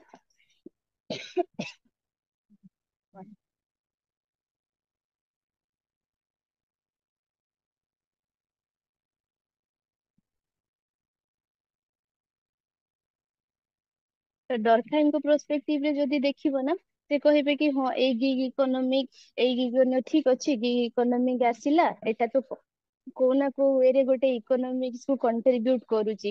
ଲୋକ ଯୋଉଠି ଅନଏମ୍ପ୍ଲଏଡ ହବା କଥା କିଛି ୱେରେ ତ ଏମ୍ପ୍ଲଏଡ ହେଇକି ରହୁଛନ୍ତି। ଯଦି ଫଙ୍କସନାଲ ପର୍ସପେକ୍ଟିଭ କୁ ଦେଖିବ, ତାହେଲେ ସେ କହିବେ କି ଏଇଟା ବି ସୋସାଇଟି ପାଇଁ କୋଉ ନା କୋଉ ୱେରେ ଗୋଟେ ଫଙ୍କସନାଲ, ଯାହାବି ଏଇଟା ଇକୋନୋମିକ୍ସ କୁ କଣ୍ଟ୍ରିବ୍ୟୁଟ କରୁଛି କି ଏଟା ଗୋଟେ ଯେମିତି କି ସୋସିଆଲ ବଣ୍ଡିଙ୍ଗ କୁ ପ୍ରମୋଟ କରୁଛି। ଲୋକମାନେ ଯେହେତୁ କାମ କଲେ, ଲୋକମାନଙ୍କ ଭିତରେ ଇଣ୍ଟରଡିପେଣ୍ଡେନ୍ସି ବଢିଲା, ଆଉ ଗୋଟେ ଲୋକ ଆଉ 10ଟା ଲୋକକୁ ଚିହ୍ନିଲା, ଆଉ 10ଟା ଲୋକ ଆଉ 10ଟା ଲୋକ, ତ କୋଉ ୱେରେ ବି ସେଟାକୁ ଫଙ୍କସନାଲ କହିବେ। ବାକି ଆମେ ଯଦି ରିଏଲ ଏଟାକୁ ଦେଖିବା ପ୍ରେଜେଣ୍ଟ ସିଚୁଏସନ ରେ, ଆଉ ଆର ଯଦି ସୋସିଓଲୋଜିକାଲ ପର୍ସପେକ୍ଟିଭ ଦେଖିବା, ଏଟା ଯେତିକି ବେନିଫିସିଆଲ ସେତିକି ଏକ୍ସପ୍ଲଏଟେଟିଭ ବି। ଗିଗ ଇକୋନୋମିକ କୁ ଆମେ ଯଦି ଦେଖିବା, ଏଟା ଯେତିକି ସୋସାଇଟି ପାଇଁ ରହୁଛି, ମାନେ ଇକୋନୋମିକ ପର୍ସପେକ୍ଟିଭ ରେ ଯଦି ଦେଖିବା ଏଟା ବେନିଫିସିଆଲ ରହୁଛି, ତାହେଲେ ଏଇଟା ବାକି ଆମେ ନର୍ମାଲି ଦେଖିବା ଆର ଇମ୍ପ୍ଲିକେସନ ବହୁତ ଖରାପ ଆସେ। ଏଠି ଏକ୍ସପ୍ଲଏଟେସନ ଟା ବେଶୀ ହଉଛି ରେଦର ଦେନ କହେସନ। ଏଠି କହେସିଭନେସ ଯେତିକି ବେନିଫିସିଆଲ ପ୍ରୁଫ ନ ହଉଛି, ଏକ୍ସପ୍ଲଏଟେସନ ଟା ବେଶୀ ହଉଛି। ଏଇ କେସରେ ତମେ ଏଠି କାଲମାର୍କ୍ସ କ୍ରିଟିସିଜିମ ରେ ଆଣିପାରିବ ଯେ ଏଟା ବି ଗୋଟେ ୱେ ଅଫ କଣ, କ୍ୟାପିଟାଲିଷ୍ଟ ମାନଙ୍କର ହିଁ ଏଟା ଗୋଟେ ଆଇଡିଆ, ଯାହା ଫଳରେ କି ମାନେ ମିନ୍ସ ଅଫ ପ୍ରଡକ୍ସନ ଟାକୁ ସେମାନେ କଣ୍ଟ୍ରୋଲ କରୁଛନ୍ତି, ଆଉ ଲୋକମାନେ ଏଇଠି ଆଲିନେଟେଡ ଫିଲ୍ କରୁଛନ୍ତି। ପ୍ରଫିଟ ଟା କଣ ହଉଛି, ସେ ମାନେ ଅନର ମାନେ ହିଁ ବେଶୀ ସେୟାର କରୁଛନ୍ତି। ଆକ୍ଚୁଆଲି ୱାର୍କର ମାନଙ୍କ ଭିତରେ ସେତିକି ହିଁ ବେନିଫିସିଆଲ ସେମାନଙ୍କ ପାଇଁ ହେଇପାରୁନି। ତ ଏଇଟା ଗୋଟେ ଅର୍ଗାନିକ ସଲିଡାରିଟି ହଉ ମଡର୍ନ ସୋସାଇଟିର ଏଇଟା ଗୋଟେ ସିଚୁଏସନ ଆଉ। ବୁଝି ହେଲା? ଆଜ୍ଞା Yes, ma'am. ଆଜ୍ଞା ମ୍ୟାମ୍। ମ୍ୟାମ୍। କୁହ। ହ୍ୟାଲୋ। ହଁ କୁହ। ଏଇ ଯୋଉ ଡାଇଗ୍ରାମ ଟା ଡ୍ର ହେଇଛି ହଁ। ତ ସେଇଟା ମାନେ ଜାଣି ହଉଛି ମୁଁ ଯୋଉଟା ଜାଣୁଛି ହୁଁ କହୁଛି ହୁଁ। ଆପଣଙ୍କୁ କି ହଁ ମାନେ ହଁ ଟାଇମ ସିଚୁଏସନରେ ମେକାନିକାଲ ହଁ ସଲିଡିଟି ଟା ଡାଉନୱାର୍ଡ ଭଲ। ଟ୍ରେଣ୍ଡ ରେ ଯାଉଛି ହ୍ୱେରେଜ ହଁ ଅର୍ଗାନିକ ସଲିଡିଟି ଟା ସଲିଡାରିଟି ଟା ହଁ ଅପୱାର୍ଡ ଆଜ୍ଞା ଯାଉଛି। ହଁ ଏଇଟା ତ ତାର ହଁ ଡରଖାଇଙ୍କ ପ୍ରସ୍ପେକ୍ଟିଭ ହିସାବରେ ସୋସାଇଟିରେ ଅଛି ସଲିଡାରିଟି, ବାକି ଟାଇମ ସହିତ ମେକାନିକାଲ ସଲିଡାରିଟି ଯୋଉ ଟାଇମରେ କି କଣ ଥିଲା ବଣ୍ଡିଙ୍ଗ ଟା ଷ୍ଟ୍ରଙ୍ଗ ଥିଲା ସେଟା କମି କମି ଗଲା। ଅର୍ଗାନିକ ସଲିଡାରିଟି ବଢି ବଢି ଗଲା, ଯୋଉଠି ଇଣ୍ଟରଡିପେଣ୍ଡେନ୍ସି ବଢିଲା ଆଉ କଲେକ୍ଟିଭ କନସାଇନ୍ସ ଟା ବି ପୁରା ୱିକ୍ ହେଇଗଲା ଟାଇମ ସହିତ। ଆଜ୍ଞା ମ୍ୟାମ। ହୁଁ, ଆଉ ମ୍ୟାମ୍ ମ୍ୟାମ ହଁ କୁହ। ହ୍ୟାଲୋ ହଁ କୁହ। ମ୍ୟାମ୍ ଏଇ ହଁ ଯୋଉ ଅର୍ଗାନିକ ସଲିଡାରିଟି ଆଉ ମେକାନିକାଲ ସଲିଡାରିଟି ଅଛି, ତ ହଁ ତାର ଏକ୍ସାମ୍ପଲ ଆମେ ଯୋଉ ଜଏଣ୍ଟ ଫ୍ୟାମିଲି ଆଉ ନ୍ୟୁକ୍ଲିୟର ଫ୍ୟାମିଲି ନେଇକି ବୁଝିପାରିବା। ହଁ ନିହାତି। ଜଏଣ୍ଟ ଫ୍ୟାମିଲିରେ ଅର୍ଗାନିକ ହଁ ନିହାତି ମେକାନିକାଲ ସଲିଡାରିଟି ଷ୍ଟ୍ରଙ୍ଗ ଥିଲା ଆମର ସେତେବେଳେ। ଏବେ ମାନେ ଆମେ ନ୍ୟୁକ୍ଲିୟର ଫ୍ୟାମିଲିକୁ ଯଦି ଆମେ ଦେଖିବା ଏଇଟା ହିଁ ସେୟା ହଉଛି ନା ଆମ ମାନଙ୍କର ମାନେ କଣ ହଉଛି ଡିଭିଜନ ଅଫ ଲେବର ଟା ବାକି ସେ ମାନେ ପୁରା ସୋସାଇଟାଲ ପରସ୍ପେକ୍ଟିଭରେ ଯଦି ଦେଖିବ ଇଣ୍ଡିଭିଜୁଆଲି ତ ତମେ କେମିତି ବି ରିଲେଟ କରିପାରିବ। ବାକି ପୁରା ଡରଖାଇଙ୍କ ପରସ୍ପେକ୍ଟିଭ ହିସାବରେ ଯଦି ଦେଖିବ ସେ ତ କହୁଥିଲେ ସବୁ ୱେରେ ଫଙ୍କସନାଲ ନାଇଁ କି ଡିଭିଜନ ଅଫ ଲେବର ଟା। ବାକି ଆମେ ଯଦି ଏବେ ଦେଖିବା ୟାର ନେଗେଟିଭ ଇମ୍ପ୍ଲିକେସନ ବି ବହୁତ ଅଛି। ତମେ ସେଥିପାଇଁ ଏବେ ଯେତେବେଳେ ଇଣ୍ଟର ରିଲେଟ କରିବ ନା ତମେ ଯେତେବେଳେ ମ୍ୟାରେଜ ଫ୍ୟାମିଲି କିନସିପ ରେ ପଢିବ ତମ ମାନେ ଏଇ ଜିନିଷର ବହୁତ ନେଗେଟିଭ ଇମ୍ପ୍ଲିକେସନ ବି ପଡିଲା ନା ସୋସାଇଟି ଉପରେ ଆଉ ପ୍ରେଜେଣ୍ଟଲି ତ ବହୁତ ତାର ନେଗେଟିଭ ଇମ୍ପ୍ଲିକେସନ ପଡୁଛି। ଡାଇଭର୍ସ ଇନକ୍ରିଜ ହଉ ନ୍ୟୁକ୍ଲିୟର ଫ୍ୟାମିଲି ଯୋଗୁ ପିଲାମାନଙ୍କର ଭ୍ୟାଲୁ ସିଷ୍ଟମ ବି କେତେ ଡାଉନ ଗ୍ରେଡେଡ ହଉଛି। ଜଏଣ୍ଟ ଫ୍ୟାମିଲି ନାହିଁ ବୋଲି ଦେଖ ଡିଭିଜନ ଅଫ ଲେବର ଇମ୍ପାକ୍ଟ ରେ ଦେଖୁଛୁ ବାକି ତାର ନେଗେଟିଭ ଇମ୍ପାକ୍ଟ ବି ବହୁତ ପିଲା ଗୋଟେ ମାନେ ଗ୍ରାଣ୍ଡ ପ୍ୟାରେଣ୍ଟସ ମାନଙ୍କର ଲଭ କିଛି ବୁଝି ପାରୁନି ଲୋକମାନଙ୍କ ପାଇଁ ସେଥିପାଇଁ ତାର ମାନେ ଲାଇକ ତାର ଗୋଟେ ବଣ୍ଡିଙ୍ଗ ଟା ସୋସିଆଲ ବଣ୍ଡିଙ୍ଗ ଟା ଆମ ମାନଙ୍କର ୱିକ୍ ହେଇଯାଉଛି। ବାକି ତମେ ଯଦି ନର୍ମାଲି ଡିଭିଜନ ଲେବର ପରସ୍ପେକ୍ଟିଭରେ ପଢିବ ପଢିପାରିବ କିଛି ନାହିଁ ସେ ପରସ୍ପେକ୍ଟିଭରେ।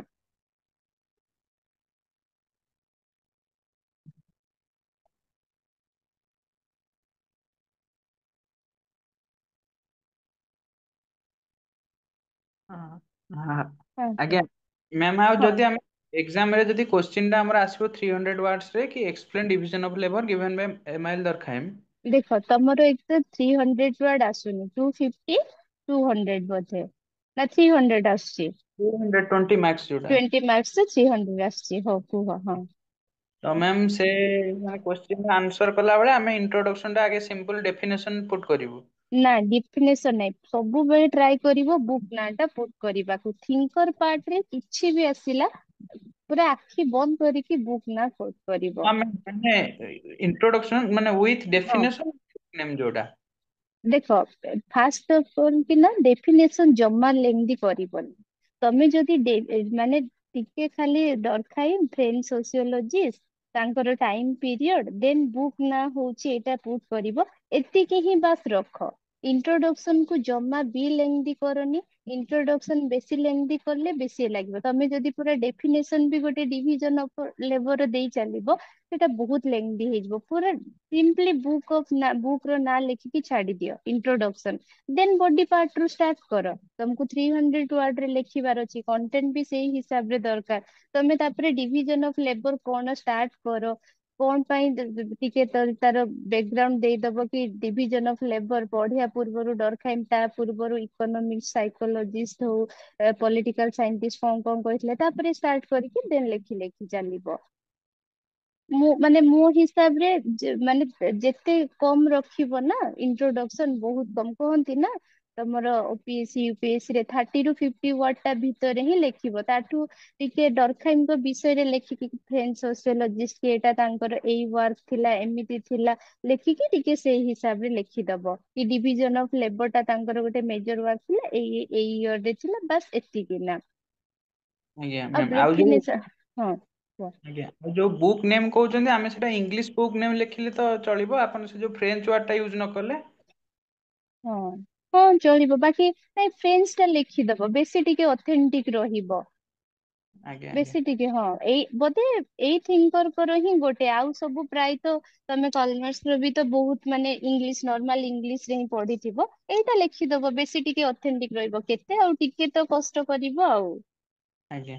ଆଉ ହୁଁ। ତାପରେ ବଡି ପାର୍ଟ ରେ ଯୋଉ ବ୍ୟାକଗ୍ରାଉଣ୍ଡ କହିଲେ ଆମେ ସେଇଟା ପୁଟ୍ କରିବୁ, ଯେମିତି କି ହଁ ଆଡାମ ସ୍ମିଥଙ୍କର ଗୋଟେ ବ୍ୟାକଗ୍ରାଉଣ୍ଡ ହଁ ଯୋଉ ଏଇଟା, ଆଉ ହଁ ପଲିଟିକାଲ ତାଙ୍କର ହଁ ସେଇଟା। ବାସ୍। ହଁ ହଁ ସେଇଟା ହଁ, ବ୍ୟାକଗ୍ରାଉଣ୍ଡ ଟିକେ ନିହାତି ଦବ। ବ୍ୟାକଗ୍ରାଉଣ୍ଡ ଟିକେ ଦେଲେ ନା ଟିକେ ଗୋଟେ କହେସନ ମେଣ୍ଟେନ ହୁଏ ନା, ଗୋଟେ ଫ୍ଲୋ ମେଣ୍ଟେନ ହୁଏ ରାଇଟିଂ ର, ତ ସେଟା ଟିକେ ଭଲ ଲାଗିବନି। ଆଉ ତମକୁ 300 ୱାର୍ଡ ରେ ବି ଲେଖିବାର ଅଛି କଣ୍ଟେଣ୍ଟ। ତାପରେ ସବୁବେଳେ ଟ୍ରାଏ କରିବ କନକ୍ଲୁଜନ, ନହେଲେ କନକ୍ଲୁଜନ ର ଉପର ପାର୍ଟ ଟାକୁ ଟିକେ ମାନେ ପ୍ରେଜେଣ୍ଟ ରିଲିଭାନ୍ସ କେମିତି ବି ହଉ ପୁଟ୍ କରିବାକୁ, ଏବେର ପ୍ରେଜେଣ୍ଟ ସୋସାଇଟିରେ। କାରଣ ଦେଖ ସେମାନଙ୍କ ଷ୍ଟଡି କୁ ଅଲରେଡି ଏତେ ଇୟର ର ଗ୍ୟାପ ହେଇଗଲାନି, ତ ଫିର ବି ତାଙ୍କର ଯଦି ଆମେ ପ୍ରେଜେଣ୍ଟ ରିଲିଭାନ୍ସ କୁ କିଛି ଗୋଟେ ଶୋ କରିପାରୁଛୁ ନା, ସେଟା ଗୋଟେ ବହୁତ ପଜିଟିଭ ଇମ୍ପାକ୍ଟ ପକେଇବ ତମ ରାଇଟିଂ ରେ ଯିଏ ବି ପଢୁଥିବ। କାରଣ ସେମାନଙ୍କର ସୋସାଇଟି ଯୋଉ ଟାଇମିଂରେ ସେମାନେ ଷ୍ଟଡି କରିଥିଲେ ବହୁତ ଡିଫରେଣ୍ଟ ଥିଲା, ଏବେର ସିଚୁଏସନ ବହୁତ ଡିଫରେଣ୍ଟ। ତ ତୁମେ ତାକୁ ଯଦି ଟିକେ ଇଣ୍ଟର ରିଲେଟ କରିପାରିଲ ନା, ଦେନ୍ ତାଙ୍କୁ ହଁ ପିଲାର ଅଣ୍ଡରଷ୍ଟାଣ୍ଡିଙ୍ଗ ଟିକେ ଭଲ ଅଛି, ପିଲା ବୁଝି ପାରୁଛି ଜିନିଷ ଟା କଣ, ତ ସେଇ ହିସାବରେ ଆଇଦର ଟିକେ କନକ୍ଲୁଜନ ର ଯଦି କ୍ରିଟିକାଲି ଆନାଲିସିସ୍ ଦେଇଛି, ତମେ ତ କ୍ରିଟିସିଜିମ୍ ଲେଖିକି ଦେନ୍ କନକ୍ଲୁଜନ ରେ ଲେଖିଦବ କି ତମର କଣ ଅଛି ପ୍ରେଜେଣ୍ଟ ତମର ଇଏ। ଆଉ ଯଦି ନର୍ମାଲି ଲେଖୁଛ ଡିସକସ ଦେଇଛି, ତ ସେତେବେଳେ ନର୍ମାଲି ପ୍ରେଜେଣ୍ଟ ରିଲିଭାନ୍ସ କୁ ମାନେ ପ୍ରେଜେଣ୍ଟ ରିଲିଭାନ୍ସ ହିଁ ଏଣ୍ଡ କରିଦବ ତାକୁ ଲେଖିକି, ଟିକେ ବେଶୀ ବେଶୀ ଭଲ ଇଏ ହବ ଆଉ।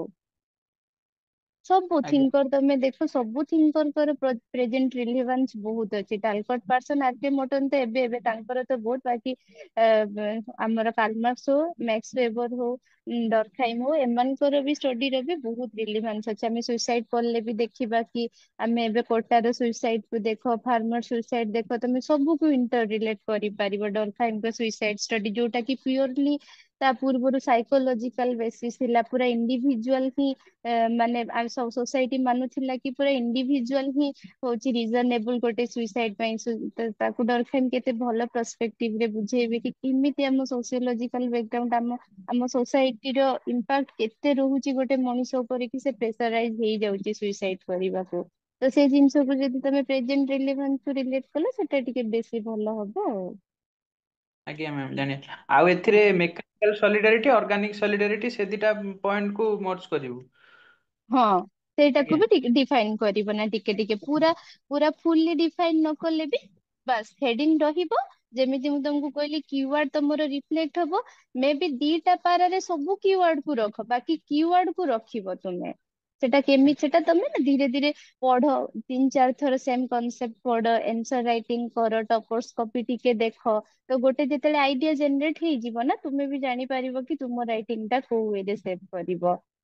ଆଜ୍ଞା ମ୍ୟାମ। ଏ ଦିଟା ସେଇଥିରେ ମେନସନ କରିବୁ, ମେକାନିକାଲ ଅର୍ଗାନିକ, ଦେନ ସେ ହଁ ଡାଇଗ୍ରାମ ଟା ବି ରଖିବୁ। ହଁ ହଁ ଡାଇଗ୍ରାମ ଟା ଗୋଟେ ସାଇଟ ରେ ଏମିତି କୋଟ କରିଦବ ବକ୍ସ କରିକି ଆଉ।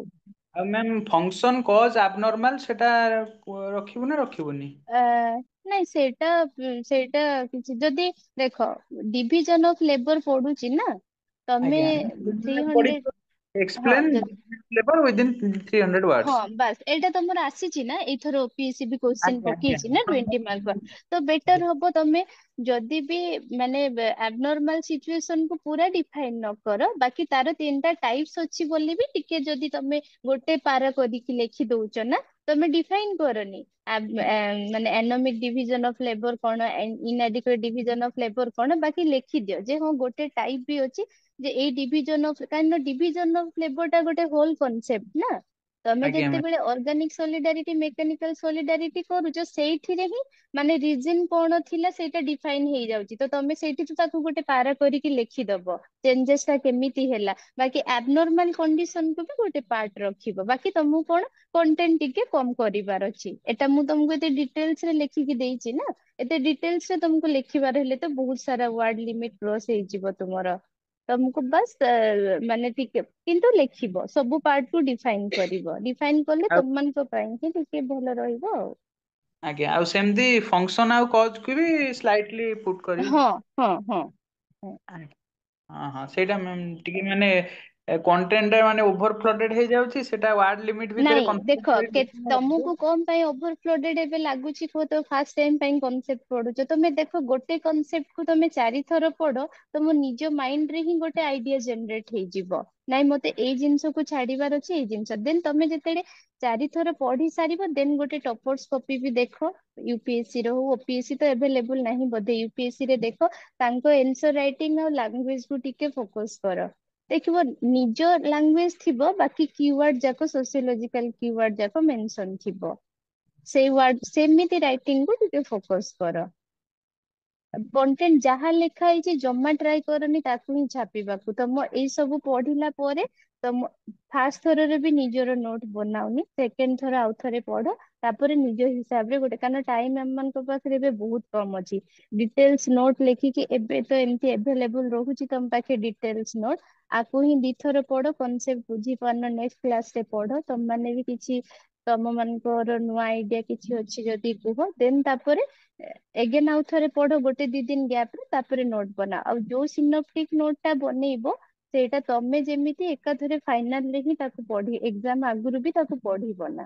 ଆଉ ଡିଟେଲ୍ସ ନୋଟ ବନେଇକି ଟାଇମ ବେଶୀ ୱେଷ୍ଟ କରନି, କାରଣ ଟାଇମ ହିଁ ନାହିଁ। ବେଶୀ ଫୋକସ କର କନସେପଚୁଆଲ କ୍ଲାରିଟି ଡେଭଲପ କରିବାକୁ, ଦେନ୍ ତା ବିଷୟରେ ପ୍ରିଭିୟସ ଇୟର କ୍ୱେଶ୍ଚନ ଦେଖ, ଏନ୍ସର ରାଇଟିଂ କର।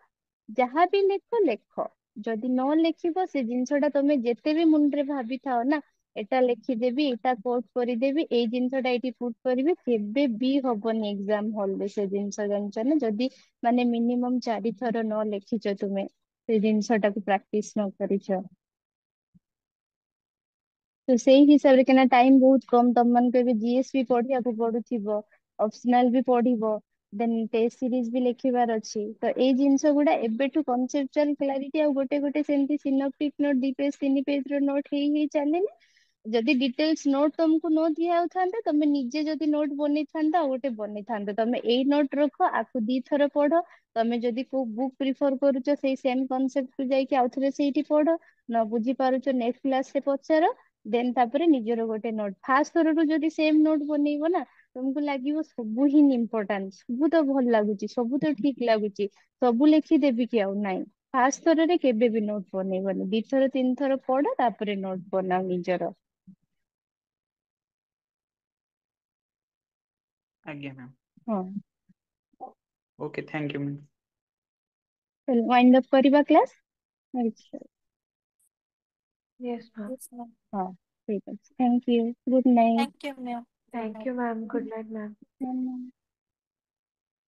ମ୍ୟାମ୍।